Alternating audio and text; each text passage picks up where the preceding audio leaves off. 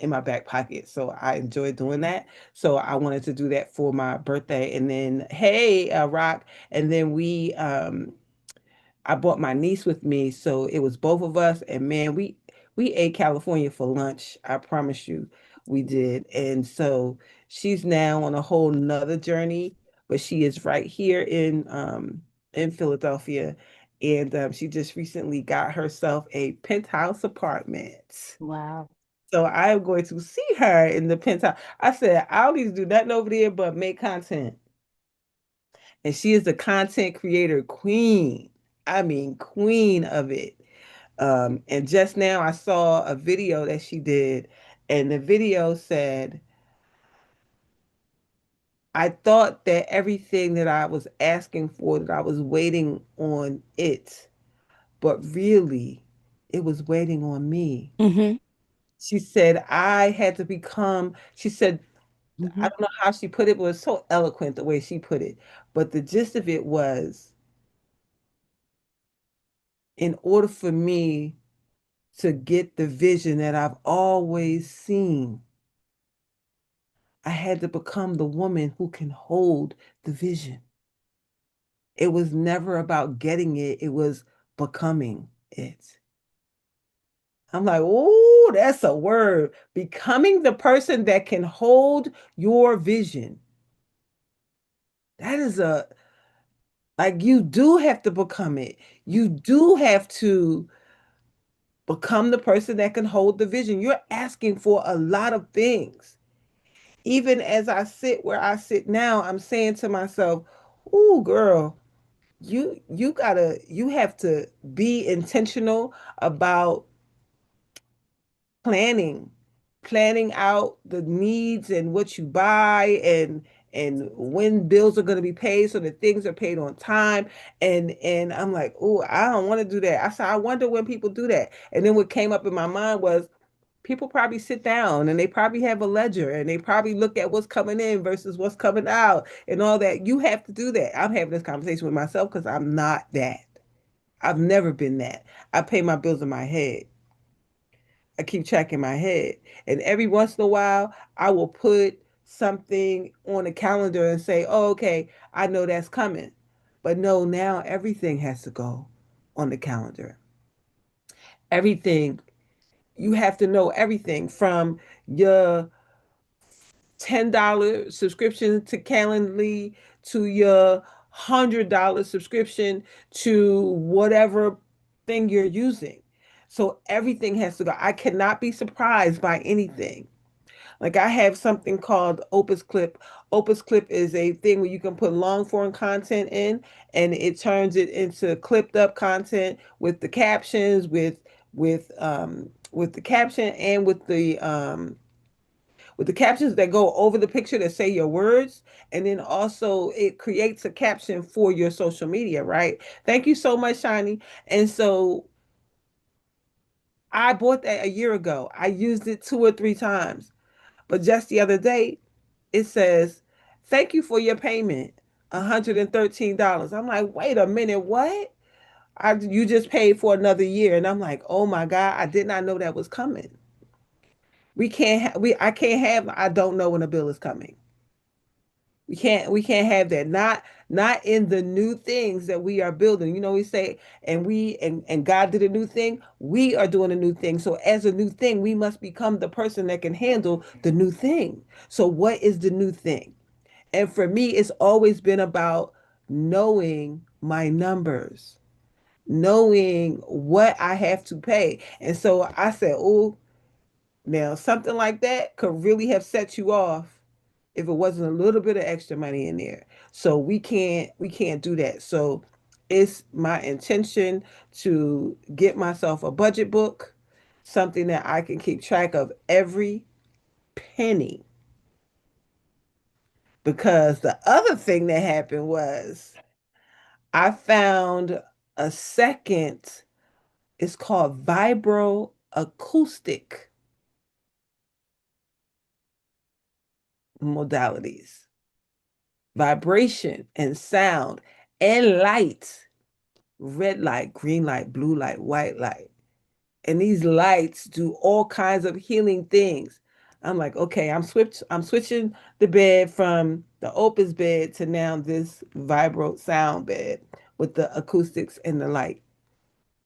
That just added two more thousand, three more, third, I don't know, a couple thousand to what? But it's okay. They told me my credit is good. I could buy it on. My grandma used to say you could buy it on time. Y'all know about buying things on time. Have y'all heard that saying before? So my grandma used to say you could buy it on time. On time means layaway. But they give it to you now, and then you buy it on time. So there's a way, but I can't buy it until I have sold at least 6 packages for people to come. Because that's what my consultant Leslie Cole said. You can't buy nothing unless you got somebody that's willing to use it. It doesn't count that I want to use it. So y'all get ready because the modalities that God is showing me, up leveling them and all of that is amazing. Our affirmation cards today says, "I trust the process of life. I trust the process of life." It says there is a rhythm and flow to life, and I am part of it. Life supports me and brings to me only good and positive experiences. I trust the process of life to bring me my highest good. Trust the process, trust the process, trust the process, sis. Trust the process. And the second one says, my life gets more fabulous every day. I look forward to what each new hour brings. Isn't that true? Every hour on the hour, I swear I am getting somebody calling me, telling me something great has happened. Or what you think about this? And I love to say what I think about that and really be a part of somebody else's process as well. It says, I am a radiant being enjoying life to the fullest. And it's getting fuller and fuller as it gets gooder and gooder. Our lives are beautiful and amazing if we so choose to see it that way. Let's jump into our 5 minutes of gratitude. It says the best way to keep relationships happy, healthy, and supportive can be summed up in one word: appreciation. Don't you just appreciate your relationships with people? Don't you just appreciate that you can pick up the phone and call somebody? Don't you just appreciate that there are some people that you have direct access to? You know, we are our own amazing people.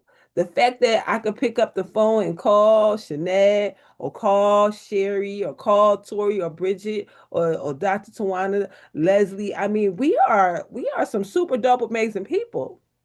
And we allow ourselves to be available to each other. Oh, that's Dr. Rose. Let me answer the phone. Oh, that's Dr. Tawana. Let me answer the phone. Because you know how we do. We will look at the phone and not answer. Don't try to act like it's just me. Y'all know y'all be looking at that phone, not picking it up. Not having that conversation with that person today. Nope. But I'm grateful that I can call you and I know that you will answer. So fill in the 4 blanks: a breakdown that led me to a breakthrough, someone whose presence makes my life easier, an experience that taught me something valuable, a time I felt I was in the right place at the right time. And then the affirmation says, appreciation spreads through my thoughts and actions and flows into my world. Come on, flowing into my world. We flowing up, doing beautiful and amazing things. Yes, Sherry, that was 5 years ago when we ate California for lunch. We did. We listen. What the kids say, ate and left no crumbs. I don't have to pull them pictures back out again. Today is December the 12th. Oh, I like this. The words start with God is my agent. What would you do if God, well, no, God is your agent, but realizing that God is your agent. Because sometimes don't we have access and things on people, but we don't realize that it is what it is that's happening. God is my agent. It says, I do not have to worry about what to say or what to do, for he who sent me will direct me. A Course in Miracles. Who sent you? Who sent you? Have your past been directed to this space? Some of you come here and you never leave. You say, oh my God, these are my people. Matter of fact, Tori said that to me yesterday. I told somebody in the group something and they did not judge me. I know this is my people. Y'all is my people. Y'all, Dr. Rose. Y'all is my people. We is your people. It goes, when I self-published The Dragon Doesn't Live Here Anymore, I went to New York with 5,000 of borrowed money and made a deal with the printer. As I rose to leave his office, he remarked, you know, they say you don't make any money until your third book. His words took me by surprise. I felt as if he was trying to dump a load of manure on my dream. Hardly thinking, these words came out of my mouth.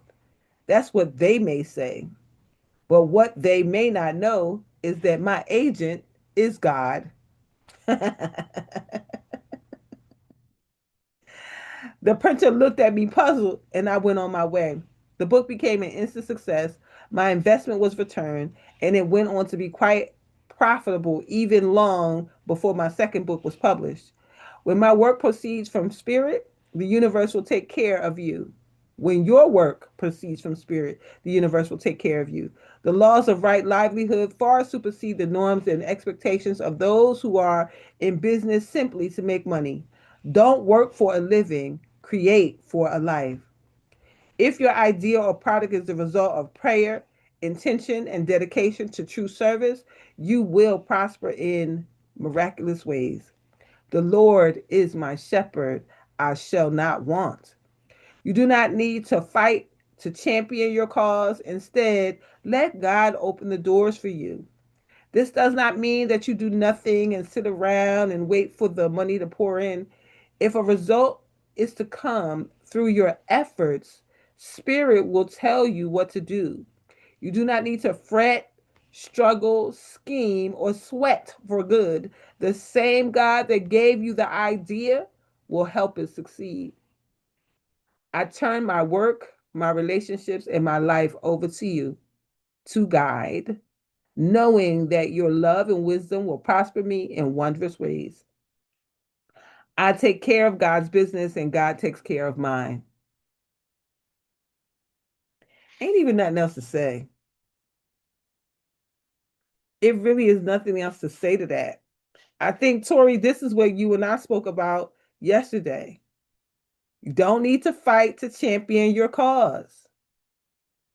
God opens the doors for you.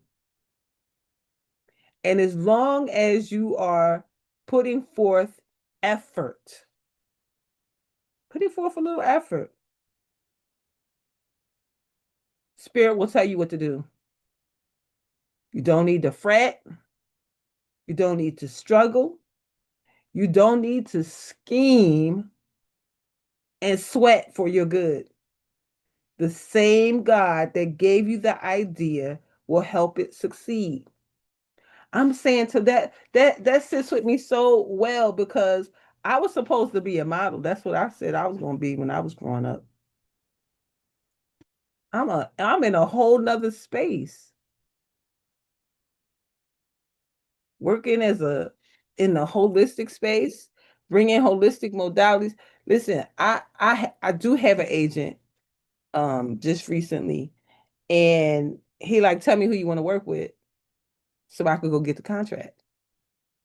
So I want to work with this vibro acoustic company. I want them to send me all the stuff they got. They got a lot of stuff. And the person who founded that company has been a medical doctor for 25 years. And the fact that he has moved from untraditional medicine to serve the community is mind blowing to me. So I want to get to know him. And right now his YouTube channel is little. So cuz it's un poco, loco, loco. I think I might be able to get a conversation. And I call it not by accident that I find this company and that I find words that I never heard before, vibro acoustic. And I told Tori, I said, I'm bringing vibro acoustics to the hood, honey. I'm bringing it to the community. I'm bringing it to the black folk. Because we don't know about that. What you know about vibroacoustic healing? Healing joints and muscles with vibration and sound. Healing the anxiety that you have, using vibroacoustics to calm your nervous system. Have you heard of such? I don't think you have, but you will. Lord, this is a day that the Lord has made. We will rejoice and be glad in it. Welcome to the Law of Attraction. I am your humble host, Dr. Darlaina Rose. The day is 1,452 days that we have been here. Yes, 1,452 days straight. We have not slept in since December 21st, 2021. We are here 7 days a week. Life don't take no days off, so neither do we. Today is a very, very special day because on Fridays, for the past some weeks and a few more weeks to go, we have been working with none other than, hold on, wait a minute, hold on, wait a minute. Before I say all this, let me press the button. Let me press the button. Clock this thing. We are sitting with none other than the amazing LinkedIn professor, Dr. Tawana Ross, known to turn you from the hunter to the hunted, known to change the lives of the people who listen to her because she could speak and you don't have to listen. But I promise when you do, your life will be changed for the better. I have seen her change lives. I've seen the people whose lives she's changed. I am one of them. Because of her, I am a best-selling author because she told me when she met me, "You're going to write a book." I said, "No, I'm not." She said, "Yes, you is." No, I'm not. And then she said, "How many words did you write today?" "Oh, none." "Well, tomorrow I need 1,000 words." I don't know what in my head. I think God did like that and told me to listen and I listened and it was the best thing ever. And now the world knows me for the work that I do and I'm so grateful for her. We revamped my LinkedIn some years ago and now it's time to revamp it again. And that is what she is here to do with us. The real magic happens in the Zoom room. If you ain't in the Zoom room, you ain't in the room, not really, because you don't get to see the screen and you don't get to see her beautiful face. So I am so grateful and thankful that she is here with us to teach us how to become the hunted and not the hunter. Ain't y'all tired of looking for stuff? Ain't y'all tired of looking for people? Ain't y'all tired of looking for somebody that's going to show up and do your thing the way you want to do your thing? But if you show up the right way in LinkedIn, I promise you, you won't have to do that anymore. So without further ado, please help me welcome the world renowned #1 best-selling author, LinkedIn professor known all over the world, world-renowned keynote speaker, and my friend, Dr. Tawana Ross. Ba-ba-ba-ba! Thank you, thank you, thank you. I swear I love your intros. I really do. Uh, I feel some kind of way though, because I feel like you stepped on my toes today and gave me a beat down. Um, and so I want to share two things with the Okay. group before we jump I into beat you down uh about. see, because the relationship I have with the universe is that sometimes I'm hard headed and sometimes I really do need to be hit over the head and hear somebody else's voice tell me something to connect things. Sometimes I need that extra voice sometimes. And I was just listening to you. I just want to share for everybody. It's so important that we know our numbers, that we know where we stand, because when we don't, it Mhm. can lead to catastrophic results. That's not a word. Yes, it What is. it is? Mm-hmm. Catastrophic. Okay. Sure. Catastrophic, right? Yep. So I had to have a cup of coffee this morning because uh I've been up for many, many hours. My client called me at 2:10 this morning. Now, I don't have children, so I don't know the experience of receiving a phone call in the middle of the night Mm-hmm. that immediately causes panic, because when you hear the phone and you look at the clock and you're like, damn, who calling me at 2:10 in the morning? Like, I don't have children. Who are you? The You process. know? And I look at the phone, and sure enough, just like you said, we look at the phone and we make a decision. Are we going to answer or not? I saw it's my client. I'm going to answer because it's 2:10 in the morning. She's not calling to give me dopamine. Yep. And what I can tell you is there's a reason sometimes my clients will call me versus a Anyway, therapist, the cops, etc. cops.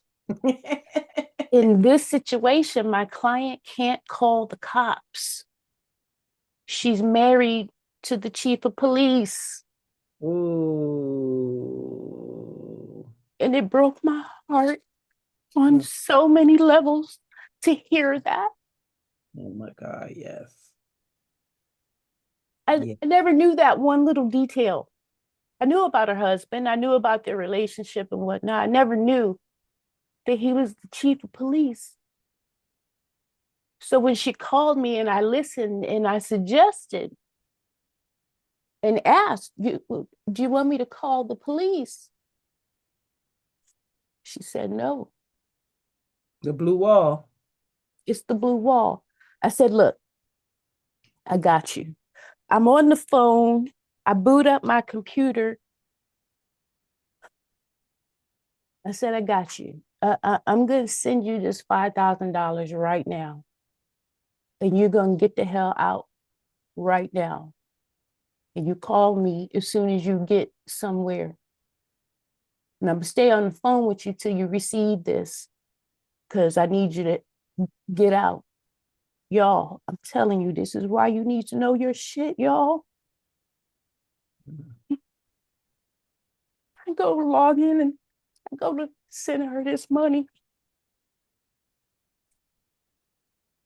And the money wasn't there.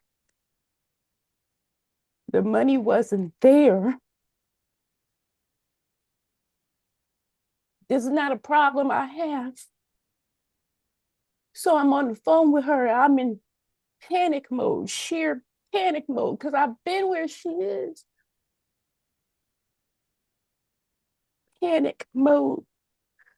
I I go to text my rich friend,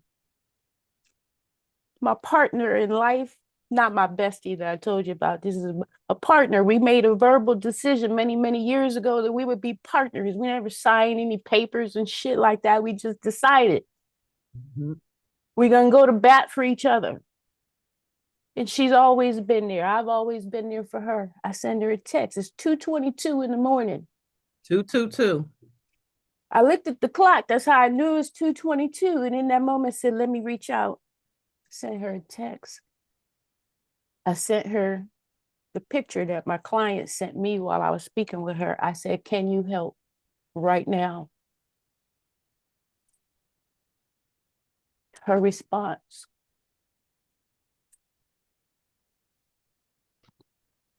I'm sorry, I can't, but I will pray for you and her. Y'all, I know we're supposed to be open to the idea of somebody praying for us when we're in need, right? Mhm. In that moment, We just need the money. Prayer didn't matter to me in that moment because I still had my client on the phone while I was sending this message and receiving the response. And she heard my reaction to the response. She heard my reaction. She knew in that reaction that we still didn't have the money she needed. This is why you have to know your shit, folks. Damn the fact that you might meet an investor tomorrow and an investor wants to know all your numbers before they can invest in you. Forget about that. Life is going to come knocking on your door one day. And if you don't know your shit, you can have the best heart. I had the best intentions in telling her, I got you. Hold on, I got you. I'm about to send you this $5,000 because I know how much you need. I've been there. I know how much you need. Mm-hmm. It's not enough to send you money to get a hotel room tonight. That's not enough because now you're going to have to deal with this shit tomorrow night. I know that. So I'm Mm-hmm. gonna just break you off this $5,000 real quick so you can have some peace in your life and you and your baby can get out. This is why you have to know your shit, folks. Because there was nothing I could do. There was nothing else I could do. So that leads me to the second thing I want to share with you. I learned it yesterday. Thank you, University. I received messages. It is my job to share them Mm-hmm. because somebody else needs this. This is where you stepped on my toes earlier because in learning this yesterday is so clear. You know how much time we spend asking for shit Mm-hmm. as professional manifestors, as we all are. We are professional manifestors, as evidenced by the fact that you've been here for 1,452 days as a professional manifester, right? Yes, yes, yes. We're in manifestation mode. We are asking for something. We're in the habit of asking for something on a regular basis. And our ancestors are tired of it. They're tired of us always showing up asking for something because of one simple fact: it's already ours. It is already ours. And that eliminates the need to be asking for things on a regular basis. And what I learned yesterday is that there is a difference between asking for something and surrendering. Okay. The message I received yesterday is that our ancestors need us to surrender. Take your damn hands off the wheel. Okay. Because as Black women, we are programmed. We are. We are programmed to always figure shit out. Yep. We learn survival on day 2 of life. Survival mode has been in us, it's ingrained in our DNA. Generations of survival mode, trauma embedded into our DNA. So it's easy for us to constantly be asking for something. Meanwhile, not acknowledging and recognizing the fact that it's already ours. And if we would just shut the hell up and take our hands off the wheel, stop trying to figure shit out, and just surrender. Just surrender. That's all they're waiting for. That's all they're waiting for, is for us to surrender.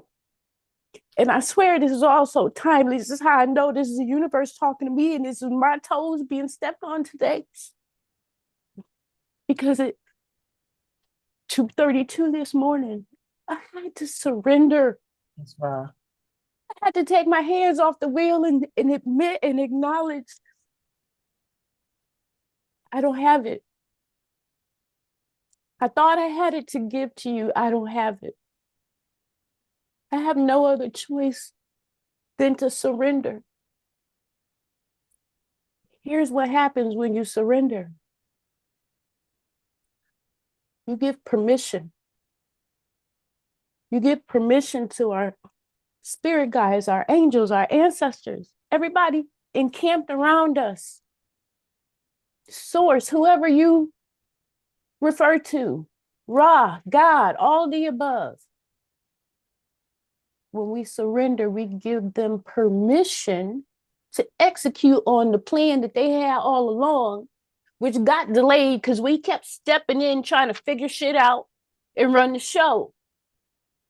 Every time we ask for something like peace, you know how many times a day I ask for peace? When now it's clear to me, stop asking for the shit you already got. It's already there for you. You're entitled to it. Why are you asking? It's yours. Surrender. Surrender and watch how shit changes. Yes. I'm so convinced that when I surrendered this morning, that somehow, some way, my client is going to be all right. I don't know how. I don't have to know how. My spiritual coach told me the how is none of your business. Not your business. Yes. Period. Period. End of story. Your job is to have the courage to surrender. And don't be asking about how it's going to happen.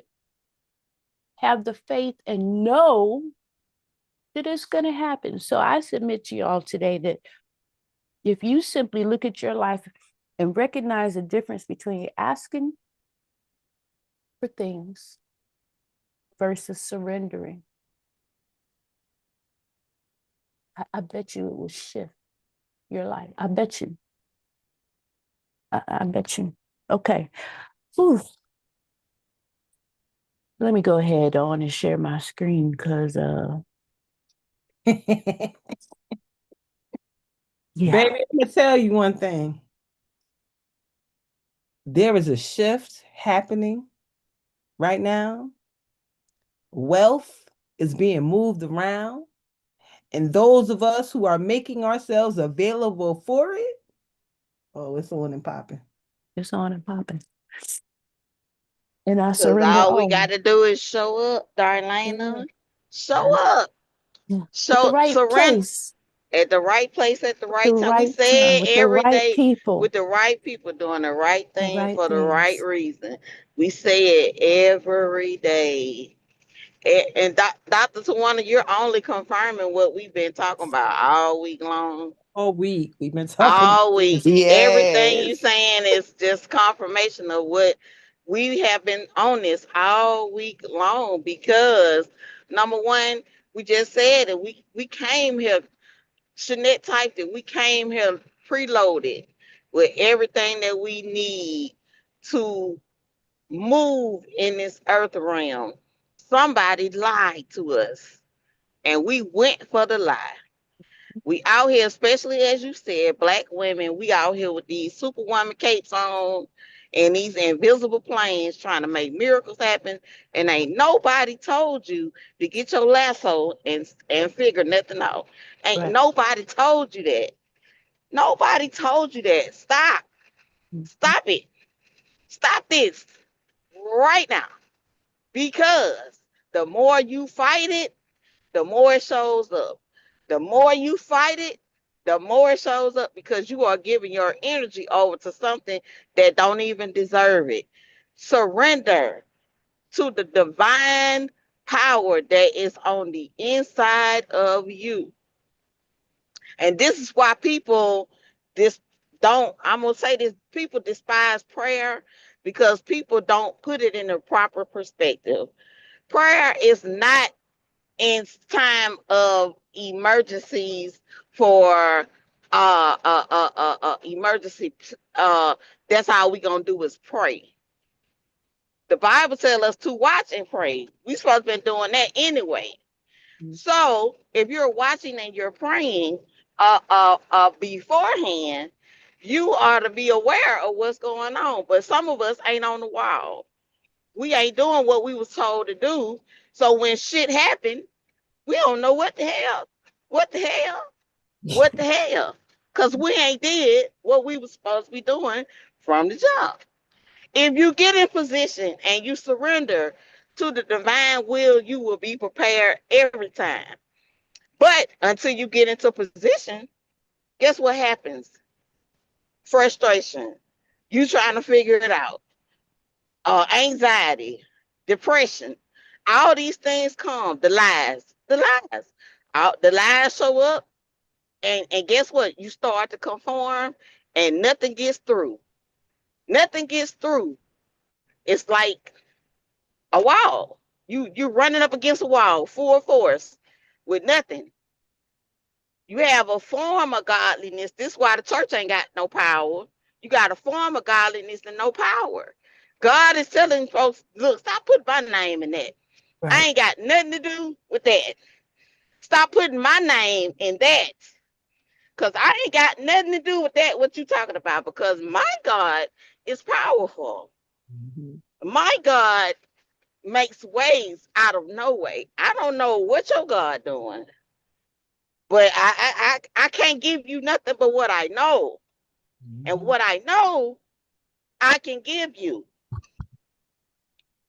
But Say, other than that, I can't give you no more. So hey, Dr. Tawana, you just came on in with the confirmation, and it is a shift happening because God is making us aware of who we are. And we don't have to keep on asking for nothing. Yeah, Because if you just go ahead on and say thank you, that yes, switches that switches prayer around right there. that Prayer is right for you there. to say thank you. It is not for you to beg. That's it. Prayer is for you to say thank you. That's Thank you for exactly giving it. me the tools that I need. Thank you that I am equipped. Thank you that I came here fully loaded. Thank you for showing me the answer. Thank you for paving the way. Thank you for the ability to realize that I can surrender to your will, your way in this moment. yep. That's That's true. it. That's it. That's a whole word, Miss Bridget. Thank you. I remember my dad saying the way he put that was he said having a form of godly devotion but proving false to its power. Mm, Having mm. having a form of godly devotion but proving false to its power. So ain't no God really in it, is what he said. Ah, Wow. you act like you know God, you act like you believe God, but when it comes to it, you prove false That's to. that's what religion is. That's what It's religion a is. form of godliness with no power. I don't want to hear about your God that ain't got no power. I'm sorry. I don't want to hear it. I want to hear it. I don't want to hear it because I'm gonna tell you, I'm gonna show up with. Let me tell you something. Only God. I'm telling you, only God can do something. It may be simple to y'all, but if y'all knew how long I've been trying to help Dr. Loretta for a month, until I finally said to her one day, I need to get to you. I don't know how I'm gonna do it, but I need to get to you. God put me in her neighborhood. Her neighborhood. I Yes. drive an 18 wheeler. God put me in her neighborhood. I went there, fixed her problem in a matter of 10 minutes. Wow. 10 minutes, a good 30-minute visit. And she said to me, she said, girl, it's like a dream. It don't seem like you're really here. Mm, And I'm like, just like that. I was there, handled the problem, solved it for her, set everything up for her, and I was gone. I did what I've been trying to do on the company dime. Hello. and, Hello. and left because I realized it's certain things that I have to do that I have to be present for. I can't do it on the phone. I Yeah. got to be present for it. So God made a way for me to do it exactly. without me sitting out trying to figure it out. Because I did not have no answers. I did not have no plan. I didn't. My plan was to pick her up at the end of the month. But God said, she needs you right now. Now, hmm, Bingo. Done and done. done and done. And we didn't have to know how. Mm-mm. Mm-mm. Ooh, y'all. Thank you. Thank you. Y'all my people. So we know. I think I don't know who that was I was talking to. I said, I'm so happy that Dr. Tawana is here helping all of us to do all this, right? And they said, and I think she happy too.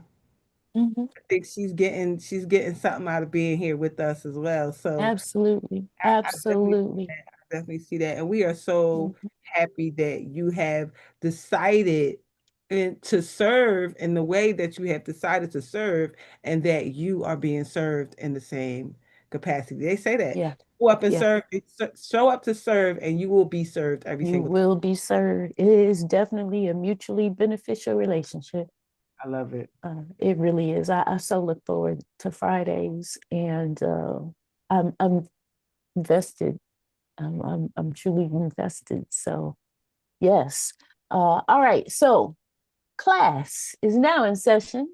All right. Class is in If session. you haven't already pulled out your notebook and jotted down your goal for this week, it's probably a really good time to do that. And while you're jotting down your goal for this week, you probably want to take a look at the goal you set for last week just to see if you accomplished that goal or not.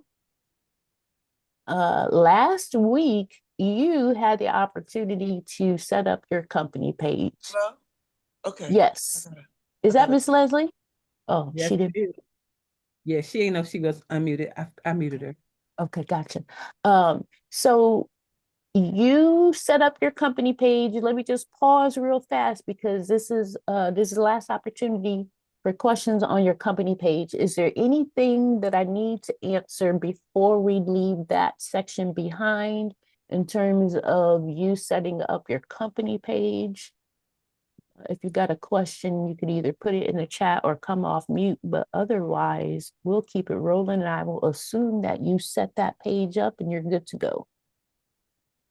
A quick question. I set it up, Right. and I actually thank you as well for clarifying because I wasn't realizing it's two different things. So when I went to do it, then I said, "Oh wait, it's." So I thank you for that clarification for that. But my question was, it might sound silly, but I set it up and then I can't find it. I don't know how to get to it. That's not silly at all. I see this happen all the time. Mm. Miss Noreen, do you remember? Well, first of all, how did you search for it? I was looking at it through my page, and then I put in the search, the company name, but I didn't see it come up. Okay. But it's And there because I was just researching. I was looking at the newsletter section, and it had the choice to choose the personal page or the company page. that's a good indicator, but you still couldn't find it. So when you searched, did you use any other criteria than the name of your business? No, I That, just did it the one time. uh, I wonder, you said you were in your actual account though.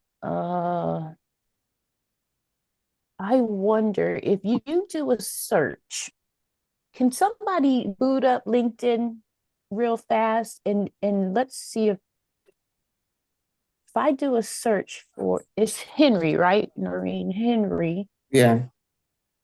If I do a search for just your name and I sort by companies, I should be able to see your business and I don't. I don't see it. Uh okay, hold on. Let me not. Okay. This is not a problem. The page is not set up. Oh, That's all. That's all. This is not a problem. I just looked. I'm on your actual profile. The name of your business is Victorious Living, culture. Yeah. right? Yeah. Yeah.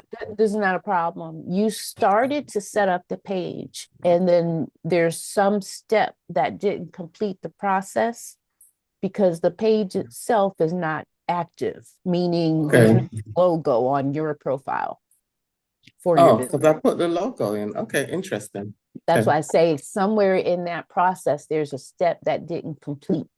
Okay. So you may have gone to set it up and did all that, but somewhere maybe it didn't save or some sort of step didn't complete, because that's why it's showing up on your profile without your logo.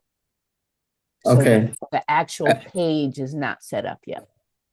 And how did you find it? What did you do to find it? I went to your profile Yeah. and I just scrolled to your experience section where we would be able to just click your logo to get to your company page. But right now, it doesn't show. What side is that? You see over here where there's supposed to be a logo right there? That's how I can tell the page is not set up yet. Okay. All right. But there's a logo for KPMG because that page is set up. Right. All Okay. right.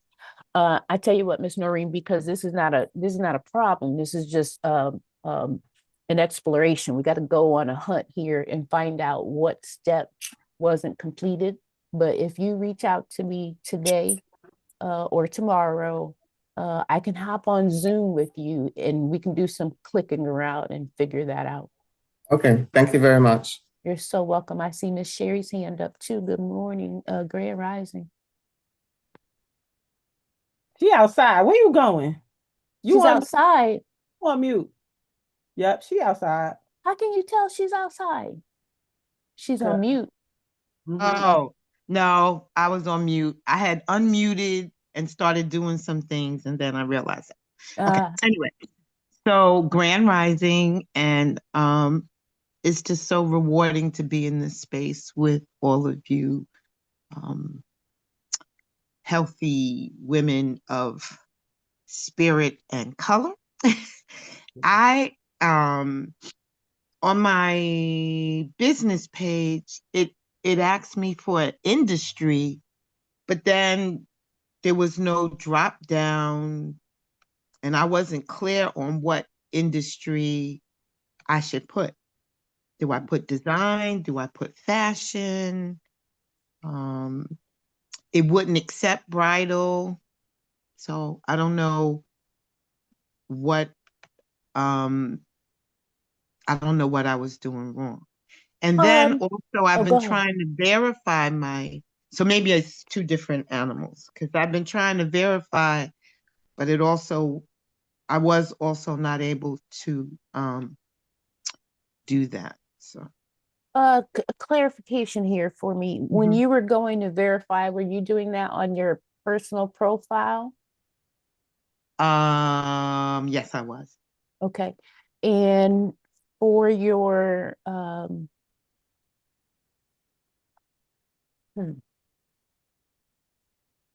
Do you want to look at my page?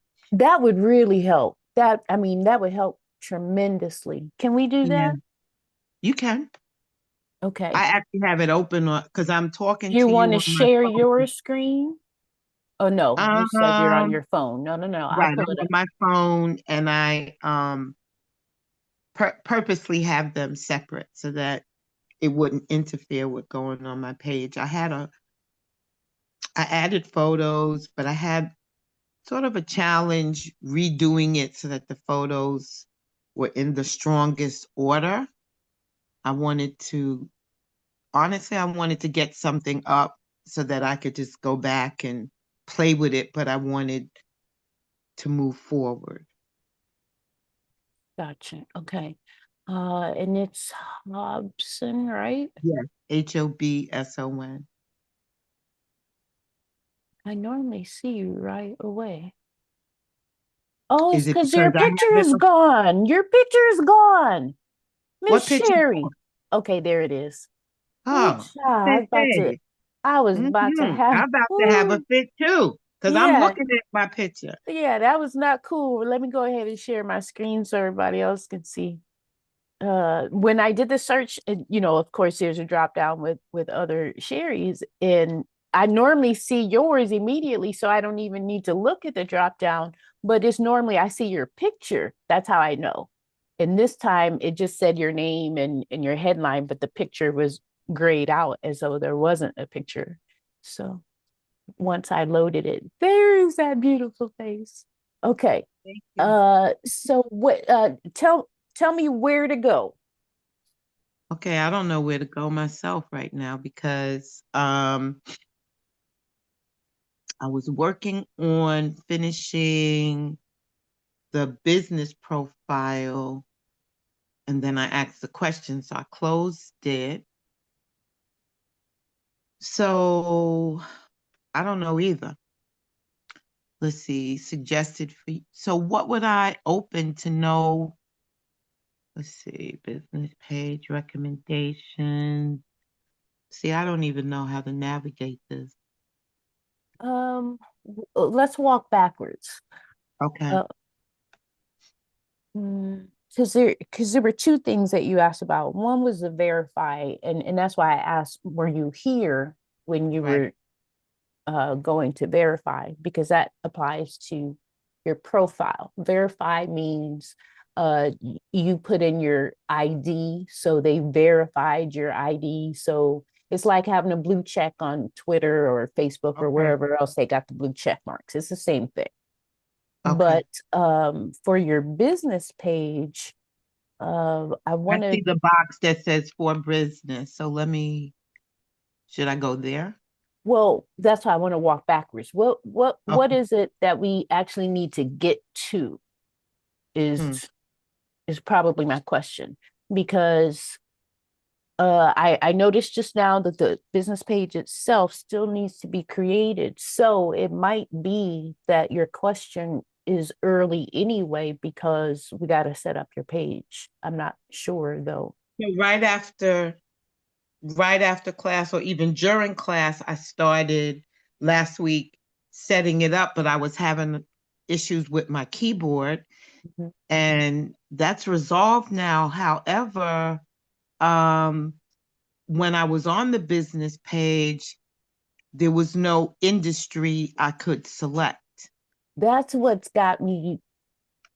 I there is definitely a drop down for that option.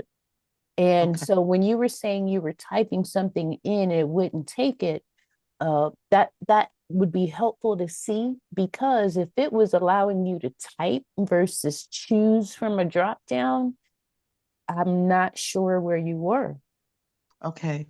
So I should be creating a company page, not a showcase page, correct? Correct. That is correct. So it And it could is. have been, I'm sorry to cut you off. Oh no, I was Um, just gonna say it's all the way down at the bottom. So it's an actual company page, because you need a company email address and a company so logo. I think what probably happened is I did the work and then I didn't hit create page. I didn't save it Mhm. because there's nothing here. I That might be absolutely, exactly what happened with Miss Noreen. yep, because I definitely took the time to upload my logo. I answered most of these questions. And the other thing, I think that, okay, so now I'm on the page again. Let me select industry. On my computer, there's no drop down. And you're back to setting up a company page, right? Right. And it just says, please select an industry. So let me see if I write, oh, when you start writing, then there's a Then drop you down. see the drop down. Okay. Okay. Whew, I was about to say, how Yeah, can they ask you to select if it's not telling you what to select from? right. Because there's no arrow, but there's also, in my opinion, I don't know which one of these things I would be. It says industry, Mhm. broadcast media production, bed and breakfast, hostel homestays, real estate, insurance, loan brokers, radio and television, breweries, and then highway and street. There's a few missing that I didn't hear. Are Right. you So maybe, saying you don't see in that list that there is one for professional slash business? You don't see one that says that?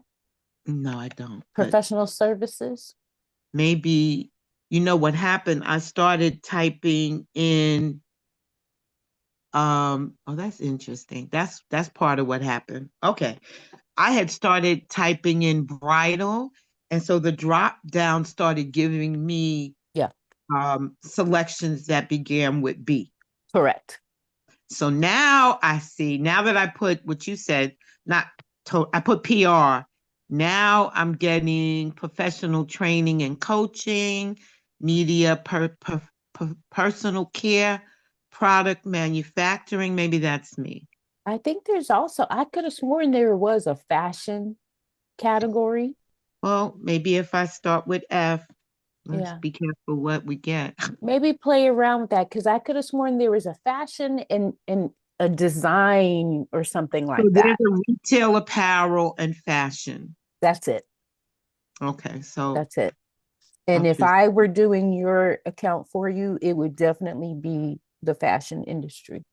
Right. Now, do you, if it's just you, you have to choose 0 to 1 employees, correct? Correct. There's no, there's no gray area. Right. And you don't want to choose, I mean, you wouldn't want to choose a higher category anyway, because if you're a solopreneur and you were to Right. choose something like 500 or above, uh, it won't work It for would you. knock me out of the box that I want to be in. Exactly. Okay. And then the other question, do I choose self-employed or sole proprietorship? It depends on how your business is formed. It is a sole proprietorship. There you go. But doesn't that also make you self-employed? Not It's like a necessarily. double, okay. Not Okay. necessarily. So So, go ahead. I was just going to say some business models are set up differently. This is why sometimes I laugh when I hear somebody call themselves a business owner, but there's no organizational chart. A business owner has employees, Mm-hmm. right? So the category you choose, you want it to be reflective of how you actually created your business. Mm-hmm. Okay. All right. Now I don't see, and this might be exactly what happened with Doreen also. I mean, yeah, Doreen also. Um, I don't want to take up all the time. I can finish answering the questions and such, but there's no, I don't see like a save my position scenario where I can actually save it and come back to it. It's like I got to finish doing it because if I hit create page, it's going to tell me that I'm not finished anyway. But when you do that, if it's not finished, it should be a red error message for the one or two places that are not populated. But Right. yes, you do have to click on create page as the save option. Got So you're it. Okay. right there, it sounds like. And same thing for Miss Noreen. That's probably the one click that didn't occur. But same thing for you, Miss Sherry. If you want me to jump on Zoom with you this afternoon or tomorrow and take a look just to make sure we get that button uh, to save everything, please reach out to me because it sounded like you did everything else other than saving it. Okay. Bro, Yeah, because Yes. this I have Christopher to Kerr know. on the other line. He said he's stuck at Springside and he can't get in. Oh man. In the doors.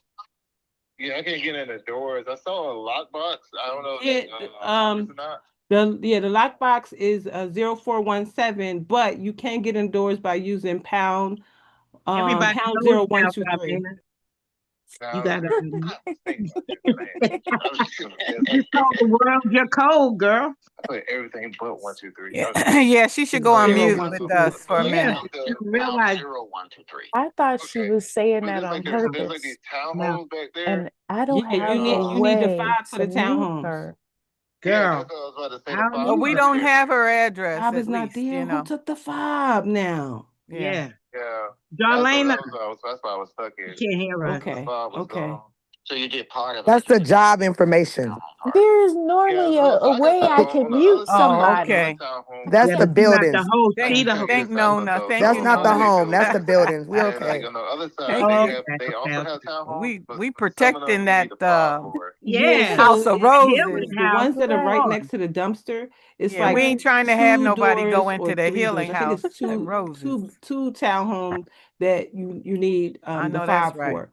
But then Yeah. that building you can get in using the 0123, and then you just have to walk around that building too, because there's I don't know. houses. Let me see if I call her You saw it? phone. Okay, cool. Yeah, I Oh, got it's it. too late And Okay. now. same thing on the other Her side. phone gonna be on do not disturb. Right. Okay, so I all gotta right, see. I I'm gonna gotta let it look and see go. who else worked it, because we got it back from the crazy guy. Oh Lord, she's saying too much. We That's definitely Yeah, got. so it was open. Well, yeah, they, so we my done boss called the told guy me. crazy. Yeah, it was open when I got there. Y'all And put it in and the the shit was chat. Tell her gone. to Yeah, mute her somebody phone in the probably took it chat. by mistake because Oh, we did right. get Is it she Type back. it in the checking the However, chat. chat? Tell her to mute her they are phone. working on getting us more because they didn't know that we got it back. Is she looking at the chat? I Y'all doubt can it. messenger her Trying to see directly. about getting it fixed Y'all Oh, today, though. message Okay, her okay. directly and tell her to I mute could her get the phone. townhome. I mean, I could get the long builder. That's the most important part. I just, I guess I the don't okay, know other how to wait. message her other ones, directly. that's gonna be the other problem. I guess like, cause there's like 3 buildings where you need a farm, and I guess that's a total of 10. This is funny. Already. And Yeah, I was she the about to say. technology guru and don't know the mute. Okay. Oh, oh no, she left. Okay. I'm Uh, sorry to laugh. This is Oh no! hilarious Now to I think me. she might have seen it. Yeah. Maybe she saw it and got Yeah, Okay. she out. probably saw it in the chat. That's why Yeah, I'm Okay. saying type it, yeah. Good. because she didn't Okay. know that she wasn't on mute. Because Okay. when you give somebody else the power, Oh, that's I sometimes true. you can't I you thought I had it, so I thought I could actually mute her. couldn't mute her, right? Oh, Yeah. uh-huh. But it I don't wouldn't know what let that me. was, because Yeah. she definitely is unmuted. That was the Mm-hmm. devil. That's Let's all just right. blame it Telling on the all the devil. trash business. Yeah, Yeah. yeah. Right. All that trash stuff. Woo. All right. All So right. I think we answered the questions on the company page. If anybody else still has something on that, really reach out to me, and I can get your question answered. So this week we get to shift gears completely from setting pages up to actually building our strategy around connecting with people. So over the next 3 weeks, we're going to be knee deep in strategy. You're past the point of creating pages, creating content, etc. From here on out, we're going to be talking about strategies. This week, though, is strategy behind your actual network and connecting with other people. So if you're new to LinkedIn, this slide is for you. If you're LinkedIn savvy, you've been here for years, you already know this right here. But for everybody new to the platform, LinkedIn was created originally around the premise that we're all 4 degrees away from Kevin Bacon. Okay. Some of us are a certain age and we remember there was a whole movie about this. So you may have noticed when you're on the platform that you will see next to someone's name, it'll say first, second, or third. Okay. And if you're new to the platform and you didn't really know what that meant, this is what it means. It means that everybody that you can see, that you have access to, is probably 1 degree away from you, 2 degrees away from you, or 3 degrees away from you. That's how many degrees that you can see, especially if you have the free account. With the free account, you might not even be able to see several of the 3rd degree people. But for sure, with the free account, you can see the people you're connected to, first level, as well as 2nd degree, the people that your network connections are connected to. Okay. So the whole idea here is when it comes to networking, you can reach your goals faster if you have more people in your network, because you're always a couple of degrees away from Kevin Bacon or whoever in your case. Speaking of whoever, and this is going to be what you're working on over this week, a lot of times I speak with uh, potential clients or people who are looking for help with LinkedIn. And when I ask about who is it that you want to connect with or need to have in your network, people always tell me, oh, I'm looking for new clients. Okay. I get it. We're all looking for new clients and new customers if we're in business. However, if that's all that you have in your network as potential clients, you are not building a sustainable business. Okay. You're just not. Clients alone will not allow you to sustain a business. You need other people in addition to just clients. Who is Kevin Bacon? I feel so old right now. Who is Kevin Bacon? Kevin Bacon was he started a movie called Footloose.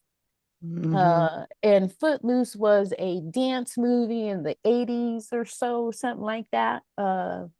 Which is why some of us of a certain age remember Kevin Bacon and Footloose and 6 Degrees of Separation and whatnot. But Kevin Bacon was famous for being a Scientologist, I think, or is that Tom Cruise? I don't know. I get my white people mixed up. That was Tom Cruise. Okay, so Kevin Bacon was not in Scientology, but he had something else going on major as a scandal or whatever. But just an actor in the movie, famous back in the day. I think he's still alive. I don't know for sure. He is. Okay, Yeah. thank you. Oh, she's back. You're back, huh? Yes.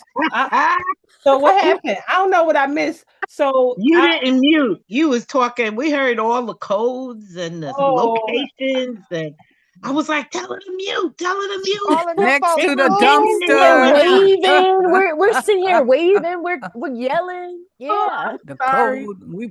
I, We I we thought were afraid. I put y'all on mute, but not me. Okay, I know what I did. Right. I put Yeah. Okay. y'all on mute, but not me on mute. Okay. Yeah, Right. Mhm. And that then was I tried to mute you, but couldn't. Mhm. oh my God. I'm so sorry, y'all. Listen. That's all right. We had a good laugh. Mhm. It has been these last couple of weeks. I've been so short staffed that people are still Mm. out working right now. It's 9 o'clock. This man has been out since last night. Wow. One of the properties that he's doing for me, he doesn't even work under me. He works under somebody else. So he's helping me and he can't get in. So Mm. I'm so my boss is calling me, telling me that this helper person can't get in. So, and I'm trying to give them the stuff. And then when I realized, oh my God, they can hear me on social media, that's what made me get up. Yeah. Oh, Y'all yeah. can hear me. I Yeah. was thinking, oh my God, I'm talking on Right. Instagram and TikTok. Mhm. So Right. yeah. My apologies. It's still people outside at work and it's still people that need to go out and work. And this is our day off. Mm. Mm.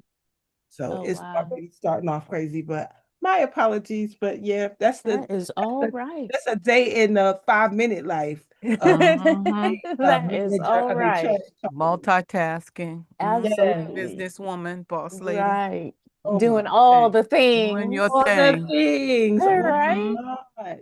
I'm All the grateful. Uh, things. so the point I was making here is that when you're building your network here on LinkedIn, you have got to think beyond clients.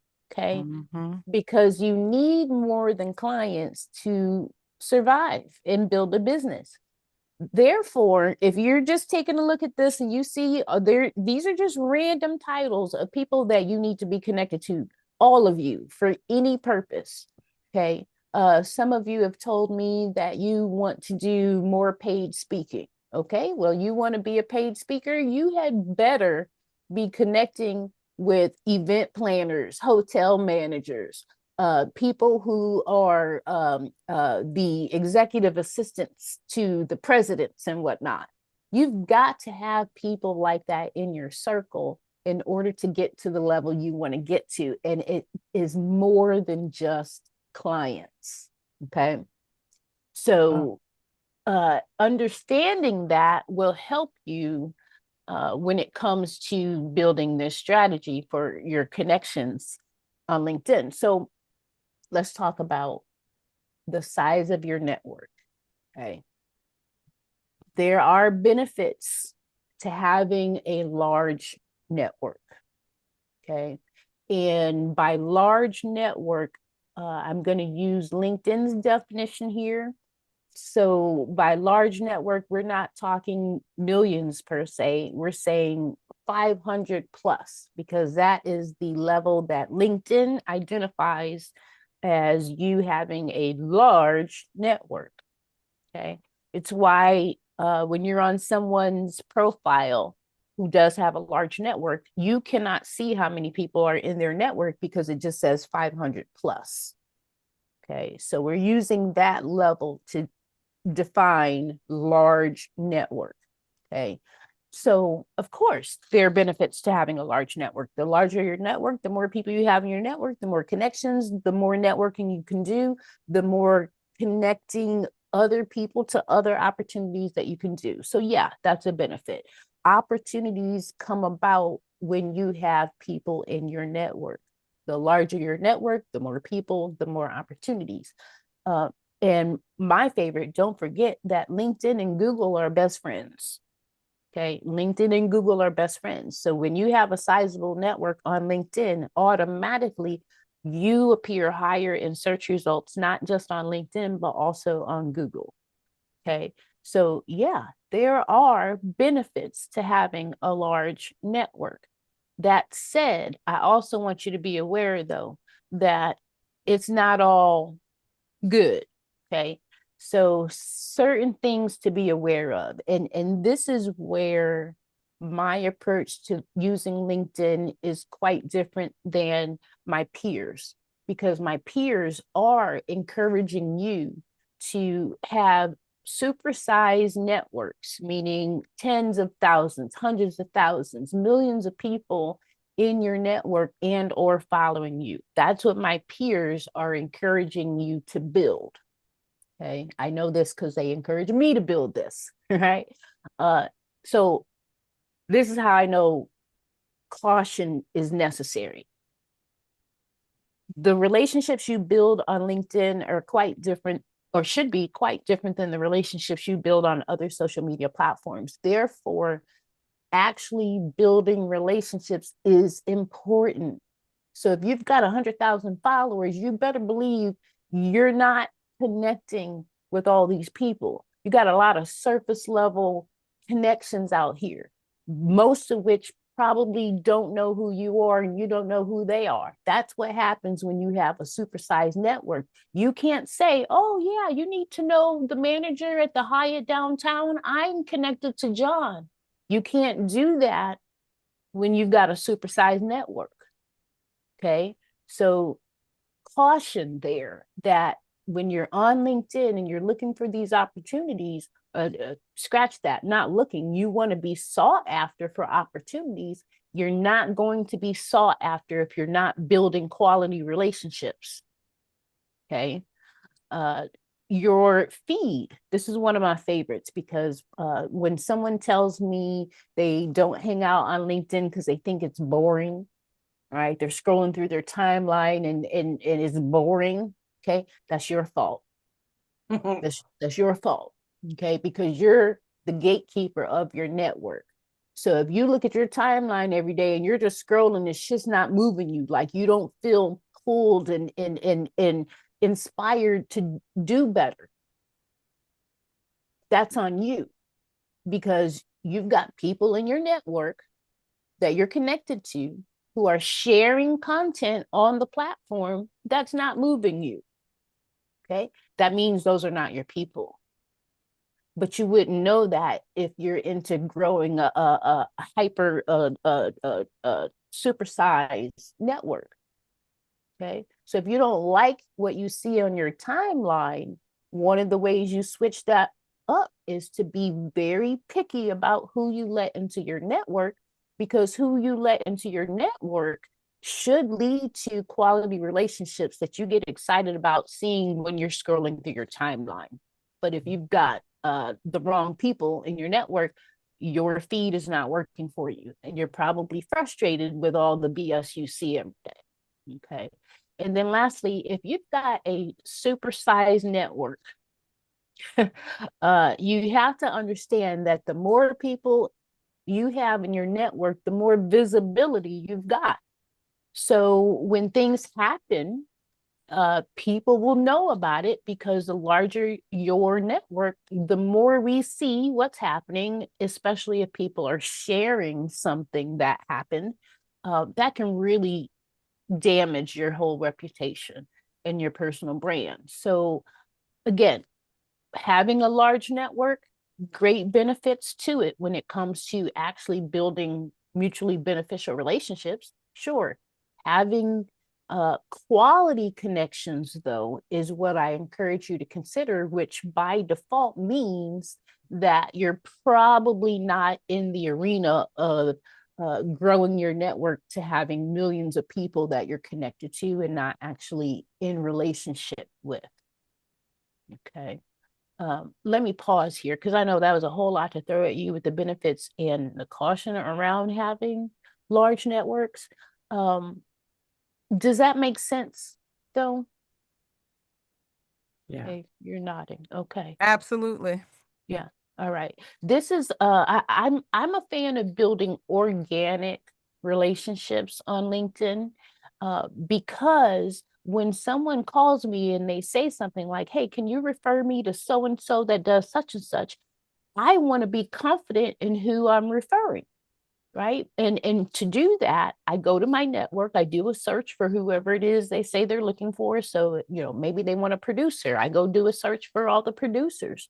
I did this the other day for someone and totally forgot that I'm connected to special ed, like the special ed, like Bootsy Collins is in my network. And I just remembered the other day that, oh my gosh, I'm connected to special ed and Bootsy. Like, why does that matter in building your business? It matters because I can't possibly refer anybody if I don't have a real relationship with them, you know? And so having these supersized networks, it doesn't lend itself to creating an organic network where you truly feel confident in referring people, connecting people, and opportunities as well. Right. Now, if you're Yeah, because into having millions of followers, go for it. If that's you, go for it. Yeah, because once you recommend somebody, you want to vouch for how they show up, if they're gonna Exactly. if they're gonna do what is required, and then it's attached to your I can't think of the word, reputation. Then it's Exactly. attached to your reputation and who you are. So if they show up flaky, um, that's enough. If they show up flaky, then you become flaky in whoever's eyes got the recommendation from you. So yeah, It's true. I get it. It's so true. Yes. We all are going to do a search for Miss Tori on LinkedIn. Now, before y'all search for Miss Tori and just hit the blue button, okay?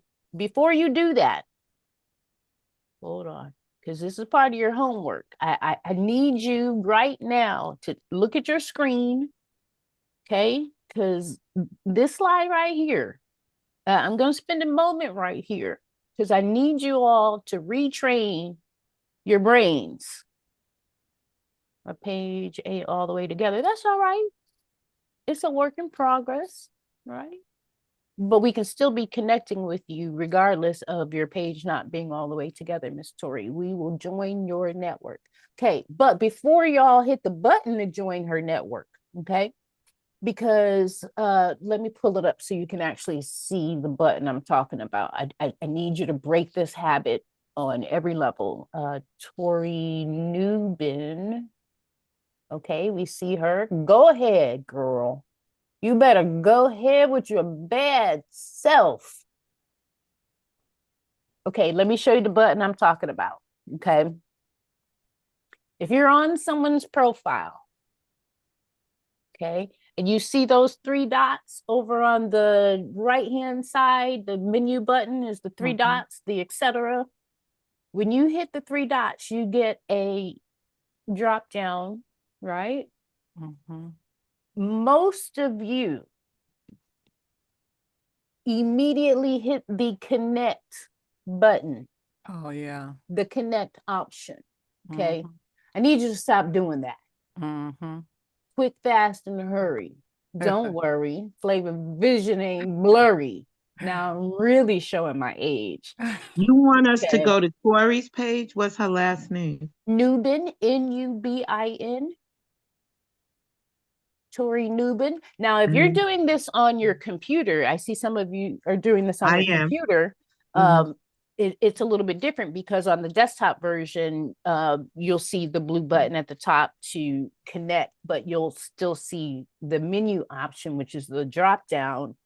And what I want you to do instead of hitting the connect button when you want to connect with someone, instead, hit the button that says message. Okay. Because if you remember from our second week together, or first, I don't know, it was way back when, I implored you to stop sending connection requests altogether. Okay. It was a while ago. So if you don't remember, I made the point a long time ago that you don't want to be sending connection requests anyway. Okay. Does anybody remember why? Because you're only getting a certain amount. That's it. Thank you, Ms. Tori. You only have 3,000 connection requests in your entire LinkedIn life. Okay. Once you use them, they're gone. So you want to be training people to send you the connection requests anyway, but in the event that someone is so important and you need them in your network, so you're convinced that you want to connect with them, don't hit the connect button. Hit the message button. Okay? Look at this screen right here. This is why I need you to hit the message button. When you hit the connect button, this is what we see. We get a notification. It says John wants to connect with you. We look at our phone. We say, who the hell is John? We click it. There's no messaging from John. Okay. My rule of thumb that I share with everyone is if you didn't send me a message telling me why you want to connect, then you can't expect me to accept it. Period. Okay. So John and Daniel down here, excellent examples of what happens when you click the connect button. And that's why they're still sitting in my invitations and I never accepted their connection request. Meanwhile, look what happens when you take 20, 30 seconds to customize a message. Okay, Ms. Bailey. Hey, I saw you on Periscope. Remember Periscope, y'all? Yeah. That's how I met Dr. Darlaina in the first place, was on Periscope, right? But look at the personalized message. Now, you all have spent enough time with me. You know that when I see certain names, I'm going to respond in a positive way. This message is brilliant because Bailey just proved to me why she deserves to be in my network. Why? Because she came talking about TJ. That's my coach. That's my client. Okay. She's saying, I know your girl. Okay. My girl sent me. Oh yeah, come on in. Right? You can be in the posse. Yeah. Right? Miss Rashonda. Hey, thanks for the time you spent reviewing my profile. Right? That's a brilliant message because when I'm scrolling my messages 6 months later and I'm looking for, how did we meet? It's in the message thread now.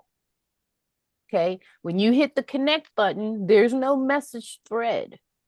So if I wanted to find out what my history is with John 6 months later and I go to my message threads, there's nothing there. There's no context to remind me who is John. Okay, but the people who take the time to send a personalized message are starting a message thread. Okay, it's very, very necessary. If you want to stand out on this platform, don't be like John. don't be like Daniel, even when you know the person. Okay. I do this on purpose when I'm standing next to someone at a conference or an event and they want to connect with me. I literally pull out my phone right there next to the person. And I take my 20 seconds to compose the message standing right next to them. And I will mention something like, it was such an honor to meet you at the such and such event. Can't wait to talk about your next opportunity or whatever it is that we're talking about, but something personalized so that both of us have a message thread that we need in the future, but that we're starting by building a relationship, having a conversation back and forth. You cannot do that if you hit the connect button. Let me rephrase that. You can do it. You can hit the connect button. The person will receive a generic connection request like this. But as soon as you realize you hit the button and you weren't supposed to, immediately send them a message. Immediately. So even if you hit the connect button, catch yourself and immediately send them a message explaining who you are and why you want to connect. It's basic respect, okay? Not to mention networking skills. Miss Quinveria. Hi. Yes, this is great, a great point, because oftentimes in at social events, you meet people and you want to exchange phone numbers, and I find that a problem because I'm like, how am I supposed to remember who this person is? Even if I take their number, I've got so many connections and I go to so many different events and stuff that, I'm not going to remember how to find their number when I look at my phone. This way, if I do this, this is great for me with LinkedIn. I can ask them, are they connected to LinkedIn or whatever, so I can, or whatever, or Facebook or something, better than just taking their number down. Do you recommend that when you're first meeting a person? Just like you're saying, I think that's a great idea. Yeah, I'm a Yeah. fan of making sure that someone has a way to connect with me, whether that is a phone number, because maybe they prefer text or phone call or whatever, or whether it's my QR code that leads to all of the ways that you can connect with me. But I do believe in making it easy for people to find you and get to you. So when you meet someone at an event, especially the kinds where there are a lot of people, too many to manage all the conversations, I especially love to leave someone with my QR code so that they can have all the paths to me. Yeah, that's the For best. The those of you QR that, code is great. yeah, Yeah. the QR code, if you don't already have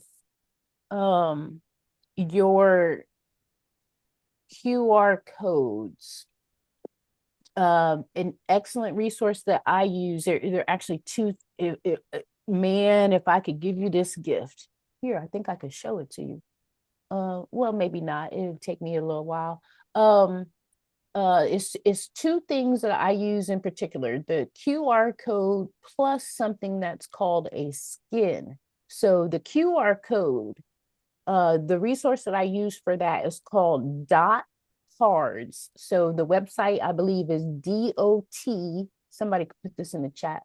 CARDS.com. So dotcards.com, I believe, is the site for the cards. Now, the reason I love dot cards is because once you set up your dot profile, your dot page, which is very similar to a Linktree. So for those of you who use Linktree, is very similar. Oh, Miss Leslie, you're familiar. So the thing about your dot card is someone scans your dot and they have access to all of your links, whether it's your website, your all the places that you direct people. Okay. The reason I choose dot cards though is because once you set up your profile, you get a QR code automatically. So when I'm at events, I don't carry business cards anymore. I maybe have one in my wallet, which is so uh wrinkled and whatnot because I don't ever use them. Instead, I'm trying to see if I can pull this up for you. There it is. Instead, on the home screen of my phone, all that somebody has to do is whip out their phone and get my QR code. Okay. On the home screen of my phone so that I'm not fumbling because I'm a big nerd and in person I'm clumsy. It would take me 5 minutes to pull up some simple shit on my phone when I'm in person with somebody because I'm fumbling. That's just the nerd in me. So I don't have to do that. I don't have to fumble. It's just on the home screen. You get my QR code, it takes you to my stuff. Okay. So that's the dot card aspect. The second piece, though, what she said, watch your words. What we say? I don't know what we said, Miss Noreen. The stuff you're saying about yourself. You were talking about yourself. No, I you're not. was? What did I say? You said you were a nerd. You're a I am a nerd. nerd. Not the nerd. Not the I am a nerd. Stumbling nerd. stuff. The I'm stuff, right. proud to be a The, nerd, though. I'm proud. not the nerd. Not Are you that? hearing me? No, Yeah. it Yeah, was we the hear other you. words. The like stumbling and stuff like that. It was Oh, those I was words. fumbling. I do. Fumbling, Those. But stumbling. you should see me, But though. you do that Well, because you say it. Yeah. I'm I like that too, though. Yeah, yeah. you're right. I don't want to You're put it right. out there, but I'm You're like right. that I too. gotta watch my words. Yeah, you're right. So So the second piece is the skin. Okay. You said you were clumsy. I can be very clumsy. I fall for no reason. Watch your Well, watch stop your saying it. words. You're right. I gotta watch. I gotta watch. I did in the past fall for no reason. Well, we're not talking about the past. You're right. You're right. So I am no longer clumsy. No, you're wonderful. Thank you. How do you get the link with your link tree? So the dot cards, if you're using the dot card, which is similar to Linktree, when you set up your dot profile, it gives you not only a QR code, but an actual landing page. So if you all remember the first week I was here, on my very first slide, I had the QR code. Some of you scanned the QR code. And when you did, you could go see that there is my phone number, there is a link to the website, there is my speaker kit, all the things. But that link was generated by just creating the actual profile. Okay. So the second piece, though, this is where I want you to make some money. Okay. The second piece is called a skin. And the website to get a skin is skinit.com. If someone could put that in the chat for me, is skinit.com. So SKINIT.com, skinit.com. Now, here's what a skin is and how it will make you money. I thought I could pull it up quickly on my Facebook page because I put a whole post on my Facebook page about the skin and the QR code. This is why I do these two things together. And this is how you're going to make some money. So this QR code that I showed you that you get, if you go to skinit.com, you can upload any kind of images in order to get skins printed. Now, what's skin? The skin is the sticker, I'm going to call it a sticker, that can be placed on almost anything, almost any surface. It's just a sticker. Okay. But here's how I made money. I saw this fine ass man. Y'all, I know you've seen him. You've seen these salt and pepper dudes, right? Tell me what yes, the ones that walk together. Ooh, yeah, you know who I'm talking about. So yes, I do. I met my favorite one. Okay.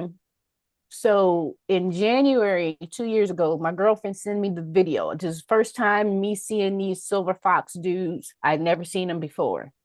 But the video she sent me was one of their first videos. It was a video of every single man is walking out of their van, their sprinter van or whatever it is. So each man is walking out of the van. I'm watching this video for the first time. I'm like, well, damn, okay, I see y'all.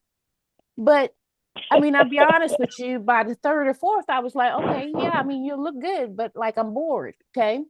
So I kept watching because if they're fine, I was just bored. We get to the last dude, the very last dude to walk out the van was my favorite because I've never seen anything like this before. That's how fine he is. So he just became my favorite in January. Well, in June, when I was in Atlanta for my graduation ceremony, minding my business in the hotel lobby, There he was.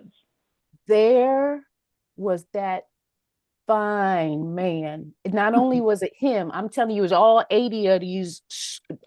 It's not 80 of them, but when they walk into the hotel lobby, it looks like it's 80 of them. It looks like a massive army of melanin. It's the most beautiful thing. If you've never seen these dudes in person, they might not be checking for us, but they so good to look at. Okay, so here they come. The whole hotel lobby is infiltrated with melanin, and I'm standing there like a single woman, like, oh, this is straight. Okay, I seen y'all online. All right, I'm checking. Okay, but there goes my favorite, and I'm like, this is me, the nerd, the fumbling. This is what happened. Oh, shit, man. Oh snap. Okay, he's here. Well, here's the problem, y'all.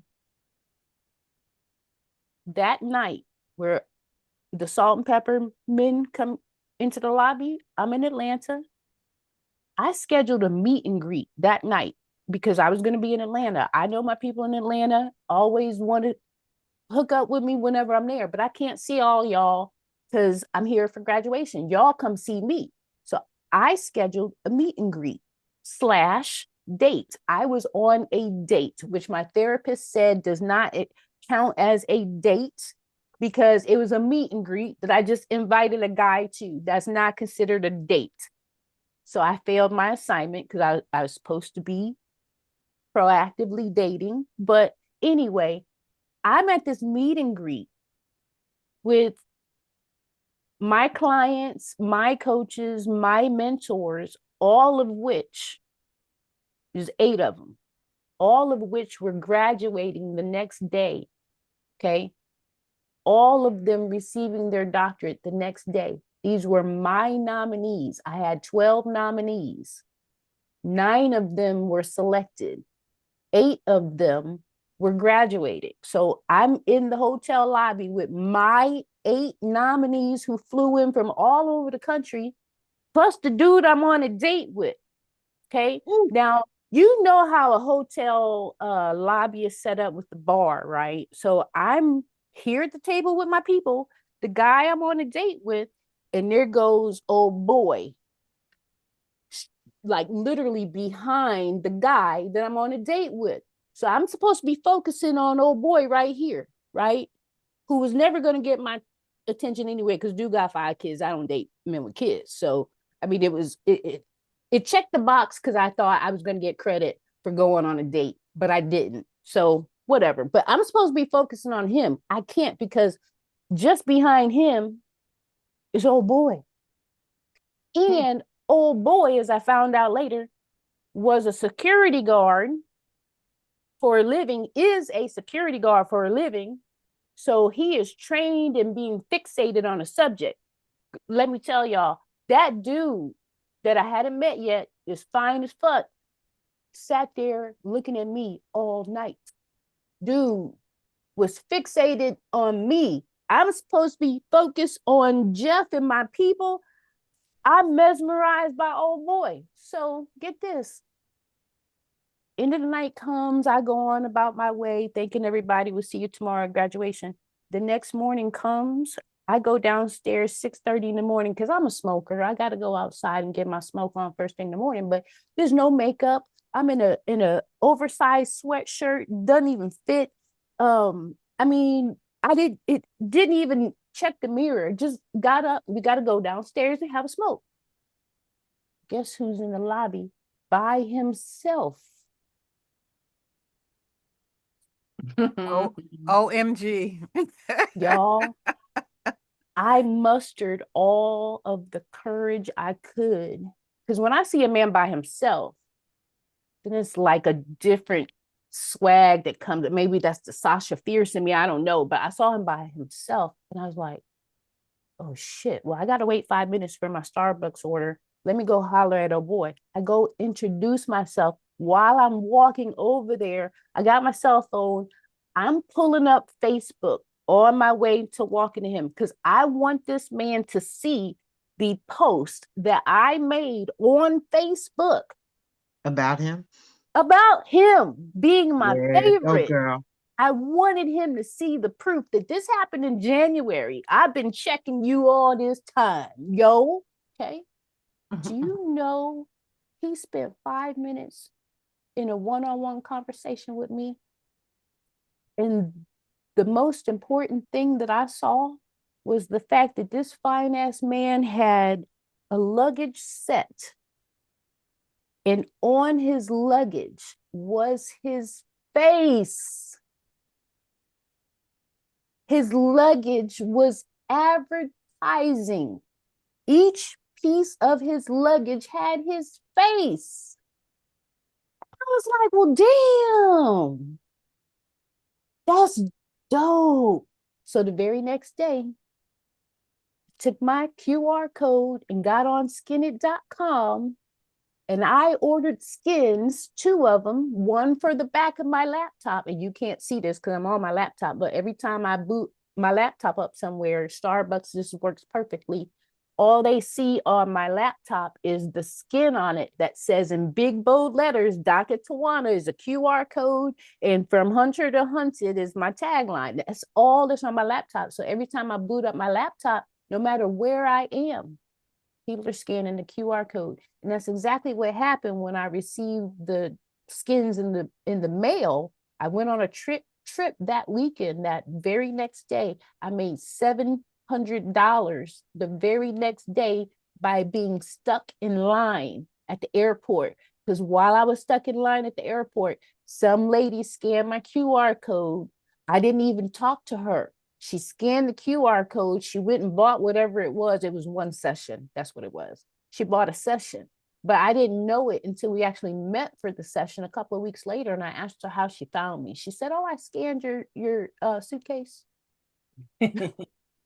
So y'all, I said all that to say, be on the lookout for these fine ass men, um, especially my favorite.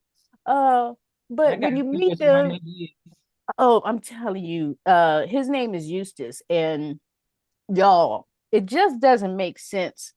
It literally does not make sense. Because two of How, them is in my DMs right now. listen, if this one is you, honey It ain't. child, That's why I asked you his name. It ain't him. respond. It ain't him. No, you know who I think Eustace is hooked up with is or was they went viral. It was a picture of him and Lunel, you know, the comedian Ah, Lunel. yeah. Now here's the best part about Eustace, because this is him right here. Let me get his face up there for you. But that post right there that you're looking at uh, is a video that he did for me after meeting me. Get this, he met me in the hotel lobby that night, right? That was Saturday night. The next day for graduation, he saw me again. But when I meet people, I don't tell him who I am. I didn't tell him who I was. I just told him I was a fan, been following you and whatnot. He found out the next day who I was, and he did this video talking about how he met me, found out who I was because he did a little research, was singing my praises in this video. Now, granted, he calls me Dr. J. So the people who saw the video that I sent it to was like, well, he ain't talking about you. He said Dr. J. I'm like, he calls me Dr. J because I have a J in my name, and it stuck. But talk about manifesting, right? That my favorite silver fox was right there in front of me, had a conversation with me, found out that he was actually impressed by me to the point that he did a video that is on the internet, on YouTube, talking about me. All because he had his face on his luggage. And that's what stood out for me in the conversation. I know he was probably saying something smart and whatnot, but all I walked away was with the fact that my face needs to be on my luggage because that's a way to make money. But I learned that from him. So thank you, Eustace. It works, y'all. Get you a skin, put your QR code on it so that you don't have to keep buying business cards. And if you get the dot card, you get a little bracelet.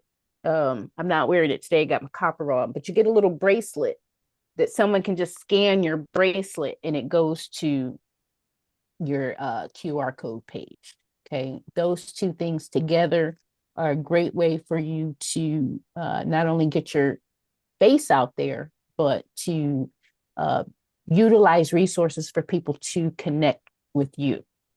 Okay. So all that said, your homework for this week is to begin getting in the habit of sending messages when you connect with people. How are you going to get in that habit? You're going to connect with people this week. Your homework assignment is, I'm not even asking a lot from you.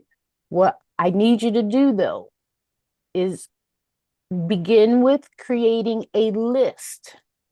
Okay. And on your list, it is, let me go back so you see the visual again. On the list, I need you to be thinking about who else do you need in your network. And I'm not talking a person, I'm talking here. Categories of people, groups of people, titles. Who do you need in your network to grow? Because if you only network with clients, you're not going to be in business 5 years from now. Okay. So first thing, make your list.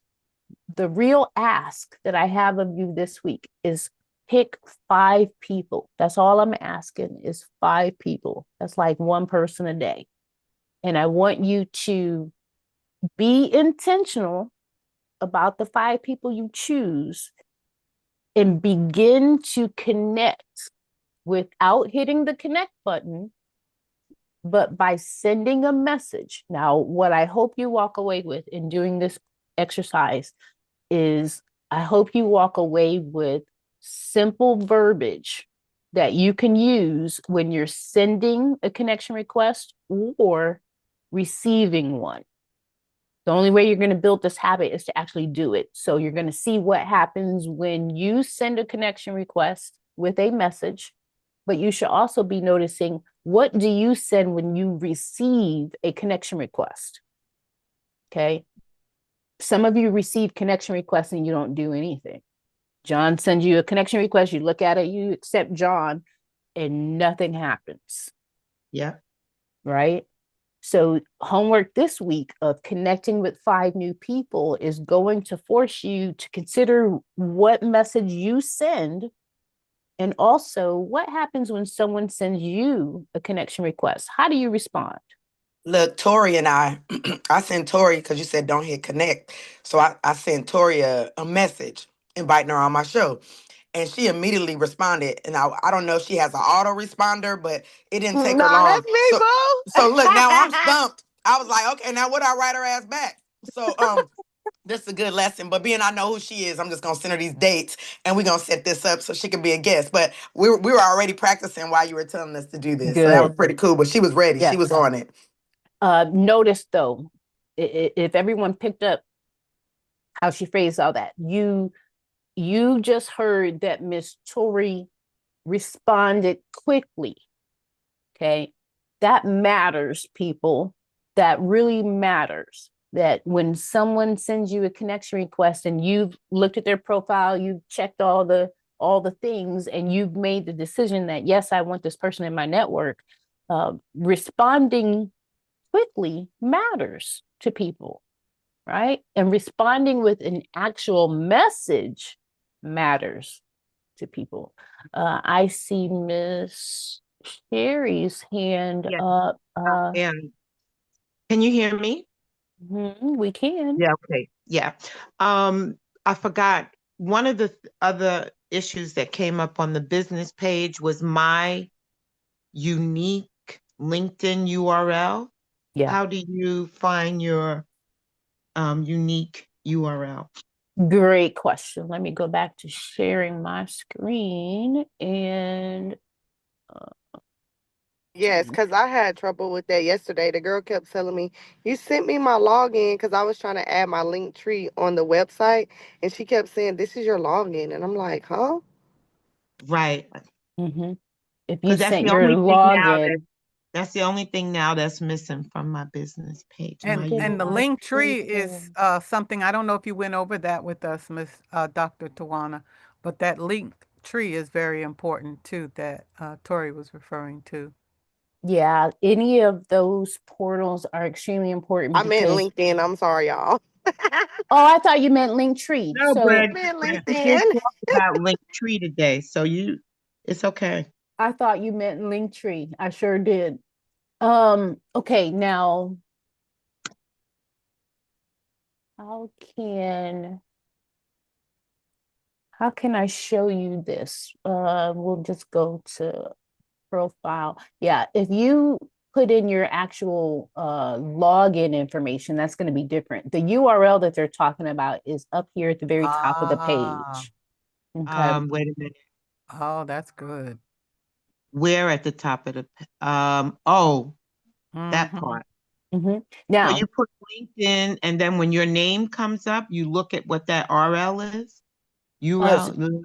so I'm going to do two clicks for you to see something right here because I've looked at almost everyone's profile here. I think there's one person I couldn't find, but everybody else, a lot of you have the default URL on your profiles right now. How do we know that?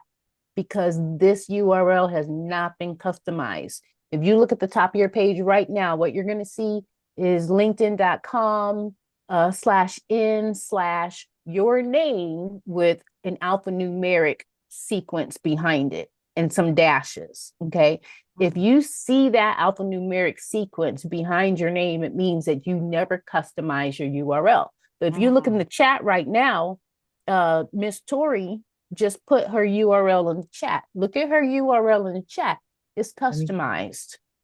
Okay. So how do you do this? How do you customize? When you're on your page, if you look right here, see how in the top right corner you have this section that says public profile and URL? Wait a Everybody minute. see? Oh, okay. Can't bring it. Wait a minute. Top right of your Gotta move the profile. chat out of the way, Sherry. Move the chat out of the No, way. I gotta move your head out the way too, because I'm still using my phone. Oh, Oh, it's gotcha. hard. Okay. It's hard on the But phone. On your phone, it's when I somewhere. picked up, when I opened my own page, I'm I don't know where I'm at, but maybe I'm in preview or something because Yeah, it's a all those different. things are not coming up for me. It's It's a different bunch of on the other stuff. mobile Yeah. app. Yeah, the layout of the No, mobile no, app. even on my laptop. Let me see if I hit my head. No, it's On if you're on your laptop, you're I'm on just gonna. both. Okay, so on your laptop, go to your profile, and you're gonna do Uh, that by hitting me, the picture in the top right corner where it says me, Yep. right? So you're gonna Uh-huh. hit that and then go to your profile. View profile. Uh-huh. Dope. Okay. Come on. Okay. Nothing's happening because I guess I'm already on my profile. Let's make sure if you're on your profile and you look at the URL at the top of the page, what do you see? Oh, okay. It says linkedin.com/in Sherry Hobson 47AA847. Okay, that means you are going to customize your URL right now. So if you Okay. look over on the right side of your page where it says public profile and URL, it's got a pencil. Let me see. Public profile. Where you at? Right side, look all the way to the right side of your banner. Mm-hmm. I see a pencil, but it Uh-huh. doesn't say public profile. It's just a pencil. Mm. What's it say? Do you see two pencils right there? One Nope. should be Only at the see top. one. Are you able to share your screen? Oh, wait a minute. I found it. I had too many things open. Okay, Profile language with a pencil, and then public profile and URL. I found it. exactly. So when we all Mm-hmm. click that pencil, here's what happens. You click that Ooh. pencil and you look at the top right corner. Okay, Mm-hmm. you'll see another pencil. Mm-hmm. That's where you customize your URL. So you're going to take all that alphanumeric stuff out. We are never going to remember that, and neither are you. Okay. Um, Wait a minute. Your public profile visibility is on.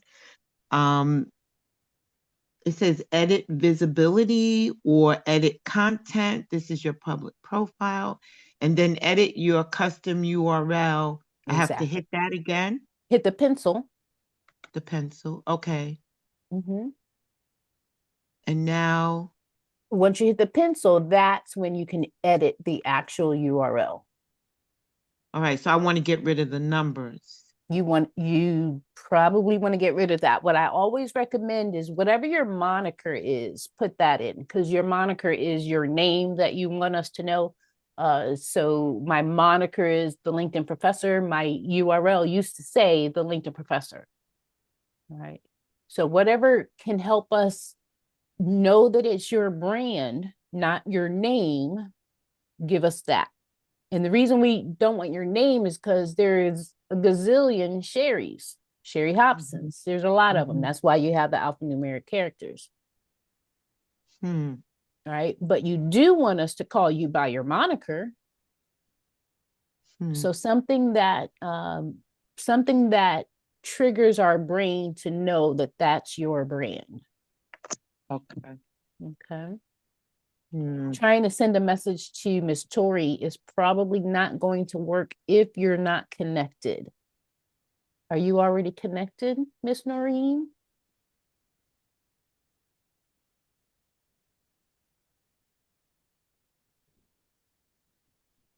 I have a No, I question. don't know. So we No. have to Okay. connect first before. So that's the part that's not clear to me then. So when we Mhm. pull up somebody's name, we have to hit follow first. No, not necessarily. Let me go back here. I'm going to pull up this visual for you. Okay. So if it won't let you message Miss Tori, Hmm. there is a really good Oh, chance that she's outside of your network, right? So you're okay. not connected to her, but it also is a possibility that no one in your network is connected to her. Because if you were 2 degrees of separation, you would have a messaging function unless you've already used your messages. Okay. So chances are, if you look at her profile right now, chances are you see her name at the top of the page, and right next to her name, it probably says third. Okay. But I just got a message from someone who was a third, but it says sponsor next to it. What does that mean? It means they paid to send you that message. Sponsored, Mm-hmm. Wow. yeah. Sponsored equals ads. Like you see ads on Facebook, someone paid for those ads. People pay for ads on LinkedIn as well. However, there is for some people the need to pay for messages because you can't message someone on LinkedIn who's outside of your network. So these third degree people, if you're able to even see them, because if you've got the free account, you may not even see third degree, but you certainly can't message them unless you have paid for message credits. So Well, whenever you follow see me, honey. sponsor, uh, now followers is something different. Okay. When we follow you, we see your information, we see your content on our timeline, but we can't have a conversation with you and vice versa. Okay. You saw third degree and now it's not there. I wonder if it's not there anymore because maybe you are connected now. Did you actually get connected, Miss Tori and Miss Noreen? Hold on, because I'm doing it from my phone, so I have to go. That's okay. If you don't see it now, Miss Noreen, there's two reasons. One could be that you are connected now. The more likely reason is that your your page should be refreshed if you're on the website, the desktop version. There's Yes, actually a something is happening here because at first I didn't have any views on my profile. Now, since we've been on here, I've had 1, 2, 3, 4, 5 views. So I'm guessing that's from you guys in the group. did That's y'all what hear I how would she think. phrased her question and the Yeah. response you just heard from Miss Sherry? Her question, she said, her phrasing just now, she said, um, basically, she doesn't know those 5 people. Okay. I want to make this clear for all of you because we talked about this a while ago and it might not have been clear what the ramifications were. But remember, we talked about how you can have a free account or LinkedIn Premium. And Mm-hmm. I Yeah. mentioned how important it is for all of you to have LinkedIn Premium, right? It's an investment. It's like $70 a month. But when you don't have LinkedIn Premium and you've got the free version, that page that Miss Tori is talking about, where you see the people who viewed your profile, you can only see 5 people at a time if you have the free version. Okay. Why is that a Yeah. problem for you? Well, two reasons. Number one is if you got the free version and you can only see 5 people at a time, you got to be refreshing your page all day Mm-hmm. just to find out who's looking at you. You got to be hitting that refresh button on a regular.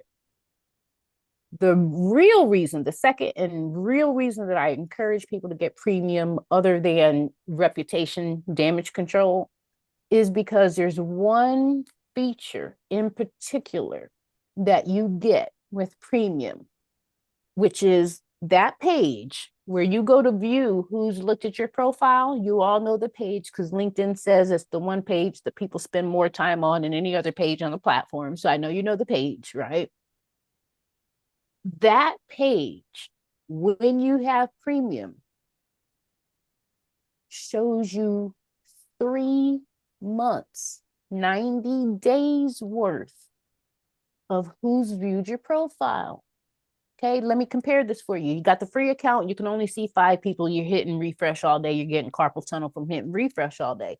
You got premium, you get one page where you're scrolling and scrolling and scrolling because you got 90 days worth of who's viewed your profile. If you're still not understanding why this matters and why I say it's worth it, is because that one page is how I make my quota every single month. That one page, if it looks like I'm in jeopardy of missing my quota the last week of every month, I go to that one page. I'm about to tell you what I look for. So you better write this in your notes because this is how you're going to make this money. You go to that page and you might notice as you're scrolling through the page of who's viewed your profile, you might notice that there's a line under some of the pictures. It'll say something like, found you on homepage, found you in groups. And the one that I want you to write in your notes, because this is the one that gets me paid, found you via search. Okay. I need somebody on your own computers. Go to that page right now, the page where you see everybody who's viewed your profile. If you got the free account, you don't have to scroll. You only see 5 people. If you have premium, I want you to scroll through your people right now. Look under the names, under the pictures.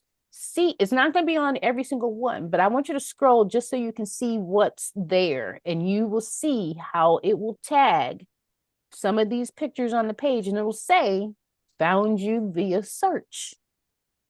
Okay. The reason you're looking for found you via search, and right now I'm talking to Miss Noreen, Miss Manya, Miss Shanette, Miss Quinveria, right? I If hope you're some talking to me too. really all of us, but some of Yeah. us in particular, if somebody found you via search on LinkedIn, what that means is that they physically went to the search bar at the top of the page and they physically typed in your name. Mm-hmm. In sales, we call that a warm lead. So the way that I'm able to make my quota in times of crisis by going to this one page and looking for found you via search is because it's a completely different conversation with a warm lead than what you would have with a cold lead. A warm lead means they legitimately knew how to spell my name. They were legitimately looking for me. So all I got to do is have a conversation to uncover what the problem is, offer a solution, and send them an invoice. Send them an invoice. Okay. I hope you wrote that Now, down. I did. Dr. Tawana, I'm on my public profile setting, and that picture that we updated is not on here. The Is that because I'm picture, not a premium member? um, um, help me out here. The picture that we uploaded, what My picture? picture. It's not in the box. It's not in the circle. So I'm Let me wondering, is that share. because I'm not a premium member? I gotta see. Let me pull this up so I can see what you're saying. Um, So I don't know if you're going to see what I see, because when you pull up my page, or when we did it earlier, in that circle was a mhm. photograph on me. I'm on a page that says public profile settings. And Oh, the pictures of my yes, work are there, but not correct. right. My That's my correct. face is missing. Correct. So it's Yes. missing in this page because I'm not a premium member. That's not exactly why. You Okay. could be a premium member and they still won't see your profile photo. And the reason is because all of you, if you go check your settings, your Mm-hmm. actual settings, and for those of you that never done this, you're going to follow my clicks. It's 2, 3 clicks right here. We Okay. clicked on me at the top of your page. Yeah. We're going to scroll down to settings and privacy. And while we're here, I'm going to show you one setting in Premium particular. subscription settings. Right below where it says premium features, it should say settings and privacy. Hmm. Okay, I see settings and privacy. Mm-hmm. Okay. When you click that and you go to the settings page, you'll notice that you have an entire page of settings. And by the way, I recommend all of you take a 20-minute something somewhere, go outside with a glass of wine or whatever. But at some point, I recommend that you go through all of the settings, not just for LinkedIn, but for every account that you have, because I bet you didn't know that on December 16th, which is in 4 days, I bet you didn't know that Meta will have access to all your messages, your videos, everything. Meta. So Facebook, Instagram, all the stuff, right? That Mm-hmm. update is about to happen in a few days. And if you haven't updated your settings, you're giving them permission. Okay. So settings is where you turn your visibility on for your public profile if you want to. However, and I need to show this setting to you because I bet you didn't know you have this setting. So I want to slow down right here and show you this one setting. This is a setting you should use on a regular basis. Okay, so I need you to look at your screen so you can catch this. Okay, I'm going to go to this visibility setting. Okay, visibility. And when I get to the visibility settings, this is a setting I need you to follow because you're going to need this setting on a regular basis. See here Mm-hmm. at the top, it says profile viewing options. Okay. And right now I can tell it says my name and headline. I can tell that means right now my profile is public. People can see my name, my headline, all the information. They see all the things. However, there are reasons why you need to change your visibility setting and go private when you're on LinkedIn. Okay? There are reasons. Okay? When you want to go look at what your ex is doing with his life or her life. Okay. You teach Okay. I'm just saying, every now and then you need to know what old boy is doing with his life, you know? I do that. Okay, see, there are reasons. I do it too, but I want you to see my name. Well, there is power in that. There is power in that. Not everybody deserves to see our face in their day, though. So sometimes we got to go private. Now, watch what happens. This is what somebody sees right now. But when you go private, they don't see that you looked at their page. Okay. So that this one setting, I need you to backtrack so you can get here again. All we did was we went to our settings, we chose visibility, and you will toggle back and forth. Okay. But when you're looking at somebody and you don't want them to know that you open their profile, you're going to toggle to private. And then going back to Miss Sherry's question about what the public sees, where is it? Visibility. Let me go back. Here we go. Public profile. Okay. So your public profile is what those people out there see, the people who are not LinkedIn users. The public sees a scaled back version of your profile. So for Miss Sherry, in her question, she would come here to her public profile settings and determine whether or not the public should be able to see her stuff. Because maybe you don't want the public to see your photo. Okay. So for all of you, if you just spend some time one afternoon just going through your settings, not just on LinkedIn, but in any platforms, because I bet you a lot of you may not keep up to date with what's happening and what rights you're giving away when you just update your app. Every time you update an app, it's a new set of terms and conditions. They bury all of the small print in the terms and conditions that they know you're not reading. Okay. So we can never say, oh, well, I didn't know you were reading my text messages and listening to my voicemails and whatnot and logging into my Alexa. I didn't know you were doing all that. Yeah, you did, because they put it in the small print. Okay. Miss Sherry, I hope that answers your question. Yeah, I gotta take time to read the different options. So, yep. And this is, I'll just ask this question. Why would we not want Meta to be able to connect who we are? Somebody else got to answer that question, because what you say? Somebody else has to answer that question, because we don't want them in our business like that for real. And I need to know how to turn it off. Thank you. Yeah. They can get all in your Yeah, business. they're gonna be accessing your inbox messages, Everything.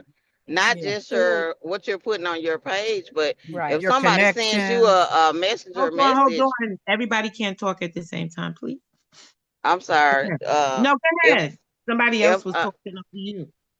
If somebody sends you a messenger message, just say for example, like Dr. Tawana was talking to her client and she reached out to her on Facebook to get, just for an example, and she was sharing that information that she needed help, and Meta got access to that conversation. They know everything that they're talking about, so she's not safe. Right. She's not safe. The police can get that. Her husband is the chief of police, so all he has to do is get a subpoena for her records. And he's going to know everything that she said and whoever she's talking to, he's gonna be able to access that now because he is the police. He can subpoena all of that stuff. Exactly. So you don't want that. It's not safe. It's not safe at all. How do we turn that off? Your settings. So if you Yeah, go you on go on your to, settings on Facebook Mhm. and tell them you don't want them to have access to that. Like for me, a lot of my stuff is private for that very reason. I actually deleted TikTok for a whole month and I put it back just because I talked to, specific people on TikTok. But after being without it for a month, I don't even really go on TikTok. It doesn't even seem important to me like it used to be. Like I used to fall asleep with TikTok at night, but the government is controlling TikTok. Like everybody is on there, sharing all these wonderful posts. And I know we could talk to each other, but there are other platforms that are safer, Yeah. and we I need don't to have to know talk to each the other direct on. way, y'all. Huh? I'm over here like auntie on this Facebook. How I turn this stuff Go off? to go to your set. You're gonna go to your settings and Uh-huh. go to security and it's gonna ask you specific questions. Do you give Meta the right to do la la la la la? You got to do like Dr. Swana said. Just sit down. Don't rush through it.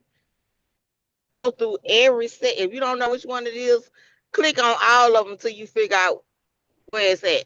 Mhm. You Okay. do it because me telling you that where it's at, you're gonna be like, well, how I get back to it? You're not Mhm. gonna know it. So the time to just get on Facebook, go through every setting on there yourself, you'll know how to get back to it because you did it yourself. And better yet, Okay. ask ChatGPT. It'll tell you. Mhm. Ask ChatGPT, how do I turn it off? It'll Oh, tell wait, you. wait, wait. Time out. Hold on. I just heard what she said. Chat GPT. In the same vein, because if you haven't started connecting the dots yet, what we're talking about here is the fact that your perceived privacy we don't have anymore. There is no privacy. We haven't had privacy. We just had the perception of Right, privacy. But for real now, right. your privacy is history. But Chat GPT, I bet you guys didn't know that people can see your Chat GPT history on the internet for free and your entire history. I bet you didn't know that.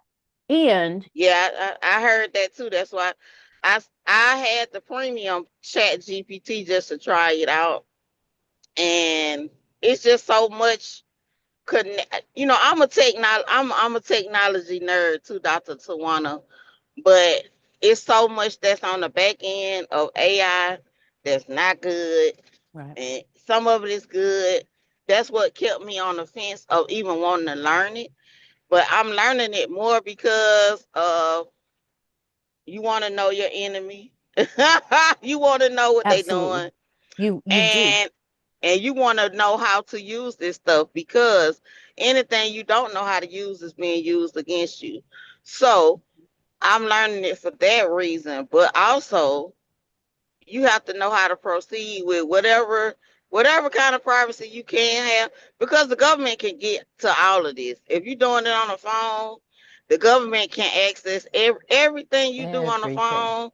It don't even matter what you do. It don't matter. Go get in trouble and see how much of your phone they can get to.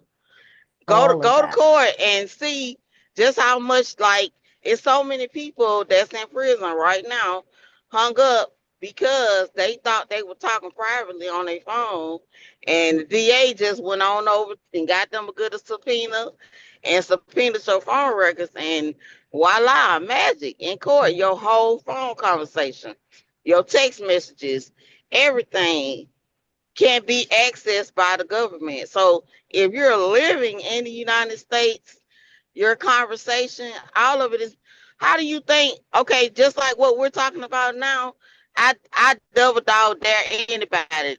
When we get off of here, go to Google and see what pops up in your Google. Don't even type nothing. Exactly.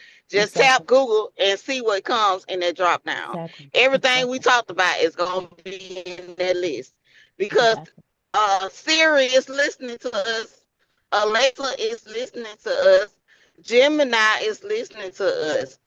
We're being watched. All the Jill, time. Will Scott wrote the song "Scoping, Watching, Jocking." It's It's true.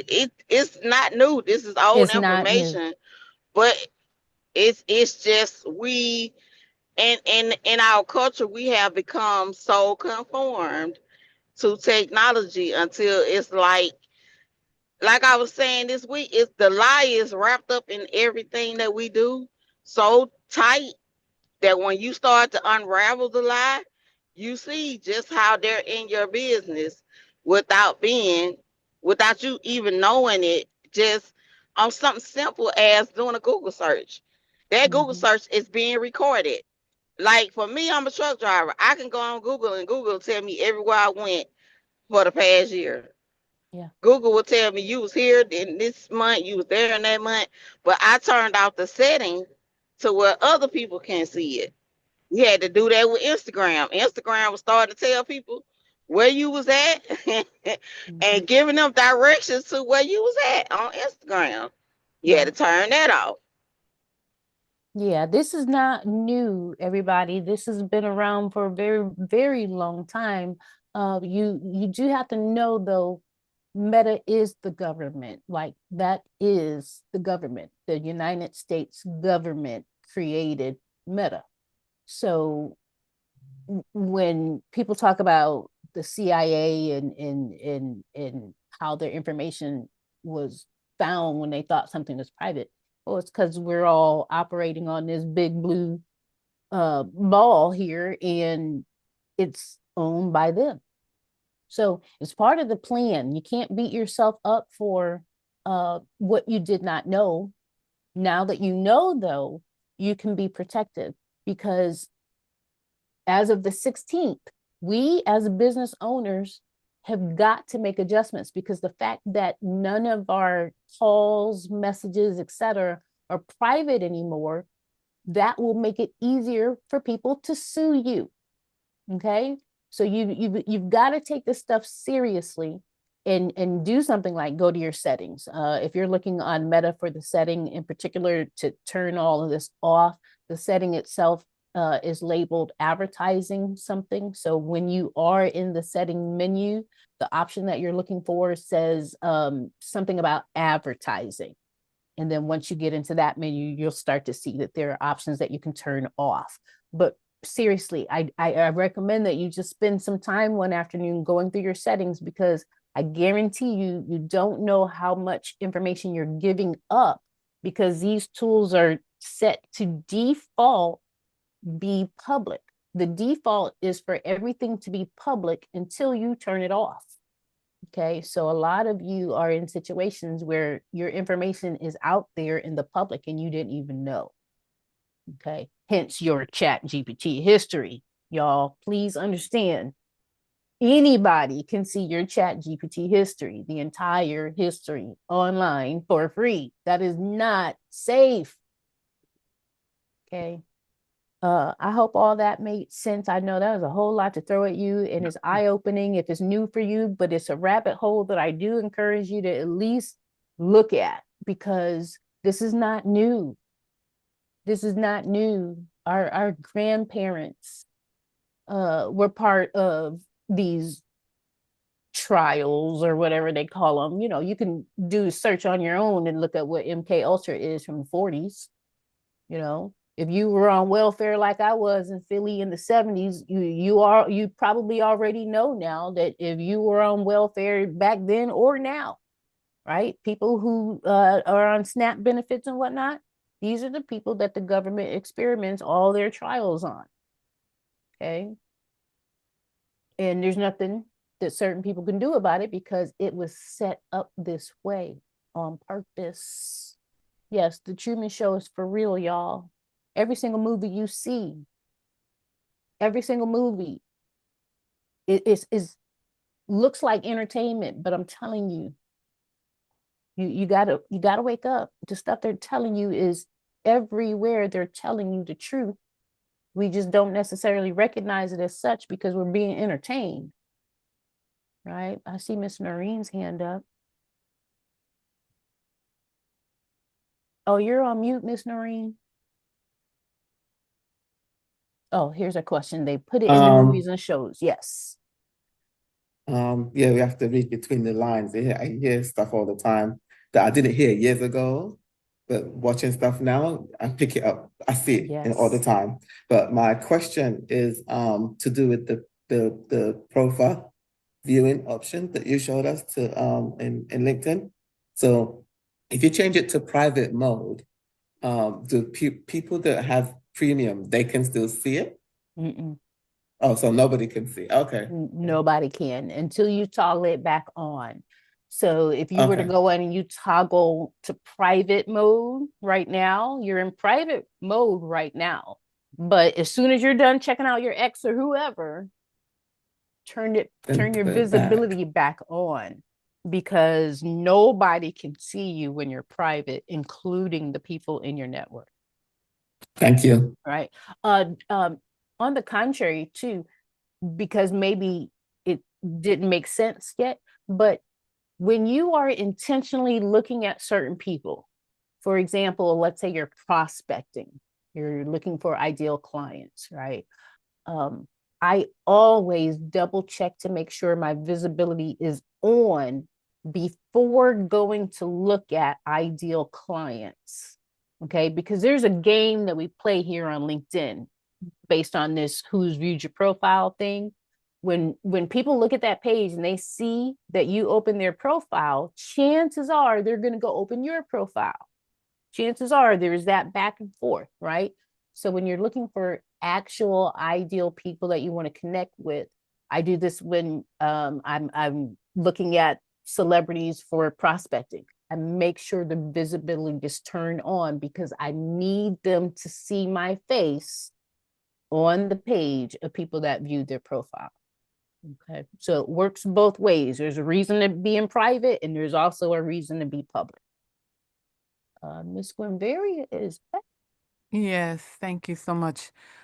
This is so great. This is so wonderful. I just want to thank you. Oh My my pleasure. God.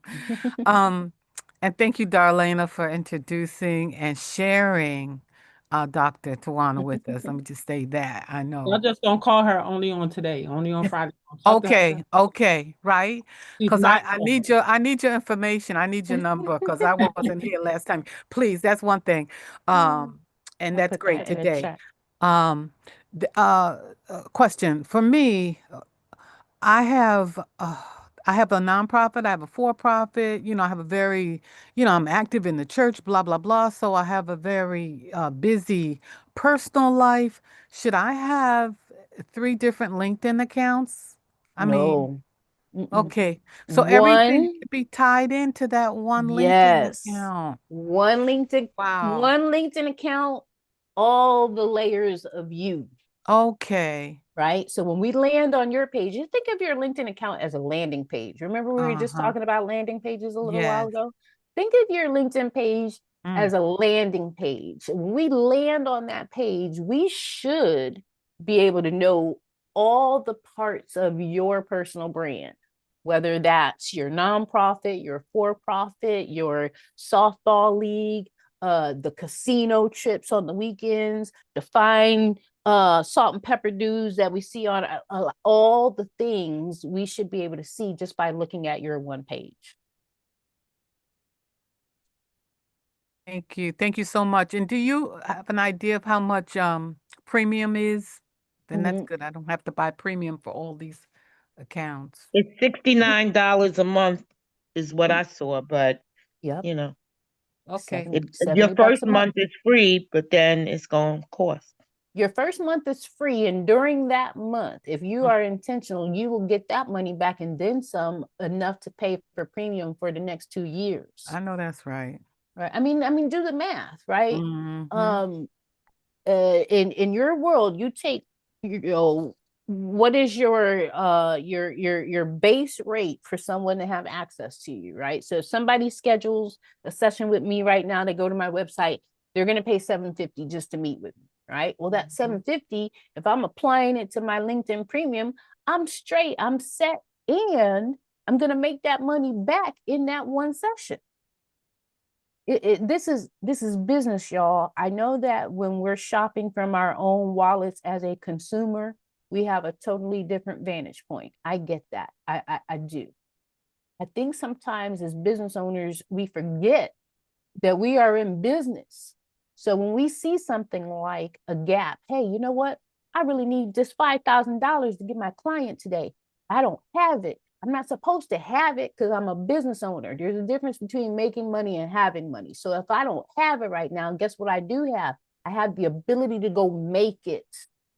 Okay. Sometimes you miss that. Sometimes you focus on, hey, you know what? I don't have this 5K to get my client right now.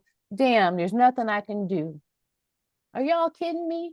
You have the ability right now to send a hyperlink with an invoice attached. Okay. So I want you to remember at all times that you have that kind of power. And that's what you stepped into by deciding to be in business. Right. Miss Glenveria, by the way, I thank you for your questions. You had another one earlier, and I meant to thank you for that one as well. I Oh, thank appreciate you. you. Thank you. I see Miss Leslie Cole with her hand up as well. Hey guys. So wow, this is amazing. It's Oh, so much, so much, so much. Um, the one thing I would like to say is when I first signed up, when you first told us that, when I first signed up, somehow I got it for $29, $29 mm-hmm. a month. Yep. So you guys keep checking because you might catch it on the There's deal. a way to trigger that. Okay. If you are, and this has to do with keystrokes, right? So the algorithm is watching where your mouse is, and it's watching what you click on and whatnot. So when you're on LinkedIn and it looks like you're going to sign up for premium, okay, so you're going to go through the motions. You're going to click the button that says sign up for premium. You're going to go through the motions as if you're signing up for premium. But if you just stop and you don't complete that process, LinkedIn's algorithm will assume that you changed your mind. And it will assume that you changed your mind because you don't want to come up off of $80 a month or $70 a month. So instead, when that happens and you don't complete the process, it will send you an email giving you some sort of wonderful discount if you go ahead and sign up for it. The same thing happens if you cancel premium. So if you've got it, you did the 1 month free or something like that. If it's the end of the 1 month free and you go to cancel it as though, hey, I got my month free, I'm done, that will trigger the same email. So the next day or 48 hours later, whatever it is, they're going to entice you to still get premium, but at a much lower rate because they saw that you were on your way to getting it and you stopped the process. So you must really want it. I'm a, the other thing about that too, that's a good way to segue into my statement is I'm gonna tell y'all, it LinkedIn for me has I don't like social media. I'm not a social media person. I'm on it because I have to be. But LinkedIn, just in the last 8 weeks, oh my God, it's crazy. And the cool thing about LinkedIn was when she just talked about all of those different things about who she is. The cool thing is what I've learned is when we do those experiences, you get to put under each experience certain things. Like my school stuff goes under my school experiences. So people don't have to experience everything about me all at once. Right. If they go to my experience and they're interested in my school section, they're going to get all of that information. They may not go down and look at the fact that I had a day spa or whatever, and they don't have to get that information. And that's the difference between Facebook and IG. Like they're getting all of that stuff mushed up. And, I would get stopped or I would have friction points where I was like, should I post this? Should I post that? I don't know. On LinkedIn, I know where to put certain things. Like if I'm posting a video, it helps me to know where to put stuff. And it helps me target who I'm actually trying to what I'm actually trying to share with those individuals in those different sections. So where I am now is the connection part. So I've been connected. People have actually reached out and connected, sent connections to me. And not only that, the quality. So on the sidebar, right? That sidebar, when I go onto my page, there's that right sidebar, right? It has people on it Right. who LinkedIn has targeted to me, I assume, right? But Mm-hmm. the other cool thing is when I go through them, and I do go through them to see who I'm going to actually, if they work or make sense for me, when I click on them, they have a sidebar Mm-hmm. that now becomes my sidebar. Exactly. Oh my gosh. So that has, Mm-hmm. so now I'm not, so in Georgia, when I'm trying to find massage therapists or skincare people or whatever, I'm reaching out to them. And, Mm-hmm. and I've started that. But not only that, you said something earlier today when you said you can't just build your business on customers. Right. If you didn't say anything else today, that was the word dropped for me. Mm-hmm. Because everybody is so busy trying to get clients that Exactly. Darlena said to me, I shared with this to you, I think me and your last conversation. Darlena said to me, I said to her, Darlena, I'm in Georgia. If I'm looking for a job, how I get a job? Darlena was like, girl, you don't get a job. You got people that help you get a job. Mm-hmm. I have not any job that I've ever had is because somebody called me and asked me did I want it. Exactly. Exactly. But I haven't, I don't even know how to, like, I haven't had a resume Yeah. or any of that. This Exactly. job came because somebody knew me and told Exactly. the company, hey, you need her. Yep. Then when they talked to me, they said, we definitely need you. Mm-hmm. So So it's your network. it's a Exactly. network. And when she said that, I told Dr. Tawana what you said with that. And then she made that statement today. It really is the network. It is the network. And I think that was what was my stress, is not having that network. But LinkedIn, girl, y'all, I've been saw someone reached out to me about a speaking. Someone reached out to me about hooking up. And he finds you.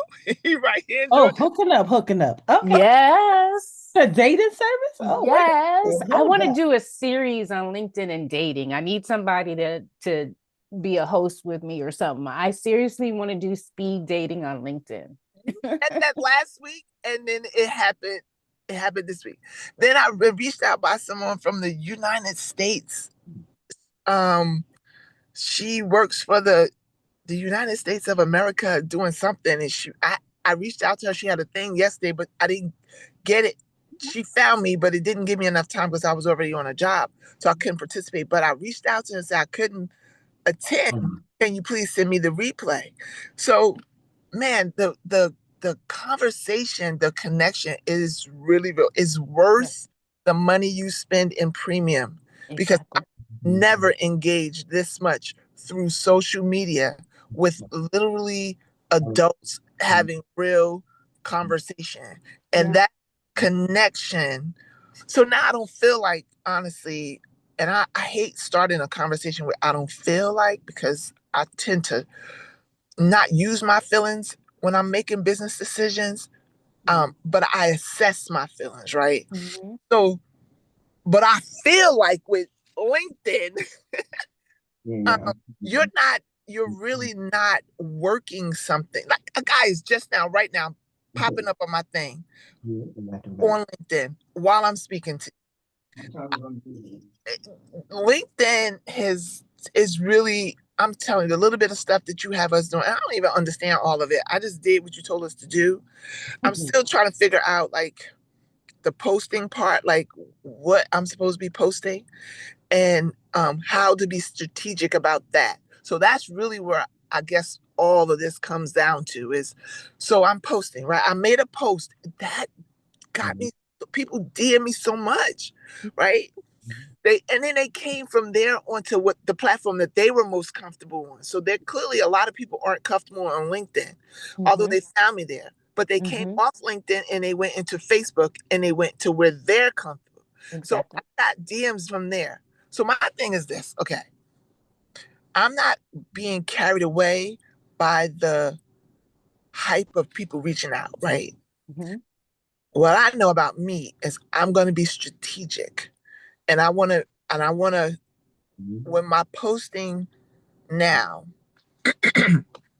I want to guide my posting to the direction that I am trying to go, Mm-hmm. not just let people that respond guide me in the way they think that they want me to go. Does that make sense? It makes absolute sense. This is why I'm adamant about not falling into the uh, uh, super hyped up huge network thing, because if you've got millions of followers, hundreds of thousands of followers, you are not able to build these quality relationships, and that can really have an impact on your overall professional brand. Yeah, because Uh, you're trying to satisfy them, and it takes you away from where you're trying to go.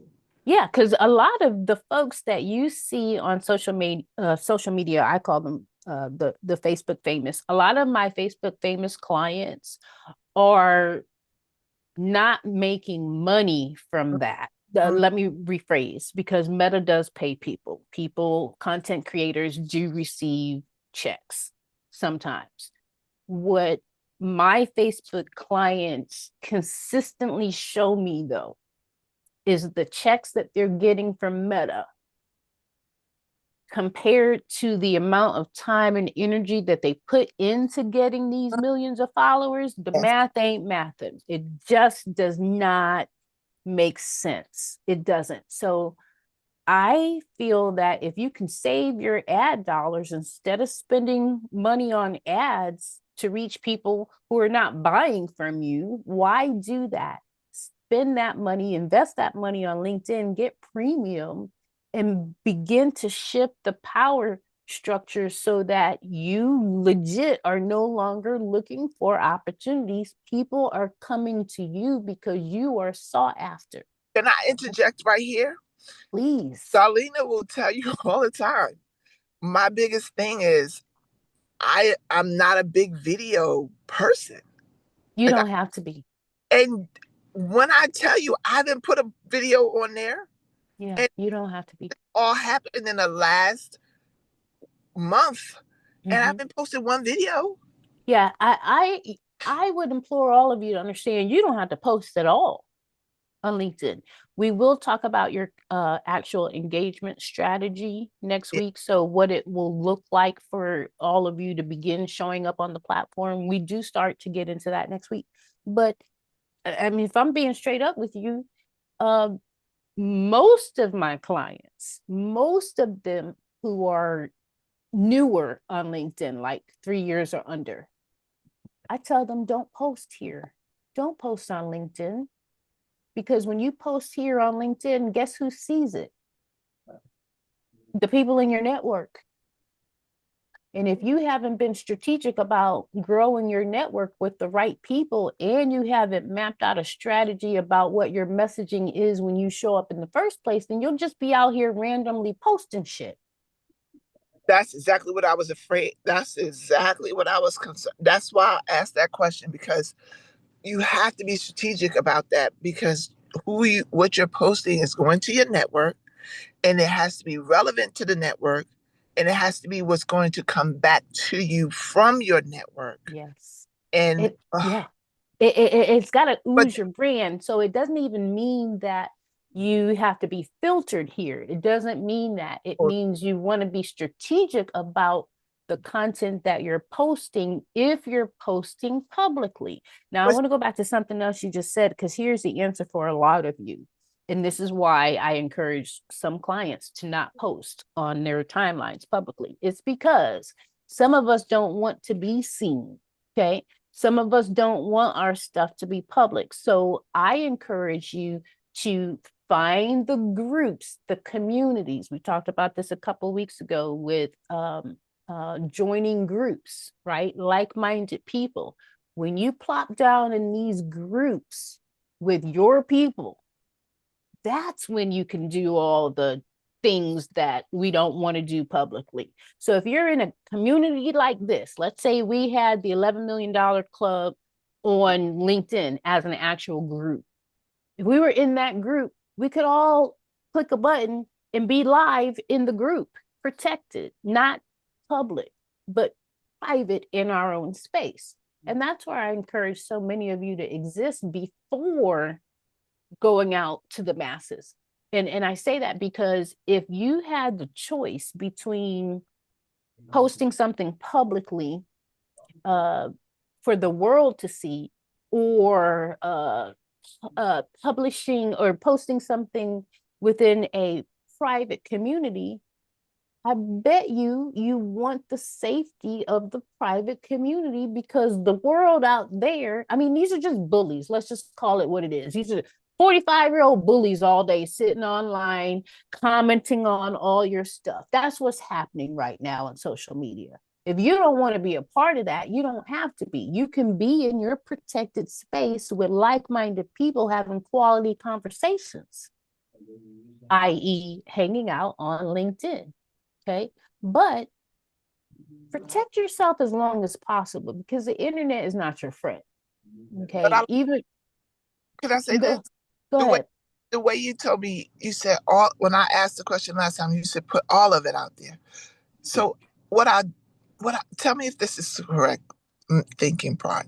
So when I was um creating these videos, I told you I'm using CapCut just to put all of the pictures in to make them in video form. That's why I figured out how to put them into the different segments of my experiences. So technically, I am getting to post a video about what's going on. But instead of putting it in the post section, I actually put it in my experience section. So you get to see my current activities, my current up to date behavior without me overwhelming you like a Facebook or Instagram would with information that you're not really interested in seeing. So my other question is, so when we make a business page from the experiences we have, right? Because that's where we're going to put the logo there, because we're going to have a URL. We're going to have a business email, and we're going to have our logo, right? On that business page. So like mine is My Spa Works 365, right? And for whatever reason, people love that. I'm so happy. That will have a business page connected to it on my LinkedIn page, right? Is that what you were saying to us when you were saying we had to have a business email and we have to have a website? Those are the two things necessary to actually create the business page. Right, to create the business page. And we're creating the business page from each of those experiences that we have. Or we don't have. That's the part I want to pull this up and make sure I understand your question, because it could just be semantics here. But check this out. Your experience section, I'm scrolling down to it right here, is where we see the organizations that you are attached to, but within an organization, we also see the multiple hats that you wear. So as an example, and this is a perfect example, this is a perfect visual for everybody. I want you to notice something. We only see 3 roles right here, just without me scrolling. We see 1 role, 2 role, 3 role, right? But look at all 3. All 3 say present. You're currently in all 3 roles, right? That means, oh, one other connection to show you. Look at this one. It says My Spa Works 365. This one says My Spa Works 365. So once you create or finish creating your actual business page, these 2, because these are the only 2 right here that say My Spa Works, these 2 will be under a umbrella for My Spa Works 365 with this role and this role listed. This one, I assume you're going to add because it says present. So you would eventually have an umbrella for My SpaWorks 365 with multiple roles under it. I'm going to show you what that looks like though, because this is the one piece missing for any of you that don't have a logo here on the left side of your experience section. The reason the logo is missing is because, as we discovered earlier, that last step of actually creating your page or saving your work is what generates everything. So if you're missing the logo right here, the actual business page is not set up yet. But here's what it will look like when you do have it set up. You're going to see a tree. And I've shown you the tree before, but I think now is a good place to remind you of what it looks like, since a few of you today are missing that logo. See, this right here is the tree. See how each role is connected up Oh my to. God, that's what I was. Yes, okay. Now that's all making sense. So, Okay. in order to get that business, so but see, that's exactly what I'm asking. So, so when you clicked on that, that took you to my business page. You don't have a business page No, I'm yet saying because you clicked here. That in yours, it took you to the business page. no, not yet. So we're looking at, this is my profile, my actual profile, and I just scrolled down to the experience section, the same section we just saw on your page. You But have, in order, what's that? but see, under your experience, you have your logo, Right. but you can't get your logo in there until you set Create the business page. Exactly. until you set it right. So that's what I'm saying. So this, in essence, did this because you have the business page set up. It shows the logo because I have the business page set up. Yes. So this tree right here automatically populates once this business page is set up, and I connect it from here, right? So we're on my personal profile page, but on my profile page, you see the individual roles listed that form this tree, all leading up to this. And this is the indicator right here. That logo listed here on the left is the visual cue that someone has a business page. So look what happens. I can click that logo and it goes to my company page. Okay. This is the company page. This is different than my profile. This is the actual company page. So on the company page, are you constantly updating this page, or is this just an evergreen page? Yeah, this page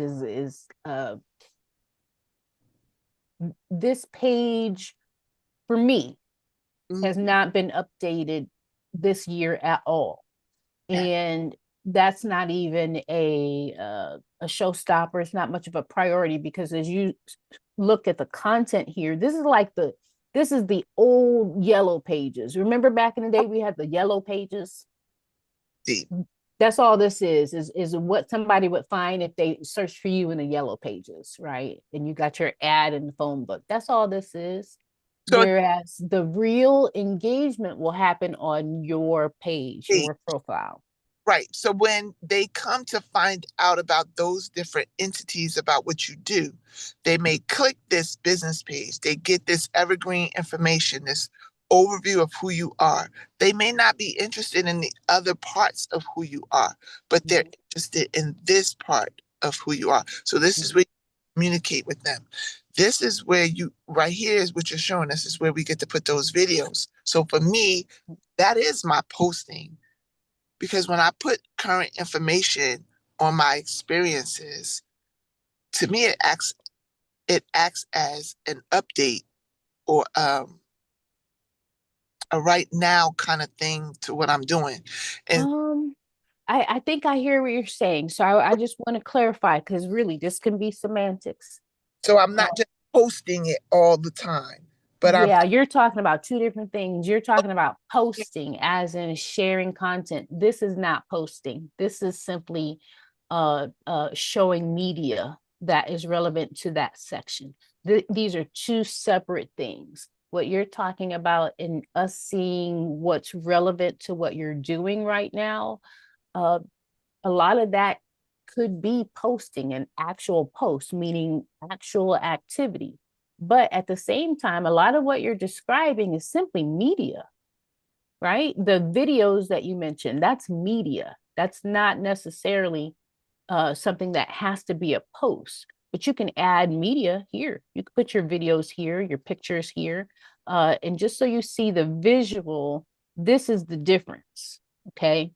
Activity, what you post versus media that you have on your page. right. One So is static and one is dynamic.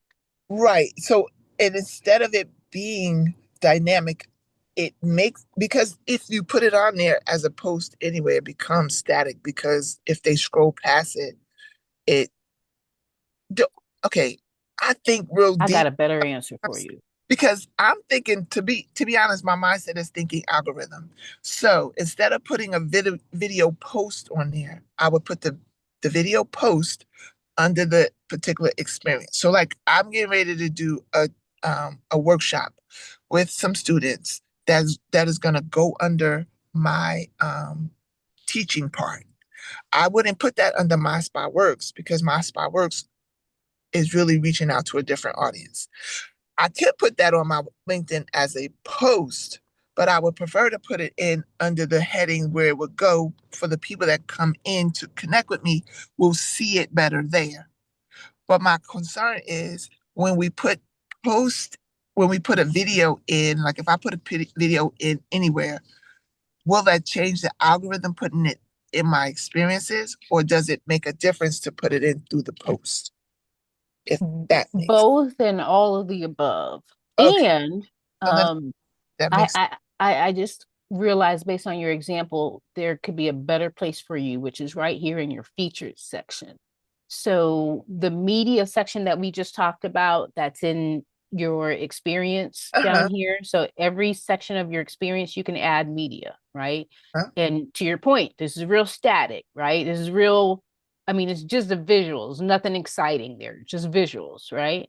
But here under your featured section is more likely where you would have content that's supposed to, I think you said that, but I couldn't watch that play. yeah, this should be things that this is high value content in your featured section. So things like a video, a Oh, speaker reel, the video of you working with a client one-on-one, images, etc. But if it's a high value piece of media, whether it's imagery, video, etc., high value media goes right here in the featured section. there Because look, we see this way before we see anything else, mm-hmm. That's what right? See, the featured is way before we get to your experience. that, So but I'm training people right here that if they wanted to, they could stop scrolling right here because I'm training you to see right here under featured that all you need to see is right here. You got Forbes, you got Black Enterprise. Why do you need to see anything else? Right? That's featured because it's high value. It's not necessarily going to be down here. oh, I'm so glad I'm so glad I got figured that I stumbled that out because that's what I think you said, but I couldn't remember where you said to put that stuff. That's In all right. pictures. That's Yes. all right. Yeah, your feature section. Yeah. Mind you, there's no right or wrong answer. And when you put something somewhere on your profile, it doesn't mean it has to stay there. Okay. Right. Right. So if you go down this road of creating what you feel is the look and feel you're going for, but a quarter from now you change it, that's how this is supposed to work. Actually, I like that because when I go to other people's profile, the feature page, the feature part is where I go, to be honest. We've been trained to look there. Okay. Whew. Thank you, y'all, for letting How much is this me. class? How much is this class? Because this class is so intense.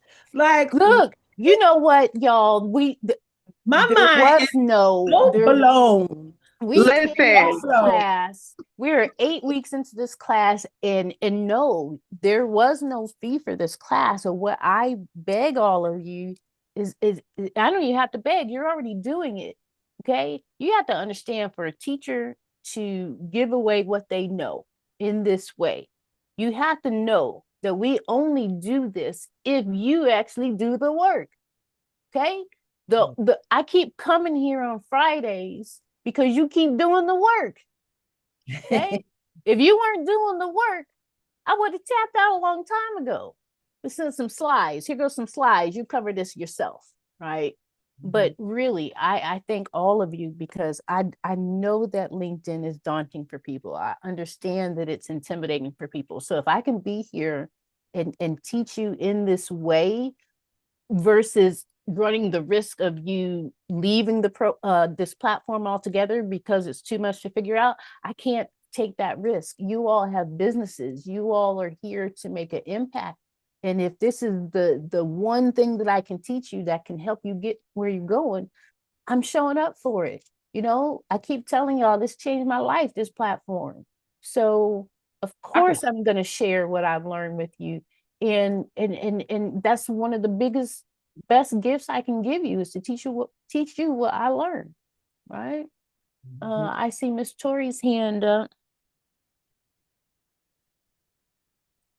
I just wanted to say y'all released the extendo clip today. What's the extendo Yeah. clip? Oh, that's the YN turn. That means you let go of the gun and it got a lot of bullets in it. The extendo clip. Oh, okay. So that's a gun thing. I get you. Yes, yes, y'all. We had extended programming, but it was really good. I just wanted to clarify, why wouldn't we post the videos on our actual feed? I guess I wasn't really understanding that part. I You understand. probably will. You Okay. yeah, you probably will. I'm a fan of both and all of the above. Okay. Now, let me explain and clarify though. I I I do encourage people not to necessarily resort to posting publicly when being public is not their desire. Okay. That was the distinction that we were talking about earlier. Ms. Leslie brought up the fact that, there are folks like us that we don't want to be seen, right? Okay. We don't want to put our stuff out there for the world to see. So in those cases, you can still be building your network and building your brand by having a space for that, like a protected environment where you can be engaging and posting all the things versus posting all the things publicly. Okay. Now, Okay. if That you're makes comfortable with posting publicly and this is your thing and you're used to it, that's where I say both and all the above. Post in a post, post in an article, post in your profile, post in all the places if you are okay with being publicly seen, right? okay. But for those of us that will procrastinate in posting something, and that's an excuse for not using this platform because, oh, my camera's not ready, my lighting's not ready. Bullshit. That's where I draw the line. Okay. Because we don't need all of that to show up. And if that's what's holding us back, we have to eliminate that excuse. And it's an easy excuse to eliminate because we all have private space on social media. Right. So it really depends on you and what your comfort level is. You have the public visibility, but you also can grow visibility without being public, right? And that's my only point there. I hope that Thank you makes so sense. much. Yes, it did, because I'm a superstar, so I'm gonna post in all of the places. All the But places. that I can see why it didn't resonate with me, because I was a little confused. So I understand now. Thank Mhm. you. Yeah, if you're used to it, go for it. You're building a footprint here just like you would anywhere else. And this is where the question came up earlier. Can you post everything here that you would post somewhere else? Sure. So if you've got content on other platforms and you want to post it here, it makes sense. Your caption might be different, your messaging might be different, but there's no need to recreate the wheel and having something new just for LinkedIn when we deserve the same content over here that we would see on IG or anywhere else. Your messaging, though, your strategic messaging might be different. Okay. That's the key, I think, right there. Exactly. How do you Yeah, grab something because from Instagram and put it over here? Copy and paste. Hmm. A lot of my clients use content calendars in the first place. So they're doing batch creation. So somewhere in a Word document, a spreadsheet, wherever they're housing it, they're creating their content beforehand and then using automated tools to actually get the content out. So it's literally a matter of copying and pasting, whether you're copying and pasting from the actual IG page or from your content creation calendar or wherever it is. But it's literally like copying and pasting from Facebook or IG or wherever you are, and then opening your LinkedIn app and jumping it here as well. Um, I think, though, your main takeaway when we're talking about content that you will have on multiple platforms, in your notes, put a star by this, especially if you automate your content on those other platforms. If you automate your posts elsewhere, don't do that here on LinkedIn. You will regret it because we can see it tells us when you have a third party tool that posts your content. So we don't like that. But a lot of us don't like it specifically because if we follow you on Facebook and here, and we notice it's the same exact caption there and here, then somewhere along the line we go, well, why am I following her in both places? It's the same shit on both places, right? When the reality is your message over there on Facebook to your friends and family is valid in that circle. However, that same content over here should have a different perspective. Might be the same video, might be the same image, but you're having a different conversation over here than you would have over there. So it's worth the extra 2 minutes to create a new caption. I hope that makes sense. Wow, that's deep.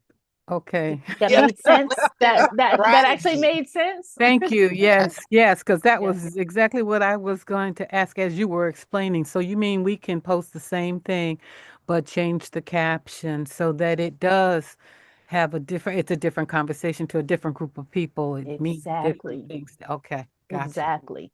It's simply expanding your footprint on multiple platforms, but your footprint deserves to be here too, right?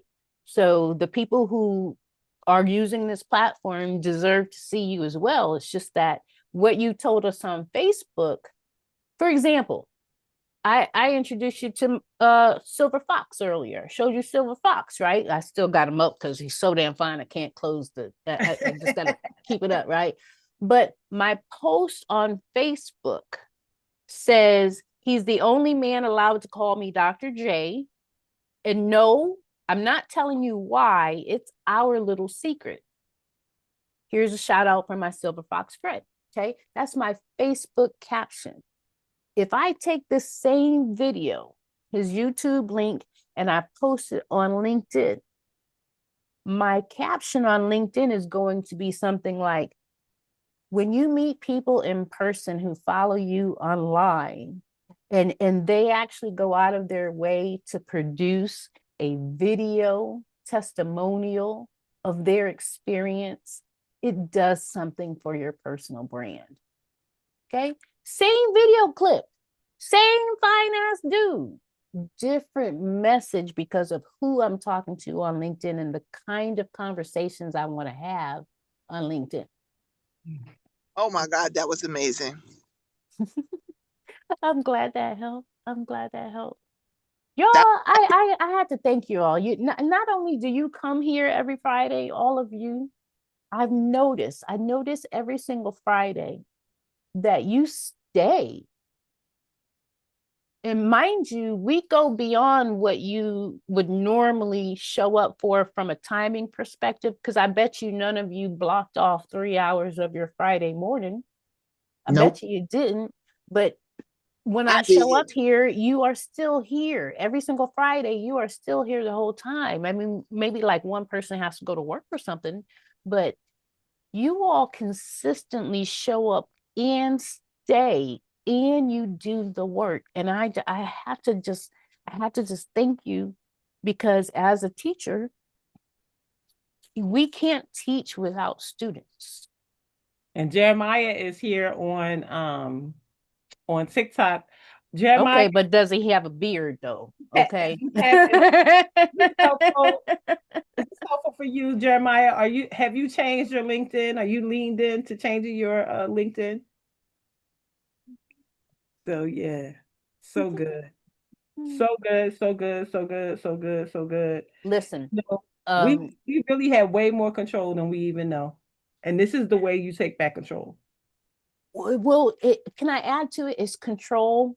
What the real thing that's a gift for all of you may not know it yet. Control, I'm going to use that word, is control, but specifically though, you controlling your narrative. This is you taking back your narrative, okay?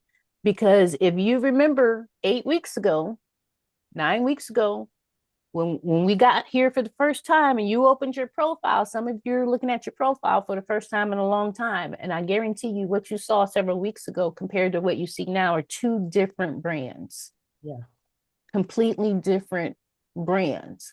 So my wish for you is that you see this place, this platform, as a massive branding tool that will allow you to stop looking for opportunities, stop putting yourself in positions where you feel like you have to produce, okay? Because that feeling triggers our I forgot the word, but it's about your brain. You're basically training your brain to come up with a fight or flight experience every time something doesn't go according to plan for you, right? We don't want that. We don't need that in our lives. So what I really hope you get from being here on this platform is that if you are strategic in how you network here, you can remove yourself from that place where you're in a constant place of panic or fear or whatever that feeling is, and get to this place at the adult table, having adult conversations, making adult money, because that's what's going on over here, right? This is really the place for you to take your narrative back, because some of you are working on how to communicate your brand effectively for the first time. Some of you are new to this whole arena of building a personal brand, and it could be overwhelming. I understand that, but I encourage you to dedicate some time and energy to LinkedIn, because this will eliminate the need for you to be searching for opportunities, which is where a lot of that stress and anxiety comes from. I got one other thing here, because I just got the confirmation from my assistant a little while ago, and this is only for some of you, I bet, but for the ones of you who need me, uh, I just received the proof that the graphics person just sent me. uh January 1st, my rates are going up. Okay. uh and so I just saw the new design for the website. We're going to change that out quick, fast, in a hurry. And it's simply because my pricing doesn't make sense today. It just doesn't. The fact that I can work with someone today for $5,000 for 6 months, or technically it's 3, but right now I'm matching everyone's investment, so that's technically 6 months. That doesn't make sense. It just doesn't. So we're fixing that January 1.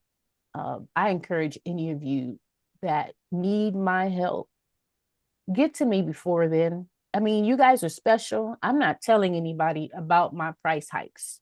So, so the rest of the world will find out January 2.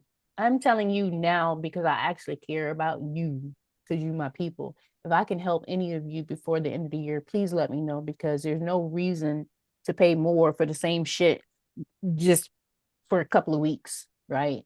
I will work with you to get you on board if you need my help, but don't let a couple of weeks go by and then hire me at a higher rate when you don't have to. Okay. Did I get all the questions answered? Because somehow my chat, I messed up with the chat today. So I just want to make sure I got your questions answered. I couldn't see. Here we go. How do you get media? Okay, we answered that one. I think I did get caught up. That looks like the rest of your chat questions. Is that everybody? Did I answer your questions today? I think that's everybody. Y'all are some troopers. You guys are troopers. You the trooper. What you mean? I'm Yeah, doing what I love. This is you're what I worthy. love. Are you kidding? This is amazing. Oh, I it's just my I just pleasure. text my boss and said, I feel so blessed and highly favored. Mm, I really man. in everything last night because I've been so short staffed. It still was a long night, but because I've been so short staffed, managers came from all the way. You know anything about Georgia? So my area is Douglasville, Villa Rica, Lithia Springs. It's just like this cluster of homes. I had a manager drive almost 2 hours from Macon Warner Robins to do one of my properties, just one. Other managers from McDonough and just the far out locations of Georgia come to my district to help me so that I can end the week with all my properties done and nobody screaming at me. Wow. And 24 of my 26 properties were done. The only reason why the two wasn't done is because the people who were doing them did not communicate. Had they communicated when stuff was happening, they would have been done too. So now that's why I had to keep getting up to go figure out who gonna go take care of it and who gonna do it on my day off. But because of those managers, it could have been a whole lot worse. So I told my boss, I said, we have made history because there was probably four different managers, districts represented in my district in one day. Where they've never done anything like this before. And so my boss said, because they like you, Rose. They want to help you because of who you've been. Now, whenever I'm overstaffed, I always send people. I always share people. When I had too many people, I gave people away. So that's been since I've been here. So this is a different side of the coin for me to even be a part of. So for all four of those, three of those managers, including myself and my team that I have left, for them to do what they did has never been done before. So moment between being in this class and what is happening in my work life, I truly, truly 1,000% feel blessed and highly favored. And the fact that Manya came to my house and put together my jewelry island, and then she coming back to put together my makeup table and my kitchen island. That's so awesome. Because you're on their list. I'm God going has It's so placed it in awesome, their right? heart to put Yeah. them, yes, to put you It's on their you. list.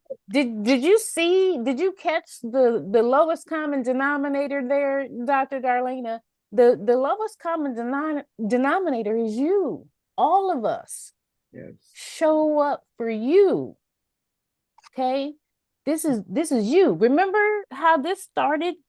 This was because of you. I came one day because of you. You asked me if now every client can't ask me to do this. I know. Okay. So this is all you. It's you. Yeah. I feel that. I feel that. Blessed and highly favored. I do feel that, somebody said something to me one time, and it wasn't funny, but it was funny. They said, you don't have any ugly friends. Mm, And I said, not on the inside or the outside. mm, I don't attract them. that's I powerful. feel like this Zoom space and our social spaces only attract the people that are supposed to be here, only attract the people that need what we are putting out. You know, the people that come, I'm always amazed at who stays. Because people Mm-hmm. come, people go, people come, people go. We've had many people come and many people go. But this core nucleus of people, and Yeah. some which are new, like in a matter of this year, we've been here 3 years. So we got people that like they come and they say, oh, this is my tribe. Mm-hmm. Manya. I met Manya at the Publix on my way inside the supermarket. Wow. She was like, somebody should be shopping for you. Why are you? Because I was dressed coming Mm, from a black tie event. mm, Sasha, my daughter sent me to a Mexican restaurant to get her some food, and I had to go to the takeout thing. And Sasha was sitting there, and she asked me, "Where you going?" I said, "I'm not going nowhere. I dress like this every day." She's like, "Why?" I said, "Well, I had this call." And she's like, "You dress up like this for a call?" I was like, "Yeah." She said, "I need to see about that call." She been here ever since. Tori, I met at a content creation event Oh, and wow. then told her about it, and she here. Like that is what has been happening. Noreen and I were on a whole nother network working thing, and God told me when I heard Noreen speak that I need to reach out to her. So I reached out to her, told her about this, and she's been here ever since. So Wow. it's amazing to me Oh. people who stay, and even on the social platforms, Jeremiah, Danny, Erica. I met Erica. Erica been on for 2 years. Erica had multiple sclerosis, was about to be in a wheelchair, and she shared with Mm. us, I guess that was last week, that she is now jogging. She said, "You told me to do some stuff, and I did it." I told her what the multiple sclerosis meant, the emotions behind it. She said, "Oh yeah, that's me." Mhm. And then told her to go read Nicole Apelian's book because Nicole Apelian was a person who was in a wheelchair for multiple sclerosis and got into herbalism. And so she Mm. has two books, Lost Herb Remedies, and then the Lost Herb, I think it's called Apothecary. And so she got, and then I told her to read Louise Hay's book, You Can Heal Your Life. She read those two books and changed her whole life. She went from almost in a wheelchair to walking and working out to now she's starting to jog. Wow. And she is off all medication. Mm. Mm, mm. She said, and all I was doing was a casual scroll through TikTok. Wow. So Wow. we are attracting the people that have been praying for a place. That is amazing. That It that really really is amazing. It is. puts things in perspective Yes, because this really is a big world. I mean, there's 8 billion of us. So the yes, fact that somebody is just scrolling, minding their business one day yes. and lands on you, and the fact that we get to show up and make an impact doing what we love. I can't speak for everybody, but I keep coming here and spending this time with you because I'm doing what I love. Yeah. This is what I love to do. You all leave here, you go do the homework, and then you send me a message showing me that you did the homework Yes. before it's time for class again. Like, who wouldn't want that? Who wouldn't want those kinds of results when they show up, and to see these results repeatedly week in and week out with people? I'm gonna be straight with you. You have debunked the theory that has been my argument for many, many years. I have made this argument on stages and conversations. I made the argument with you. I told this to you in week 2. I talked about how um, people associate your value with what you charge. And so sometimes when you're hanging out on Facebook and you're engaged with your friends and family, you might get upset because they're not paying you for your services. And when they do want or need your services, the first thing they're going to ask for is a discount. So Yep. we have the tendency to be discounting our products and services, right? So for many, many years, I've been the one talking about, don't you dare discount your services. Don't you dare. Like, that was me. You have debunked this. And this is how I got in trouble with my coaches that first week that I was here, because when we all showed up the first week, we intended to be here that Friday. That was the deal. That Friday. Yes. And next thing I know, I'm calling one of my coaches talking about, oh, you never guess what? Guess what we did? And what the hell did you agree to? That's what they said. What the hell did you agree to? I'm like, I agreed to do this because this is what I want to do. Oh, hell no. That was her response, because she knows how much I charge for this same type of workshop in any other group. Yes. You debunked my own theory of not showing up for something like this until you sent that invoice and everybody paid. Okay. You are special. This group is special. I don't do shit like this. I told him that. This is not normal, especially this year. I think I shared with you earlier this year. I worked 4 months this year. 4. Okay. So when I was talking to my team the other day and we were looking at our numbers, and I was saying, I mean, this has not happened before. I have nobody else to point fingers at with me. I'm the one that only worked 4 months this year. So when I'm looking at my numbers, I'm the one that decided we weren't going to work 12 months this year. We're going to work 4 months and still get to 80% of quota. Okay. But this is what I love to do. Yeah.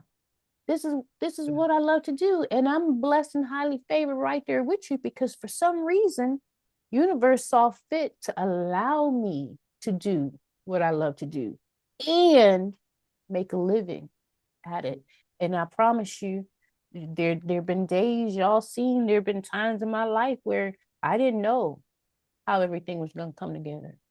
Yeah. The ramen noodles I thought I could rely on and eat today to tie me over, it wasn't always there. Yeah. That wasn't always the luxury that I had. But I promise all of you, if I had the opportunity to do this again, I would make those same decisions every single time. It might have been uncomfortable sometimes. Like last night, that was the most discomfort. This morning, technically, 2:00 in the morning, that was this morning.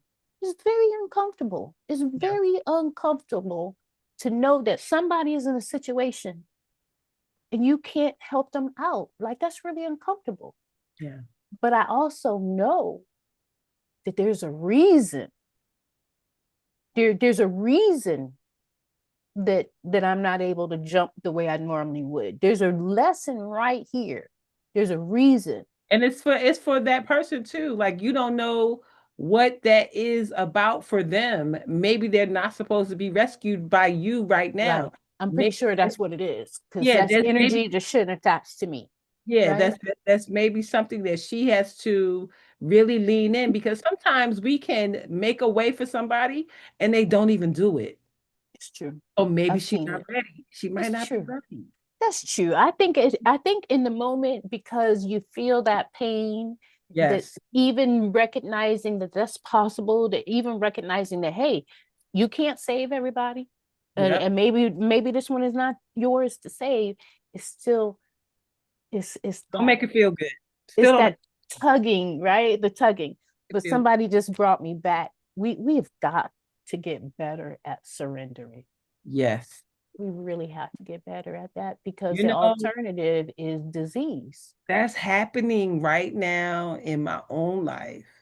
As I'm watching the unfolding of the Healing House of Roses and the things that I am requesting, the things that I'm asking for, I can't see it in the physical how it's going to happen. But I know vibroacoustics is going to happen, but I don't know how it's going to happen. Wow. Vibroacoustics is probably about $6,000. But then I also said, because you spoke last week about pricing and something else, and I said, I've been thinking for the past week, what would a $10,000 invoice look like for me? Yeah. What could I put together for a $10,000 invoice that will go on my LinkedIn, Mhm. because it's one thing to play on Instagram and to play on Facebook and play. I am not playing. Right. What I have saves lives. People do not die because they work with me. They get off of medication. They start running, not walking. Like, and I have so many of those testimonials. So, what does a $10,000 invoice look like? So, I decided that I wasn't going to do any pricing until I spoke to you. So I love that you even process this. I love it because if you don't know with certainty that $10,000 for what you just described, a piece of, you save lives, right? $10,000 is the bare minimum, the bare, like people can't even, they can't even schedule time on your calendar to talk to you until they've gone through the form on your website where one of the questions says your budget is, and it's got 4 different ranges to choose from. And the very minimum that somebody needs to have to talk to you, Dr. Rose, I'm telling you from experience, saving lives is never cheaper than $10,000. Well, Never. I'm gonna trust that. So, and we talked about our own pocketbooks and what our own pocketbooks looks like. But in order for me to serve at the level that I want to serve, I need to be able You to have to do the have done it. things. And so Right. we have to have the money. Yeah. And So and me and my ex-husband, my former spouse, we did not have the money when we had to go when he got diagnosed with stage 4 cancer. We needed to go to Hawaii. It was $7,700 for him and half that for me. So 3,000 and something for me to go. We went, and not only did we go, we stayed for 2 weeks. At the end, that bill was $18,000 plus another $2,000 for the products that they sent us home with, and we paid every penny of it. And then we came back home and transitioned our entire house for another $10,000. We took out all of the nonstick pots. We took out the microwave. We changed everything to stainless steel. We took everything out of the refrigerator, put cotton and wood in the refrigerator to hold our fruits and vegetables because it meant his very life. We juiced 300 pounds of fruits and vegetables every week. So every week we were spending massive amounts of money. But guess right. what? We figured it out. We did Yeah. it as a family. We Right. collected that money. I Right. had people food stamp cards. I had people giving me post-dated checks. But guess what? We paid every penny. He had to have a high dose vitamin C therapy 3 times a week. It was $300 a pop. So for $900 a week, he did that. But that is why 11 years later, he is still alive and well and has never had cancer return. Yeah. So that's what we bring to the table. And that's why it's never is it $10,000 doesn't even sound right.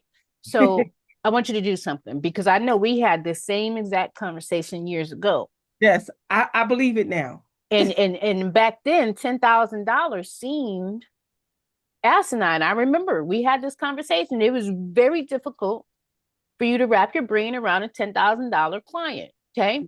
Where I need you to go now though is understanding that 10K is your floor, meaning to save someone's life at the bare minimum. I'm talking bottom of the tier of pricing.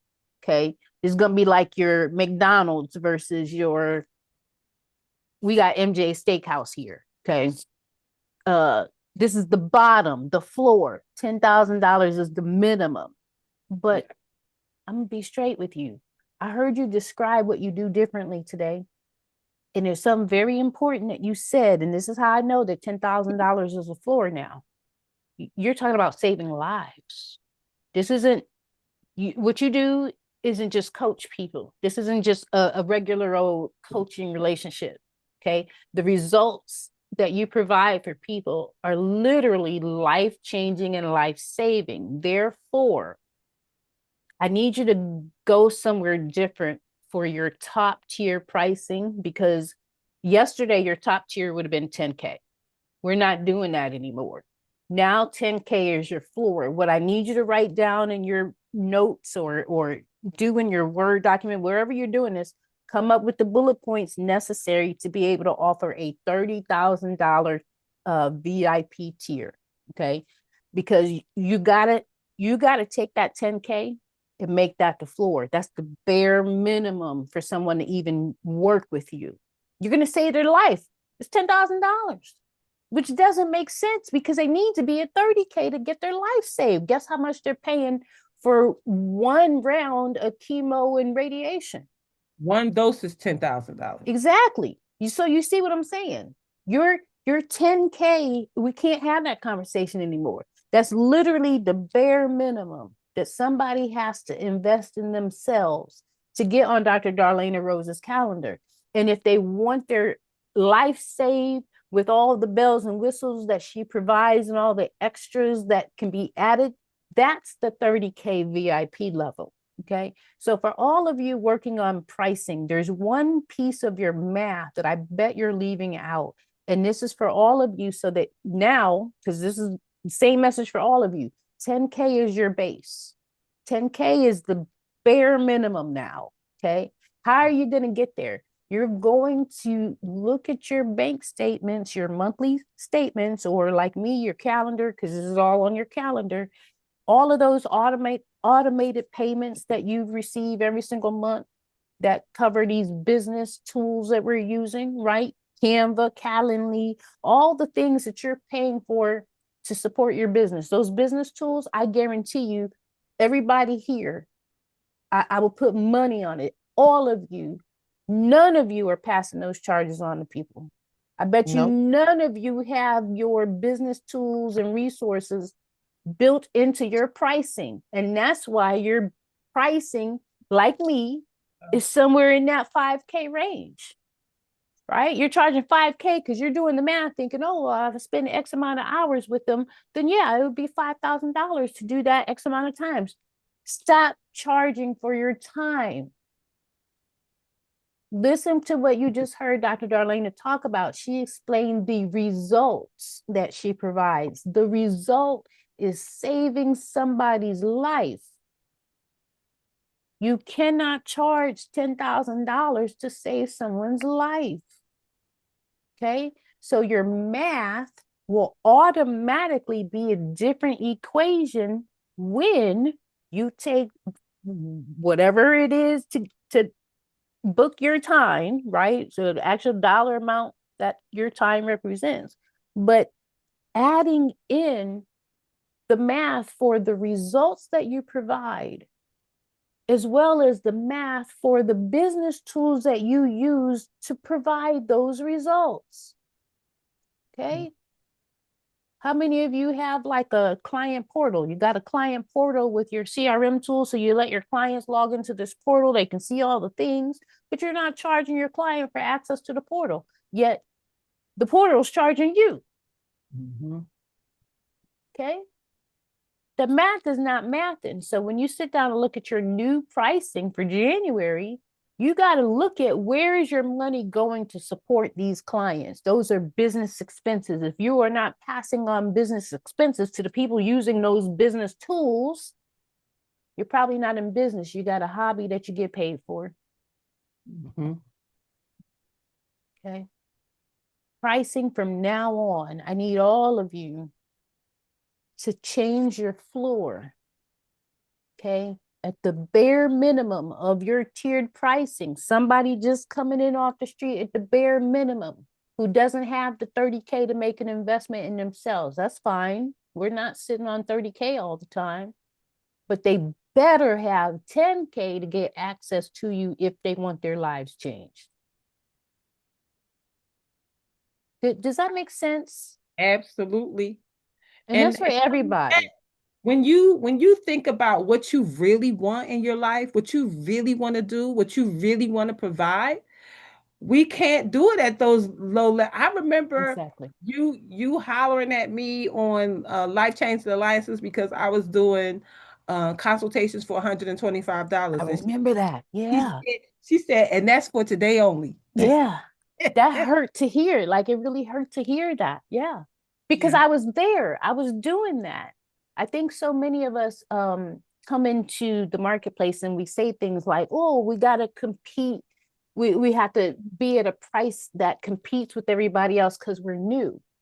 Yeah. And I just Mhm. beg you, throw that out. The people who taught that to us are people that we should not be lowering ourselves to compete with in the first place. Okay. So just throw that out. The reality is the people that will hire you are hiring you because of the expertise you have, the expertise that came from you investing in yourselves to get these degrees, these certifications, to stay up late and learn from your coaches, all the things that you learned over time is what people want access to. So if you paid $30,000 to get your master's degree, why in the world would you be charging somebody $125 an hour to have access to your mastered ass? Come on now, right?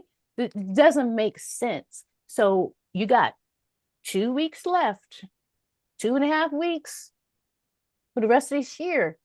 If you haven't already done this exercise with you or your team or whoever makes the decisions for your organization, write this down in your notebook somewhere this week. Take your pricing from where it is right now, add up how much it costs for you to operate.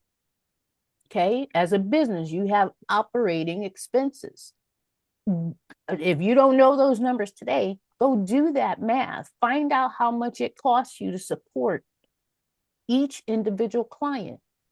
And whatever that cost is, has to be rolled into your pricing. Otherwise, you're going to find that you have a lot of clients, but you're not making a lot of money. Okay.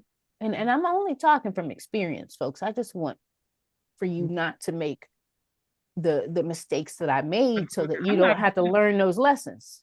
we should not be going into 2026 thinking less of ourselves, thinking that we're not worthy of what we're asking for. And you may not, you when you change your pricing like this, you may price out certain people. You may price out your friends, you may price out your family, you may price them out, and you may do something special for them every once in a while or whatever. But the type of clientele we want are not down there. Exactly. And when I think about who I want to work with, I want to work with people who got skin in the game. If Mhm. they put $10,000 out, when I say, okay, the Exactly. juicer that you need costs $2,500, they're not going to say, oh my God, well, where's the $200 one? Where's the $100 one? I'm telling you that saving your life costs money. Exactly.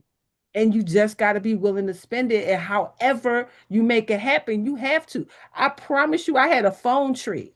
And while my ex-husband, my former spouse, was laying in the bed, worrying about healing only, I was on the phone tree. Mhm.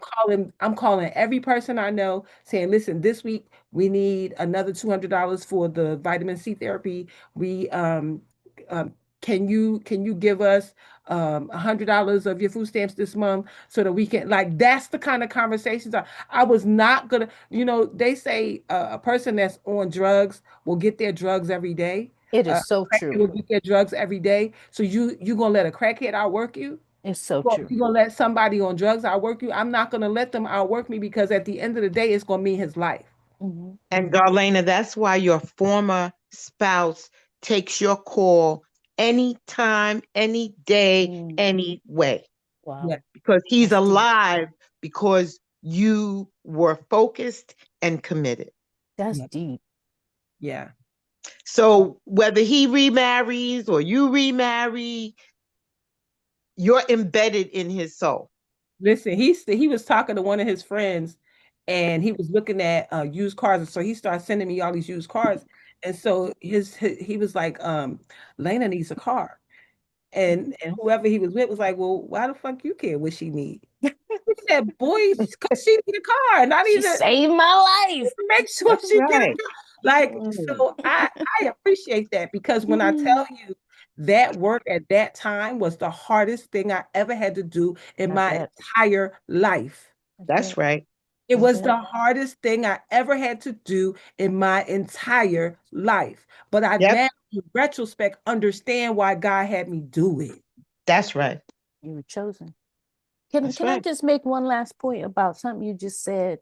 Uh, when when your potential client is comparing what it costs to stay alive versus what it costs to hire you, your $30,000 solution, which is at the top of your VIP tier, is still nothing close to the hundreds of $1,000s they got to pay to Rush or whatever hospital system or whatever doctors that they would be relying on, because that's how much it costs in the real world to get healed by the white coats, hundreds of thousands of dollars. So when they see your $30,000 invoice, that's like a breath of fresh air compared to what it would cost to go the traditional route. This is why I need you guys to understand the value that you bring to the table, because your value can't be calculated with that per hour fee.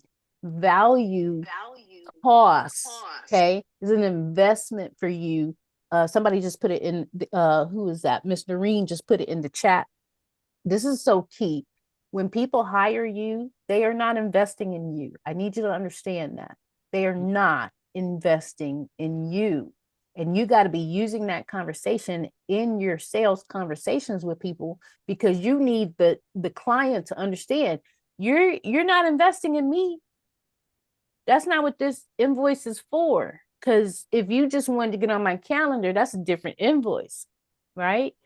The investment that they're making is in themselves. This is a gift that they are giving to themselves. And here's the reality: people who are wealthy always invest in themselves. They believe in investing in themselves. They don't operate without investing in themselves.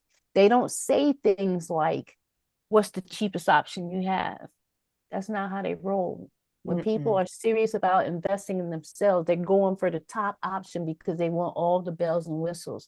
That's why I need you to stop shopping from your own pockets when it comes to making your pricing, because the people that you want to attract don't have our buying habits. They do not buy the way we buy. Guess how we buy? We go sort what we're looking at by price so we can see the lowest to the highest. Wealthy people don't do that. And it's not because they had the money, it's because the money doesn't matter. They're looking for the value, they're looking for the results. Okay. They're willing to pay more for those results. So by default, you got to start asking for more. How are you going to work that muscle? You're going to take the next couple of weeks and revisit your pricing, because January 1, 2026, you should be in a completely different pricing structure. Okay. Not because you got a big ego, but because you finally did the math and you understand the value that you bring to the table and you're saving people's lives. You don't have to be a holistic wellness coach like Dr. Darlaina to save lives. You don't. Take what it is you do. Find the connection between what you do for a living and how it saves somebody's life, saves them money, saves them time and energy, saves their sanity. Find whatever the key performance indicator is and connect directly to it, and people will pay you $30,000 to have access to you. Okay. Miss Bridges got her hand up. She's just on mute. That's all. Can y'all hear me now? We sure Yeah. can. I wanted to say the energy in which you serve, get the value right, is going to be better, because I literally stopped doing my business. I deleted my Facebook page for my business. I let my LLCs go. I let it all go because I realized that I was allowing myself to be overworked, because I wasn't being appreciated, because I did not attach the right value to myself for my business. So I stopped. I was like, that's when I deleted the LinkedIn page, because I'm like, I'm not gonna half-ass do it. That's just me. I'm not a half-ass person. So I'm not gonna half-ass myself, and I'm not gonna let nobody else half-ass me. Yeah. So Mhm. being connected to somebody like Darlaina, and this is something that we tell her all the time. Like, Darlaina has taught me stuff that I will never forget. You understand? Before my mother passed away, I was able to share things with my mother about cancer because of Darlaina. And my mother was able to be freed and talk about her abuse that she endured from her grandfather before she died, to be released of that, because that's how she got cancer, because she had deep hurt from being molested. It is truly a life or death situation. So when you understand that you bring that kind of value to people, before I let somebody half-ass me, I will not do a lick of business. That's just Right. me. And I'm grateful for you, Dr. Tawana, because when you first came to us that first week, your language, at first I was like, who is this lady? You know what I'm saying? Like, I was like, you had hit that nerve at first. But the more I listened, I was like, oh, she my people. I can roll with her because you started to speak my language. Because I'm not gonna half-ass do nothing. If I can't do it right, I ain't gonna do it at all. Not That's doing it. just me. Yeah. I'm not gonna get out here and have divine excellence on nothing, and I'm gonna half-ass do it. Anybody that has ever worked with me to do any book, no, I'm gonna walk you from the beginning to the end. Mm. And if I'm gonna walk you from the beginning to the end, then I'm gonna stay with you after it's over with. You know, if you call me, and I think because I did not see that, but I had a client tell me, you better not charge no less than $4,000 Yeah. for your services, no less. Yeah. And she turned around and gave me 2,400. She gave me $2,400 that same day, Mhm. and she ain't even finished her book. You think she called me for her money? No. It was only to teach me a lesson about what I was doing to myself. Mm. So this class that we're in right now is a rebranding for me. I've been listening. I'm taking it in, because once I get to that LinkedIn page and sit down and do it, when I send it to you and say, okay, Dr. Tawana, what I'm working with, it ain't gonna be no half-assing. I ain't no half-ass person. So I want to say thank you. Thank you for not half-assing with us.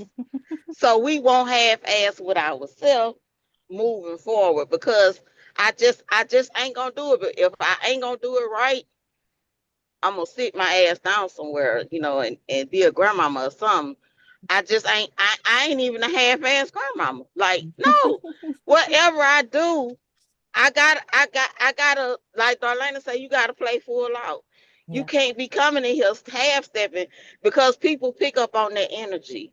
If you are not confident in what you're offering me, why would I pay you for it? Right. Why? Why would I pay you to help me save my life if you're not confident enough to tell me, look, this is the invoice. It costs what it costs. Come You know, on. hey, I appreciate you considering me. If you don't choose to work with me, that would be your choice. But here it is. This is the price. It costs what it costs. Thank you. Have a blessed day. Mm. Yeah. That's it. Ain't no That's it. more explaining. Ain't no more trying to break down, payment plans. No, this is your invoice. Do what you got to do, and unless God move me to do otherwise, that's that's what it is. That's it. And for those of us who have gone on this journey of not knowing where to be priced and fluctuating back and forth over the years, I'm telling you, the people that you describe as your ideal client base, they're not even seeing you, meaning the algorithm already shows them who their ideal providers are, service providers. So if you are a high net worth individual and you're on social media, you already have Meta showing you the tier of professionals that you're accustomed to buying from, meaning your page isn't even going to land on their timeline because the algorithm knows that they don't buy shit in that price range. Okay, it's why people who habitually shop at Burberry, they never see Target ads. Okay, because if you go to Burberry and that's your spot and that's where you shopping on Rodeo Drive every weekend, you never go to the suburban Target strip mall. You don't do that. It's not normal. So technology is not going to send you, Meta's not going to send you Target ads all day when you don't even shop there. So for all of you, I'm telling you, when you revisit your pricing, have your potential client in mind. Okay. The way that we traditionally create our sales copy is highlighting us. I think I heard it just a little while ago. Somebody had this as part of their question. What I encourage you to do is create your sales copy from the vantage point of the buyer, meaning your swag doesn't matter, your acumen and gifts and talents doesn't matter. Put that aside for a moment. Okay. And create messaging that speaks directly to the people that you want to serve, meaning highlight the problem that that person lives with every day, okay, which has nothing to do with your gifts and talents. If you shift your messaging to be in alignment with the people that you want to serve, they will hear themselves in your messaging. What happens when we see or hear ourselves in something? We consume it, we buy it. Okay. So I do realize that not just today, but in general, we've talked about a lot. I've thrown a whole lot at you. And this is normal for a classroom experience when I show up. It's normal to throw a whole lot at you. I just am super impressed though with the amount that I'm throwing at you, and you've stayed through it all. Nobody here has pushed back and said, this is too much. I can't take it anymore. LinkedIn is stupid. I'm out. Nobody said that. This is just what we needed. Trust. That means a lot. That truly means a lot. Yeah. Because I desperately want Black women business owners to step into the space of being real business owners. And to do that, we got to step out of the space of I'm just building, right? I got this little business going on and I'm building. Like, no, that's not where we can't stay there anymore. We have to understand our power from here on out. We have to understand what we were called to do. And part of our calling is building wealth. We know that. We know that we have to break these generational curses of living in lack. And it comes down to us. It's us. Okay. And there's no time like now to do something different. So one of the reasons I keep showing up here with you on Fridays is because I know that if I teach you, you will turn around and teach somebody else. And my hope is that you are turning around to teach another Black woman at some point in time, because my only request to all of you is that you pay it forward.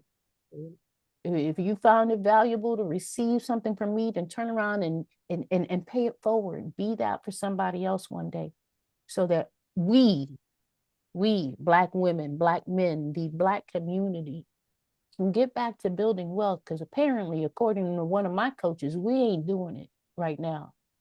You know, in the last 2 weeks, two people that I really trust have said to me that I don't know who I am.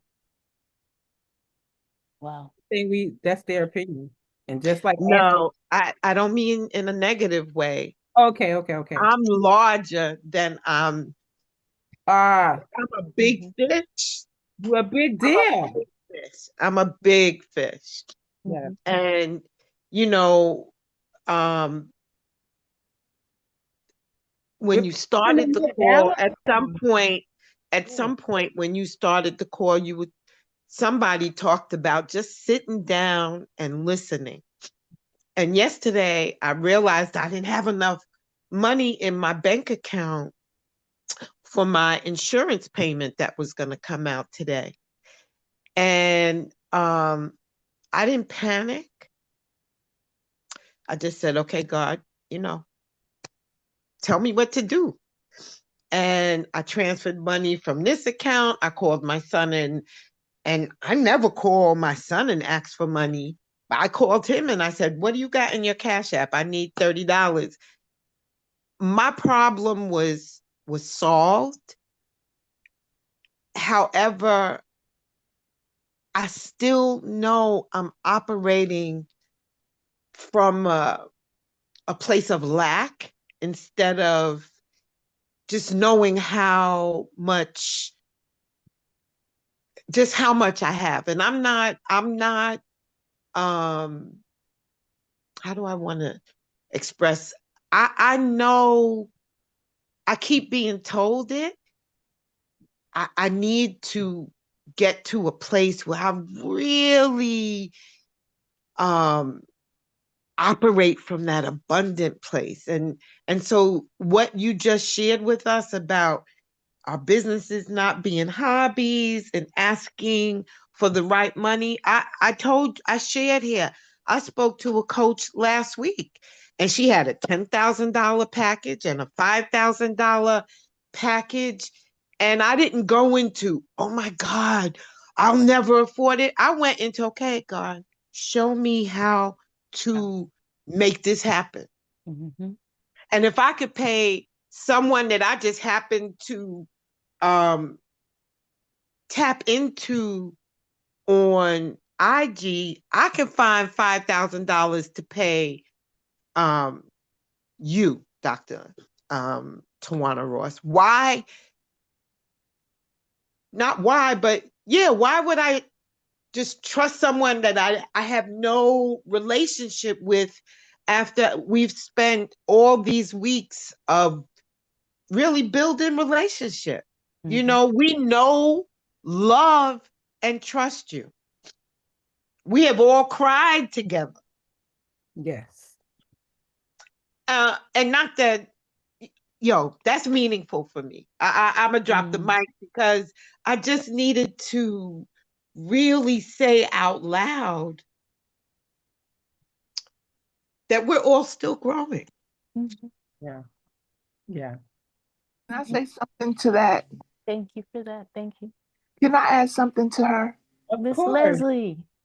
Girl, I'm with you on that. And I'm gonna say this. When I was saying before about how much I love Tawana for this, you know, in the last 8 weeks, building out the LinkedIn, and why I was saying strategic is because when you start building out this LinkedIn, girl, you are going to discover what you do.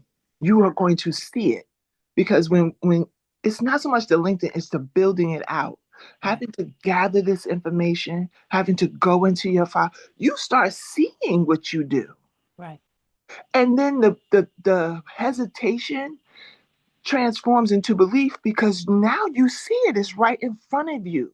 Mhm. One of my biggest challenges I started this year was I said, Lord, help me with my unbelief. Why have I been doing this for 28 years, but I'm sitting here questioning whether I can do it? One, because I was changing the platform where I was doing it. But the other part was um, believing. Like I was in it. I was just going through it. And when she said that just now, we see her earring. I haven't seen a whole lot of other stuff. I've seen her earrings. I know she is all that she say. Mhm. Putting that on LinkedIn and putting it together, it's going to shift for her because then she is going to see her stuff laid out in front of her. And when people start connecting with you, they're going to see all of that as your value. And God will move in your spirit to show you you are worth charging that $10,000. Really. I, I'm gonna say just that's been what it's been for me. It is I asked God to help me with my unbelief, and He had me standing right in the middle of it, Mm. showing me some of that and some other things, and building out this LinkedIn. And I was like, damn, I didn't know I had all of this already. Mm-hmm. So when I started building out this LinkedIn, it was everything. And you'll see it when you start putting it in black and white. It's so true. Thank you for sharing that, because the process itself of creating a new narrative requires you to literally build a new storyline. And that's why I love being in this space as a brand coach and a business coach, because I literally get to watch people recreate their storyline, so that instead of highlighting what we have been programmed to highlight, which is all of the lack in our lives, what we don't have, what we're not coming to the table with, like people lead with that, right? And the reality is, when you tell a different story, when you craft a different storyline, and you lead with confidence, your aura speaks for itself. People come to you because they saw the light. I don't know how else to explain it, but I get so excited when I see people who want to learn this platform because of what this platform can do in their lives, and maybe they don't even realize the kind of impact it can have in their lives. But I'm telling you, you you will be forced to tell a different story. And that's what creating all this content on LinkedIn will position you to do. So even though it may seem like all we were doing was creating an account and selecting a few drop down options here and there, no, this is you coming up with a new version of your story to tell in a different room of people in order to walk away with a different set of results. That's what this is an exercise in. So please keep giving your time to this platform, so that if nothing else, you revamp your story, because it's probably time, right? This is 12/12 energy. Today is 12/12. This is the end of a cycle right here, y'all. We just made it through the retrograde. One of my coaches said that was a test. That was our final test. We passed the test. Congratulations. We passed the test.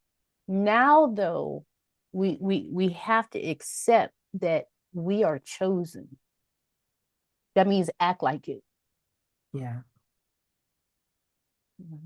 Act like $10,000 is the floor, y'all. That's the bare minimum, because the results that you provide are worth way more, especially compared to the alternative. So I really hope, I see actually, that was helpful for some of you, because I realize this is a different message. Like, I'm coming with a different script versus what my peers are talking about. So I understand this is a little different to digest, but I just beg you to understand your value so that you can calculate it and pass those charges on to your clients and actually build a business that's sustainable. Okay. I have a question here. This kind of came up in our first week, so I think this is a question for me, formed as a question. Miss Tori, um, Miss Tori added a comment in the chat. She said, "I was literally just thinking how I can pay $5,000." Listen, folks, listen. I know I just told you a little while ago that January my prices are going up. They are. That's true. I also know now, because I've been here with you several weeks, I know now that if this group, if y'all told me that you wanted to continue past this 8 weeks and doing something, anything, whatever that looks like, I am going to work with you on how we do that as a group. as an individual, whatever it is for you, I say that if we are truly the $11 million club and we are truly uh, uh, looking out for each other, I will do my part. I will show up in the capacity that you want me to show up. And we can all decide and agree on what that looks like. But I I I want you to understand how important you are as a group, okay, as a unit, that even though some of you have expressed interest in working with me privately, I get it. I understand because you've got some goals that you need private attention. I get that. I also know that some of you might not be in that position where you're ready to move forward in that space. And if it means that we as a group can support each other by showing up, you've got my commitment in brainstorming what that looks like. Uh, we have to understand that even as we're building businesses, money can't be the reason someone doesn't go with you. It can't be. You just heard a little while ago, crackheads go out of their way to get the crack every day. I seen it. I spent some time around the crackheads. I've seen them. And the way they operate is like a business. Like they take that shit seriously. They got a routine. They got systems and policies in place. They got standard operating procedures in place. I mean, they don't call them by those names, but they got a process. They're working a business. And if they can go out and hit their numbers every single day, regardless of not having money, then I'm convinced that all of us as business owners can move forward and operate and not let money be a showstopper. Right? We can't stay on this lack squad. It's not for us. We're not lack people. We're not. We are entitled to abundance. So we got to act like it. Right? So you have my commitment. That's what you get from me. I don't know the details and what it looks like. I don't know that part. I just know you are special and you have my commitment. All I know is I'm committed to not doing it how I've been doing it. Hey. If that don't work, I'm committed to not having the same conversations in 2025 that I had in 2020, in 2026 that I had in 2025, about what's missing.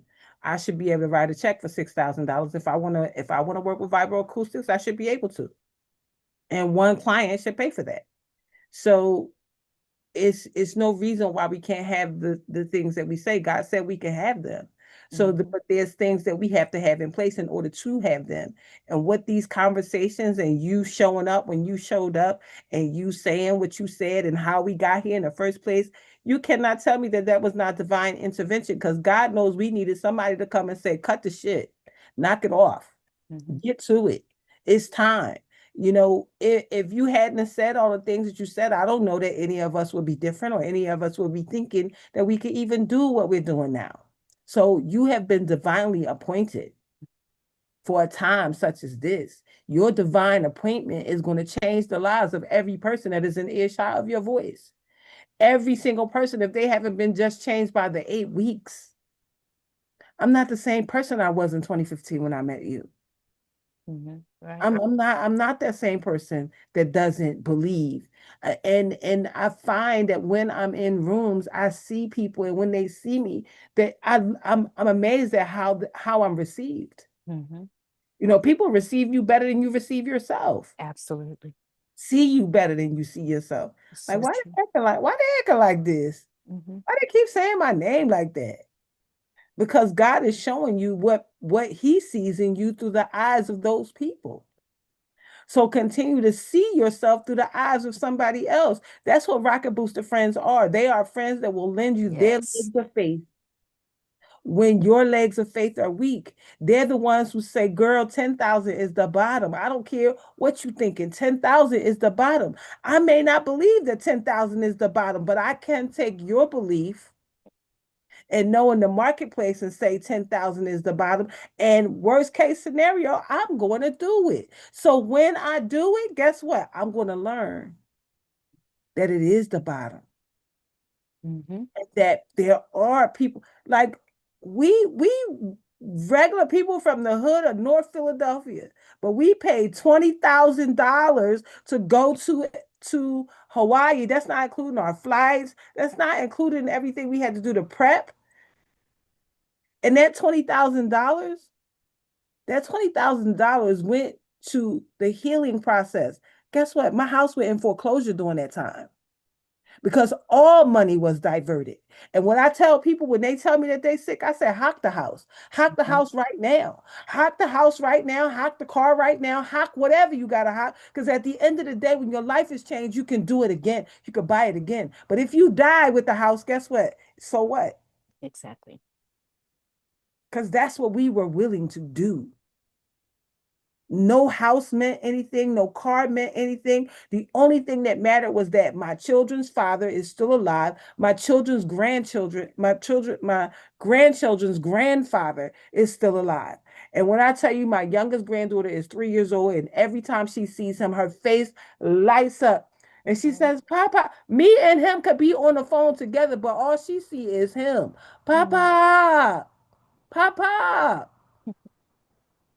And then if in 2011 he had died, she'd have never met him. She's 3 years old.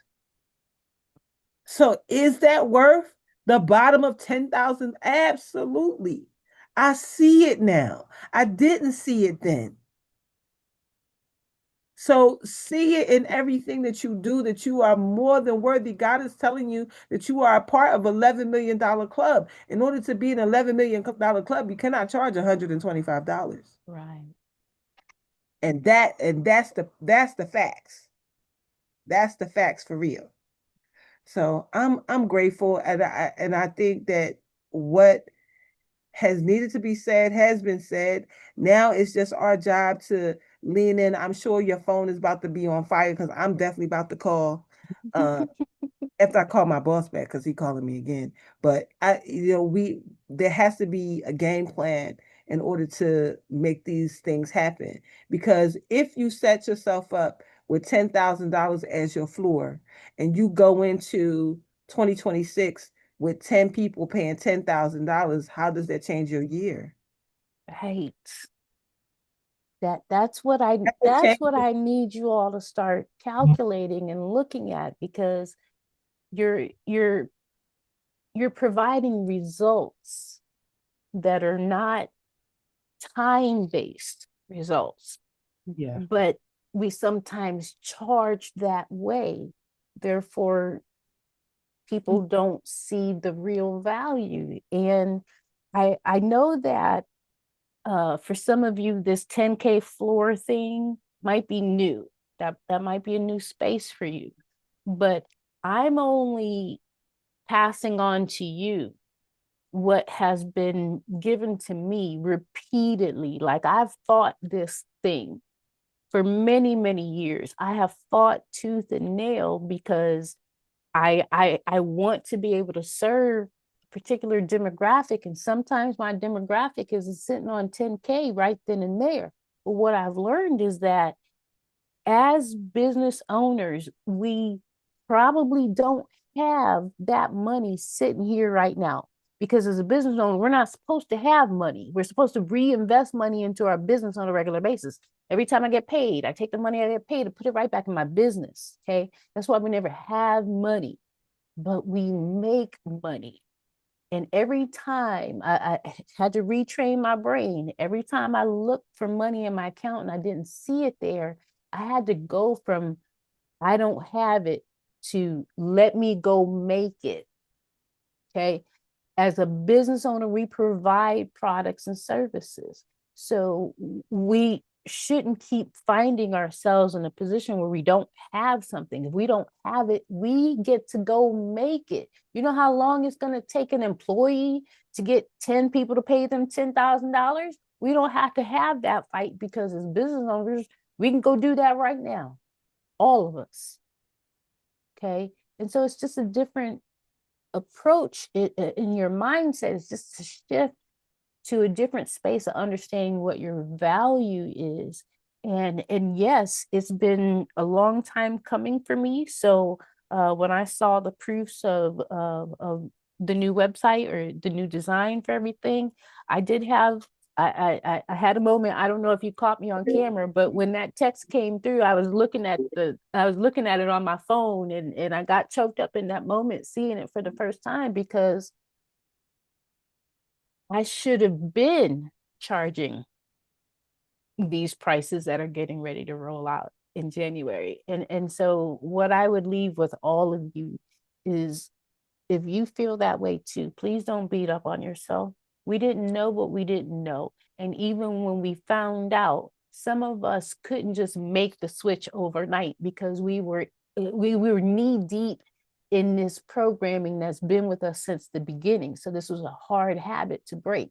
Please give yourself grace. Okay. If I'm asking you right now to raise your prices by January and it's freaking you out in this moment, give yourself grace.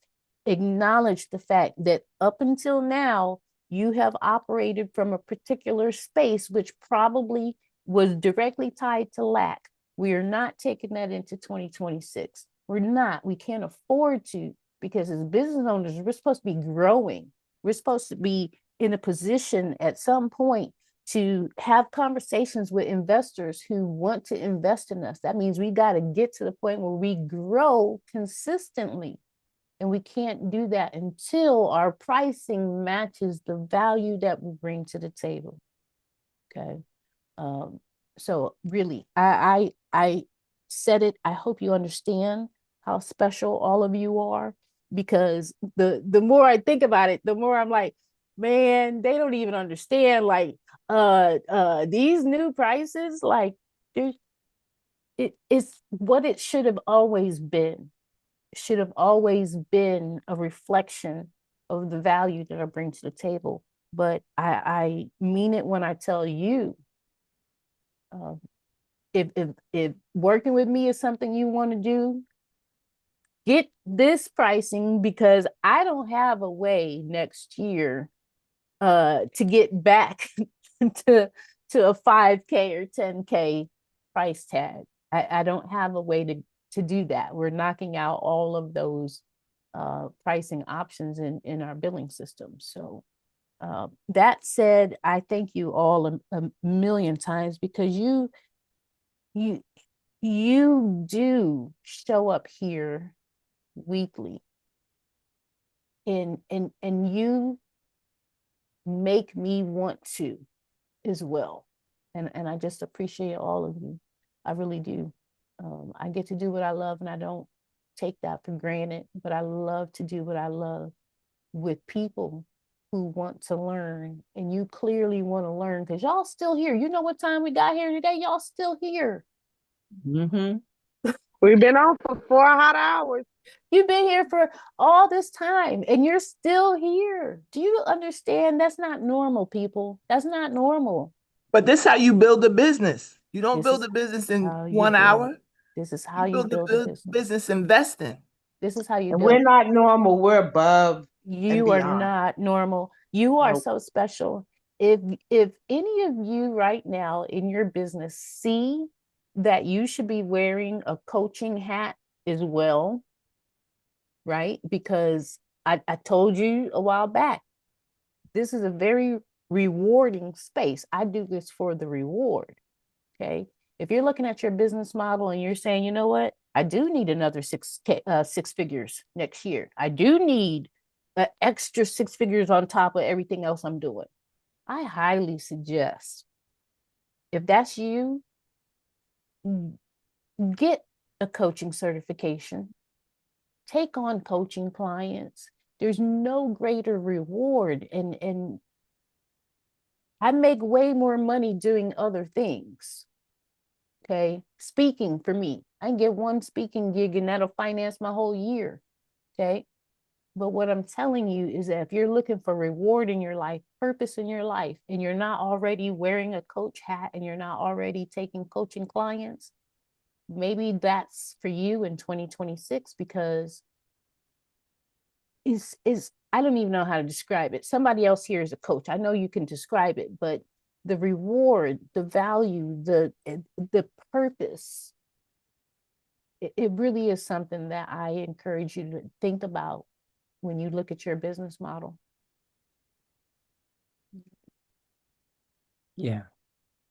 Well, we have our marching orders, and it's just for us to do it. I believe it now. I didn't believe it before, but I believe it now. And so it's going to be important for us to just lean into what has to happen next. Um, I still have so much I haven't touched my LinkedIn since we started. And I kept saying, I don't know why I can't get to it. And it was just because I wasn't at the belief spot yet. I Mm. didn't I didn't believe until this past week.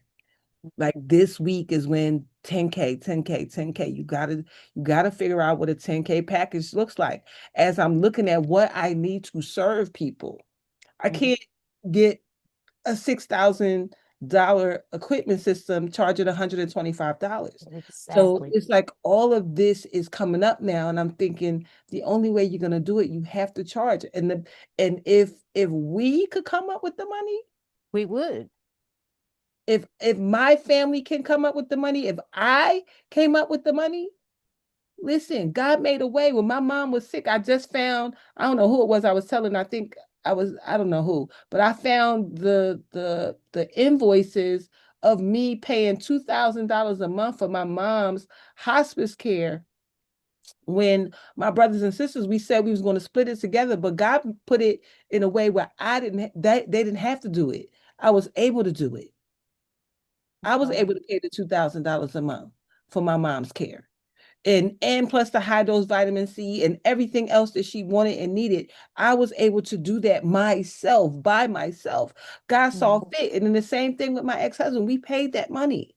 So you just have to set the intention for it and let God work the rest of it out. Mhm. So You mentioned this last week, or maybe it was 2 weeks ago. Um, we had to take the first step, yes. right? We had to have the courage to take the first step. Uh, but a lot of times we won't take the first step because we can't visualize all the steps. Like Mhm. in our mind, we don't know what it looks like to climb all the steps. Therefore, we're not even going to take the first one. And that's where our ancestors get frustrated with us every single day because, again, all we're supposed to do is show up, take the first step. We make that effort, universe steps in and works its miracles and things unfold. But if we don't take the first step, they assume that we don't really want to move up. We don't want to elevate. We don't want to take that first step because we're scared. You know what happens when we are scared and we don't move? We delay what's already coming. So if we know it's coming because it's ours, it belongs to us, meaning it's coming. Why would you delay your blessings? Right? And this is what I wrote down yesterday from the lesson that I got yesterday. I started to tell you earlier today. Sometimes we ask for things like peace, and we don't know that when we're asking for something like peace, by default, the universe is going to send us chaos. And it's because in order for us to recognize peace, we would have had to exist through chaos. How can you understand what peace is if you've never dealt with chaos? And so we keep asking for something like, hey, I want to have some peace in my life, right? We're asking for something that is rightfully due to us. That's delaying the blessing when all we've got to do is surrender, keyword of the day, right?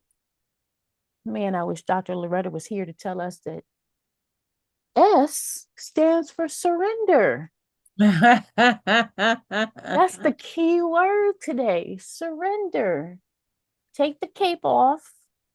I do have a client that wrote the book called Take Off Your Superwoman Cape. Oh no, that's not the title. Remove Your Superwoman Cape. Oh, I can't believe I forgot it. There's a Superwoman Cape though. She wrote the book. But she's right. She's right. I say burn it. Burn it. Burn it. Right? I Burn it. mean, It's no longer needed. we That's where don't we need it. started at. And you know, we all watched the well, some of us watched the video this week from Dr. Miles Monroe, and he said, you know what makes me dangerous is because I realize that God has a vested interest in my success Mm, because I am his product. And mm, if I don't succeed, then that makes his reputation bad. wow. So God don't want his reputation bad. So it's his business that I succeed. And he said, so for that long, that makes me really dangerous. He said, because guess what? I believe it. I believe that I came here fully loaded. I ain't nothing wrong. That's the part that for us as women, somebody told us something wrong with you. Yeah. And we And we believe it. believed it. We did. We We believed it for believed many it. years, over and over. Something is you don't have enough degrees. You don't Mhm. have you know how long I beat myself up for not finishing college until I started meeting millionaires and billionaires Who never went. that that never went or dropped out. Right. One millionaire I met, he said, I got some college credits, y'all want some? I was like, hey, look, I got some too. We in the running. We got he was like, I don't have a degree. He was like, I'm just crazy enough to believe that I can do it. That's it. That's really what it requires, because everything and everyone tells us differently. We have all the reasons to believe that we wouldn't make it based on what we've been told our entire lives. You're not going to make it because, right? And it does take some insane in the membrane type attitudes on any given day for you to step out and believe in yourself so much that you're going to move forward regardless of what other people say. You do have to be a little touched in the head to do what we're doing. Mm-hmm. Right? When you talk to your friends and family that have 9 to 5s, and you tell them what you're doing, when you started and you told them what you're doing, the first thing they said, well, how are you going to get your insurance? Well, how are you going to pay your bills? How are you going to do this? How are you going to do that? Because they see it as, I'm gonna use this word. Ms. Noreen put it in the chat. Delusional, right? They see it as delusional that you will walk away from that kind of security. Meanwhile, I'm laughing that somebody thinks that's security. That's what makes me laugh every day. We chose this space. We had to be a little crazy to do this. We have to be a little crazy to keep doing this, right? To keep doing this, even when it gets rough. To keep doing this requires a little crazy. All I'm asking you to do starting January is match your crazy with the audacity of a higher price point. That's all. That's not asking much, right? That's not asking much. Just commas and zeros. That's all. Commas and zeros. She said that from day one. I know. I got to think about commas and zeros. I think we look good with commas and zeros. Me too. Commas and zeros get to say we get to change our zip codes, the cars we drive, where our I'm kids go telling to you, school, right? who we get to hang out with. What Don't you you get want to do with your money, and this isn't a frivolous thing with money. We talked about this last week. You all understand that we want to make a bigger impact in the world. And in order for us to make the bigger impact that we're supposed to be making, I don't know about you, but I know the kind of impact I need to make requires me to have more commas and zeros. Right?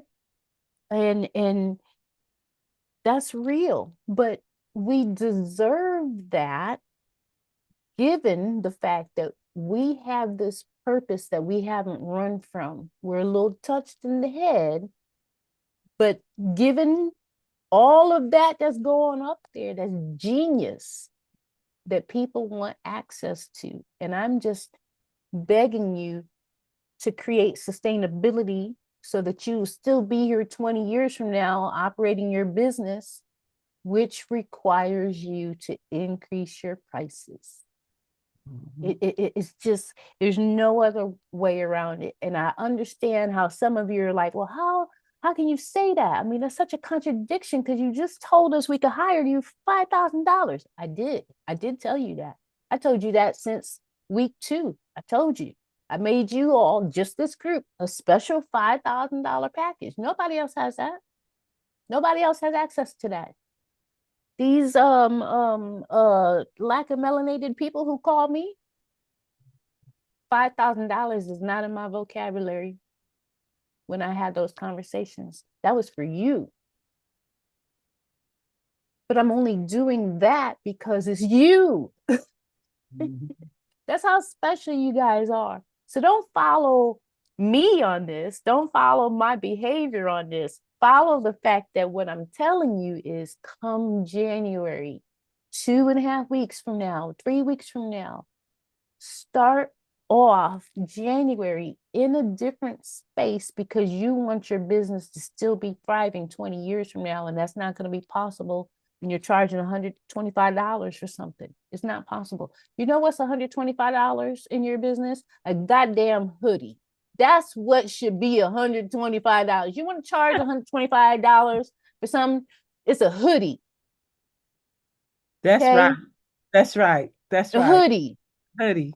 Right? You want a momentum? Yeah, it's hoodie. a hoodie at $125, $125,000, not thousand, $125. Otherwise, we can't play in that space anymore, folks. We just can't. Okay. So the last round is open for you, but if you send somebody to me, please understand, if you send them to me after January, it's not going to be $5,000 to work with me ever again, even for the special people. Okay. That's why I'm telling you now, get it while you can. Because we got to leave this space. We have to leave the space that is not designed for us to exist in. All of us, collectively said and agreed that we were the $11 million club. We did. So we can't have conversations about $100 here and $100 there. It doesn't work. Okay. I love y'all. That was all meant. That's all we got. We laid it out. That was meant with love. That was love there. I'm not beating up on you. I want you to give yourself grace. That's all love. I just know that we all have to be somewhere different. And it starts with our pricing. Okay. Look, y'all, Alan is here. Alan has been here the whole time. Have any of you ever seen Alan? Have you ever seen Alan's face? Yes. You have seen Yes, Alan? we have. Okay. All right. Okay. Very good. I was about to say. Wait. Some of us have. I was gonna say Don't he speak for coming here everybody. every week. Alan was in Yeah. Florida. Okay. Just 2 making years sure ago. because he might be CIA or FBI and whatnot, not showing his face. He just taking notes, Yes. He truly is.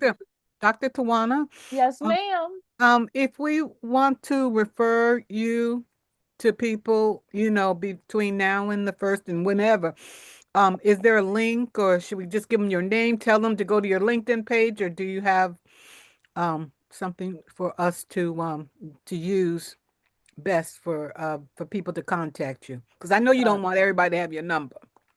Actually, I do. Oh, okay. Yeah, there are two ways to contact me. Okay. One is contact me directly with my phone number. Okay. Mhm. It's somewhere in the chat. Does Oh yeah, we nobody? have it. You got Yeah, it. Okay. we got it. So that's actually the best way for people to Phone reach number. me directly is my phone number. The second best way is reach out to me directly on LinkedIn. Mm-hmm. Either way, though, here's my request of all of you, because this is where it sometimes gets messy. You refer people to me, I need you to have them mention this group. If I don't know they came from here, I don't know them. Okay, got it. Mm-hmm. Okay. Somebody's got a name drop for me to pay Mm-hmm. attention. And Yep. it's not me being snobby or anything like that. It's me being public and not having the bandwidth to deal with all the public. I don't want to deal with strangers. So tell your people, name drop. Okay. Whether that's they're dropping your name, they're dropping Dr. Darlaina's name, they're talking about the $1 million, $11 million, whatever identifier it is. If they just randomly reach out to me and I don't see that they're attached to you, chances are I'm not even going to call them back. Okay. I really do not deal with strangers. Okay. But they're not a stranger if they name drop. Okay. I hope that answers your question. Miss Yes. Leslie. Miss Leslie has a question. I'm still here, Miss Leslie. I'm listening to you. I just turned off my video for just about a minute and a half, but I'm still here. Okay. So I just want to go back a little bit to the prices. So pricing went for me, and I think what I'm hearing, what I'm gathering from this is I was definitely thinking about it wrong. I was I was holding back on my prices because I was thinking about having the framework already built out, having everything already laid out. But what I'm hearing today, and I know for myself from when I paid for coaching, I've spent a lot of money. I'm I'm actually raising my prices because of the investment of what I've invested in myself and Exactly. what that is worth. Yes. Okay. Plus all of your business expenses, plus your All time. that, all of that, all of Okay, that. all the things. Oh, Now, some of you maybe have never done this math before, so let me make this easy. Two things that I do when I'm doing this for clients, like when I'm building their business foundation for them, their business model, and choosing their pricing and all that. There are two ways that I go about identifying their pricing. One is ask ChatGPT. Okay. Your prompt would be something like, based on what you know about the services I provide, please outline a $10,000 coaching package. Okay. Complete with bullet points for the individual items that someone would get. Okay. Let ChatGPT do that for you in about 30 seconds. The other option that I use a lot, I find out who the client's biggest competitor is, who's the person in their lane that is doing what they want to do. I go to that person's website and I look at how they structure everything. And I take those specific bullet points that highlight what it is my client is delivering on, all of the actionable, measurable deliverables. I identify all of those, put them in bullet points so that I can create 3 different packages, small, medium, large. And the pricing is then similar to what I see on that person's website. Okay.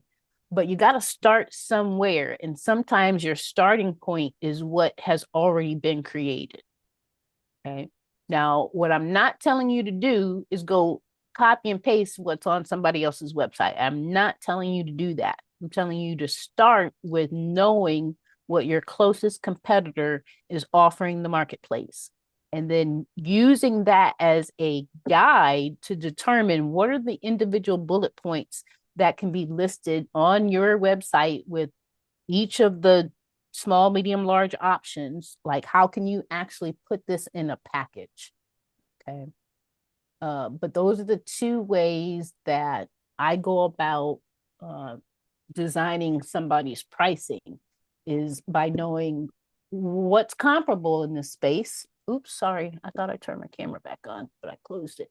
What's comparable in this space, and what are the things that are actionable, deliverable results that we can quantify so that you feel confident in presenting a $10,000 option, a $20,000 option, a $30,000 option. Okay. It's the bullet points, the list of bullet points that's included is so important. And that's what a lot of people are missing. They don't come up with a solid list of bullet points that's included. I did this myself. All of my icing packages have about 4 or 5 bullet points for each one. But when I realized there's way more than just those 4 or 5 bullet points that people are walking away with, that's when I realized that my math is not correct, because I'm not including that extra value that people walk away with. Okay. Dr. Darlaina said it earlier, so I want all of you to maybe put a star by this in your notes. The result is you are saving someone's life. Okay. You're saving someone's life. You're saving someone money. You're saving someone from being overwhelmed. You're saving someone from blank. Okay. That's how you're going to get to the point where you're confident in offering a $10,000 solution, because you're saving someone from blank, which is catastrophic. Can I just add one more thing? When you said that, it just made me think. So the second young lady that came to me who wants to work with me, and we're going to start working in mid-January. You know what? I don't have my website set up for all of this yet. Well, I actually have the website set up, but it's actually not live. And she made the decision to work with me because she saw all that I have set up on LinkedIn. Mm-hmm. And and I'm sitting here about the pricing, listening to you, and I'm like, okay, I got to get this together, and I got to get that. So when I'm charging this money, I have all of this stuff. But really, all of the stuff is already in me, because that's where it's going to come from. And it's really just having I have been working on my PowerPoint, because that's how you work with us. You've given us over $20,000, $30,000. You literally started a business in some of us. And starting a business started a business in me, and with you and your PowerPoints. So that has been the lesson that I've taken from this over the last couple of weeks. I said, she set this up. She's shown up. She's given us all of her. It's all in her. And she's shown us some PowerPoints, but she's blessed us and sold into us thousands of dollars already. And I have never seen a website from you. Right. Because I don't direct people to my site. I hardly ever send anyone to my website. And I know that seems backwards. It's just that I learned a long time ago that your website is not it's not a selling point. It's not going to move the needle one way or the other. Like, someone's not going to decide to make this investment because of your website.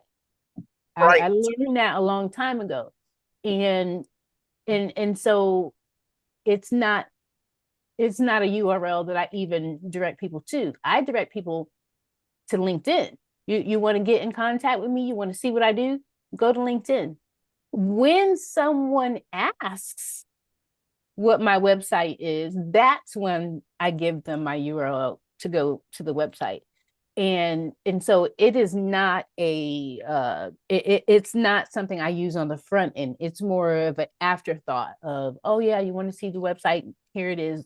But by that point, we have already discussed everything that they would have gathered from the website anyway. And it's really important that you brought this up because I know how many people right now are not stepping out into their business because they say something like, "Oh, my website's not done yet." I know because I said it. I said it for the first 2 years of business. And I'm telling you, folks, it's not a showstopper. Your website can be janky and people will still buy from you. I know that from experience. That's why I don't direct people to my website, because it's just a website. It's not state of the art. It doesn't have evergreen products on it. Now, it'd be different. If I had evergreen, then yeah, you'd be going to my website every day. But I don't have evergreen on my website. Therefore, there's no reason for someone to go there other than to validate whatever I said and they want to fact check me. Okay. You want to see my testimonials? Okay, there you go. But other than that, the real information that somebody wants, they're going to get from me in an actual conversation, in an actual dialogue, not the website. So please don't let the fact that your website is not finished to hold you up. None of you, I haven't heard yet from any of you a reason, a valid reason that you can't move forward. I haven't heard anyone yet with any example of a reason why you can't be out here right now selling a $30,000 coaching package. Nobody has told me a reason why they can't, a valid one. Okay. That's all of you.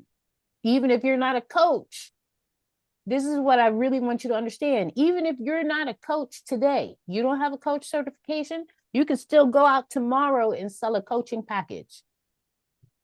Your lowest one is $10,000. Why? Because you have experience that somebody else behind you doesn't have yet. Somebody behind you wants to be where you are. So they want to learn from you how you got there. Somebody else is going to pay you $20K to learn from you as their coach, because the alternative is investing $40K and learning it themselves. Okay. That's what I really want you to get. Miss Leslie, your hand is either up again or it must have, we just put it down. Okay, so we answered your question. I think I saw all of them. Miss Tori, yes, you are special. Miss Sherry feels love. I think I got all of the questions in the chat. And I don't see other hands up. So I think that's everybody. You got your homework for today, your homework for this week, rather. You are going to connect with a minimum of 5 people, but I specifically want you to connect with 5 people and start doing or planning, thinking through what are your responses to people when they send you a connection request, and how do you start a conversation when you do connect with someone. It's really important not to hit the connect button and let everything die, like no conversation. That's not helping you. So when you come up with language that you will use on a regular basis, it will just be a habit. Just to give you an example, if this is new for you, when someone sends me a connection request, especially someone I don't know, you all, if you've got a iPhone, you know, on your iPhone, you can do keyboard shortcuts. So my response message, I don't actually type my response message anymore. I type a few letters and it auto populates for me. But the message says, "Thanks for your connection request. Nice to meet you." That's it. It's 2 sentences. And depending on who the person is, when I go to send this message, I may even type in their name as well, so that it says, "Thanks for your connection request, John. Nice to meet you." Depending on who it is, I may add a 3rd sentence referring to how I know this person. So it might say something like, "Thanks for your connection request, John. I'm so glad that so-and-so sent you my way. Nice to meet you." Okay. The only reason I do 3 sentences though is because I have something specific to say to that person other than the standard default message. Okay. But you got to start coming up with something like that so that within a matter of 5 seconds, you can hit a few buttons on your phone, send that message off, and the conversation is started. Okay. You also want to have some sort of response for when you're sending a connection request and you're personalizing your message. You probably want to have that kind of messaging identified as well. All right. Ms. Guiveria, I just Yeah. love your picture. That's so beautiful. Thank you. Thank you. So it came to me before, and then as you just mentioned that, I said, okay, I've got to ask you, what about these other networks like Eline, or I think there's one, it's kind of new, it's Alignable or something like that. And uh, uh, and I'm always getting requests to connect on there. I'm wondering what your opinion is on that. Could that be a good tool to somehow, use those connections as connections to actually add to your LinkedIn? Do you recommend um, growing growing a network on both platforms, or what?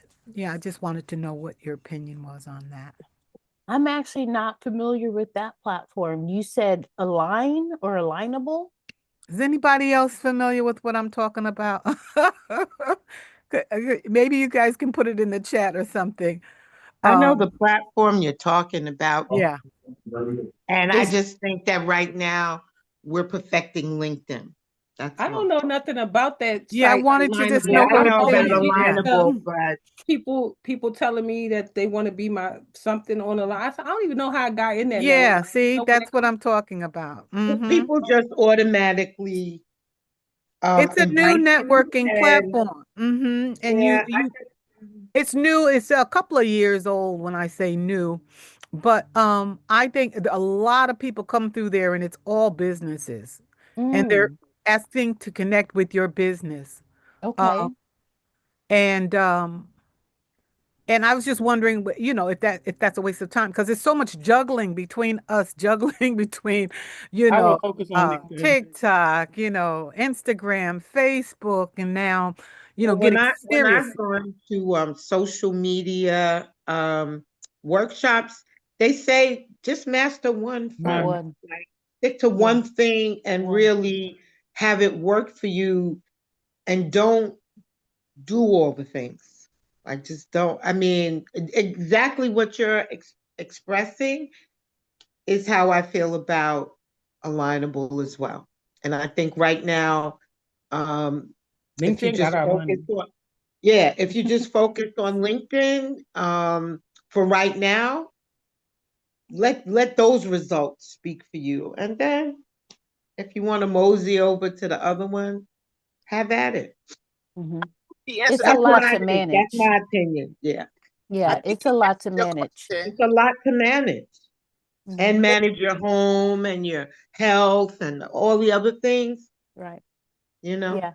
Now, Miss Gwenveria, my uh only caveat here is Mm-hmm.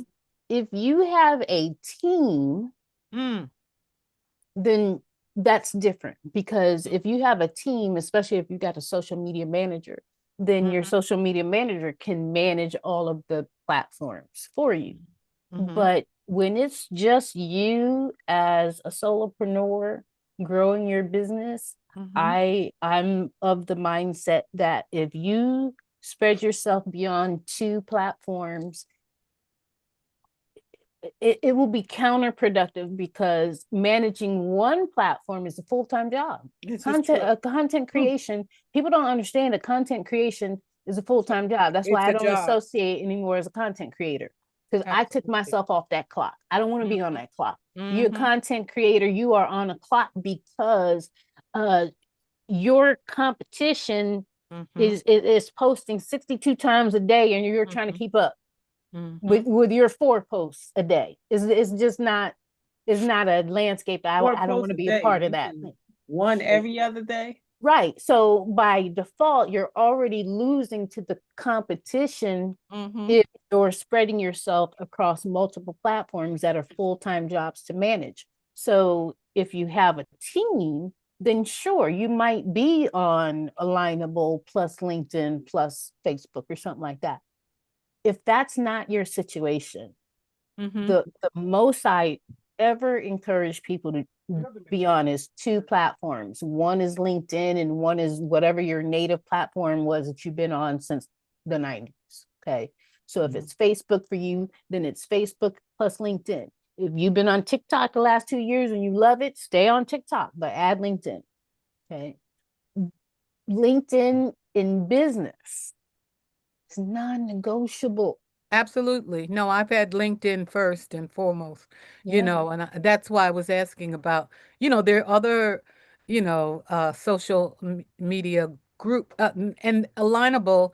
It's not like a Facebook. It's not like a TikTok. It is very business oriented, and you'll find it's like a lot of local businesses too. I find. I mean, because of course, they're looking for people in their area to connect to. So I'm doing designing. They might be doing interior decorating and they want to connect, So I'm thinking from the standpoint as to bringing in new connections, perhaps, engaging in, if, sifting through and seeing who I want to be, may be connected with without investing a lot of time in the site itself, because it's not a site that you really build like you do on LinkedIn. It's just a contact thing. People Mm-hmm. reaching out to you. Well, I just want to connect Mm-hmm. with you, your business, business to business, or maybe they're looking for clients, you know. So, yeah, no, it's interesting. If I get something from them again, I will send it to you so so you can check it out. And maybe to your point, maybe if you're meeting people on that platform Yes. is one thing, and then bringing the conversation back over to Over to LinkedIn, LinkedIn. That's what I was right? thinking. Because ultimately you do want to train people to find you on LinkedIn, to Mm-hmm. connect with you, to message you. You want people to be in the habit of engaging with you on LinkedIn, Mm-hmm. right? Cool. So I hope that helps. And Yeah. thank you for that question, because I just learned about Alignable and never heard of it. Is it Black owned? Is this like I know fan nothing base? Please. about it. It's Probably not. not like fan Probably base. not. Probably not. Okay. Mm. Yeah. Thank you for that. Go home, y'all. Shoot. You know what? I'm sitting up here on my sewing machine. I can't even get to sewing all this information. I'm trying to I sew. literally had this I'm thought a little hungry. while ago. I had the thought a little while ago. I'm like, ain't nobody got up to eat yet. I I just want to ordered say, some food. I just somebody. got some blueberry pancakes that came to the door. I'm about to go eat my pancakes Nice. and go lay down because I've been up all night long and it hasn't stopped. But my last person is now at the last property, so I really can rest my brain and my head, and that's exactly what I'm going to do. Yeah, so that makes for a great Friday. Yes. I am All on the right. clock for the rest of today. I think a couple of you said that you're going to reach out to me today. I am here for it. You have my phone number. If any of you need me to show you something on Zoom, though, because I think that was one of your requests, that we look at something on your page, just let me know and I'll come hop on Zoom to point and click around Go with eat you. first and go pee, okay? Yes, and then we're going to. I got my phone on so I can actually hear. Both of my Instagram and TikTok, I ain't even say bye to them. The phones just died. They like probably like, what happened? Poor Jeremiah probably like, ooh, okay. But yeah, Yeah, he gonna I join his own okay. room. Listen, I keep telling people this is where all the magic is. That's where it all happens right here in Zoom. So you gotta come in the room. Sometimes people don't want to be seen. They don't want to do it. Listen, I can't. But anywho, I will probably call you later as well once I have taken a moment to rest my brain because history was made in my company last night. I told y'all that. And so right now there's a lot of messages coming through about the history that was made. Even somebody that I don't know, they're talking about like how did she pull this off? And my boss said everybody just came to help her. Everybody came. Everybody came. Like Macon Warner Robins is literally 2 hours from my properties. And this man drove and then was like, "You need anything else?" "No, I need you to go home." "That's what I need you to do. I need you to go home." So I'm just extremely grateful. And I feel like, that kind of tired that comes after relief. The kind of tired once everything is just done. That's kind of how I feel right now. I feel like everything is done. Now just take a nap. I'm just gonna probably not gonna sleep. Call peace, girl. Peace. Yes, I'm probably not gonna sleep, but I absolutely will rest myself as I eat my blueberry pancakes. So I guess I'll see you all tomorrow for another 4 hours for the Artist Way. You Um, know Have a it. bazaar. You Have a better take a bazaar nap for tomorrow. real. You better take a nap for real. And then I will yes, see all of you next Friday. Is it my yes, birthday? What's I dinner? think my birthday is coming up. When's your yes. It's birthday? Nona Carey's birthday yesterday. January 3rd. So I Oh, think it's get like out. another Okay. 2 weeks. I think I got Capricorn? 2 more weeks, I think. Is that a Yeah. Capricorn? Yeah. Capricorn. Yep. Yep. Oh And my yes, Miss Nona Carey did just have her birthday. She left though, so we didn't get to Yeah, she gone. Yeah, get we said happy birthday to her yesterday. to But yeah, I think she works on Saturdays. she should Yeah, wait, she today's works on Friday, Saturdays. right? Oh, it's Friday. It's Friday. It Girl. feel like Saturday. Yeah, she probably had to go to work. Yeah, she had to go to work. I seen her say I Yeah. gotta go to the place in the To the chat. She place. said That's what it. you call it, right? She said I gotta go to the Oh, I place. did see that. I sure did. Yeah. Yeah. Thank you Um, all for it's 12, sticking 12. with Y'all lean into us. 12, 12. Yes. Lean into Go this. take a nap because you deserve it after all this. I just appreciate you for sticking around. Thank you, Y'all everybody. got me through my whole shift with driving. I done delivered my load. Oh, I love it. Happy Friday. Yay. And it looked like Sherry, you going outside in the cold. It's so cold here. When I got off the It's cold in New York too, but I have a holiday bazaar that I'm in charge of at the mansion tomorrow and Sunday. So okay. I got some things I gotta do. So I gotta hit the street. Okay. Hit the street. Hit the streets on the Love you bus and the guys. taxi and all that. I know she just be moving Yeah, I around. gotta hit the street. Yeah. I love But y'all. it's Have an all amazing. local. It's all local. It's all local, so that's good. In All walking right. distance. Good exercise. Love you guys. Love you more. All right, Mwah. Bye. everybody. Y'all have a great one.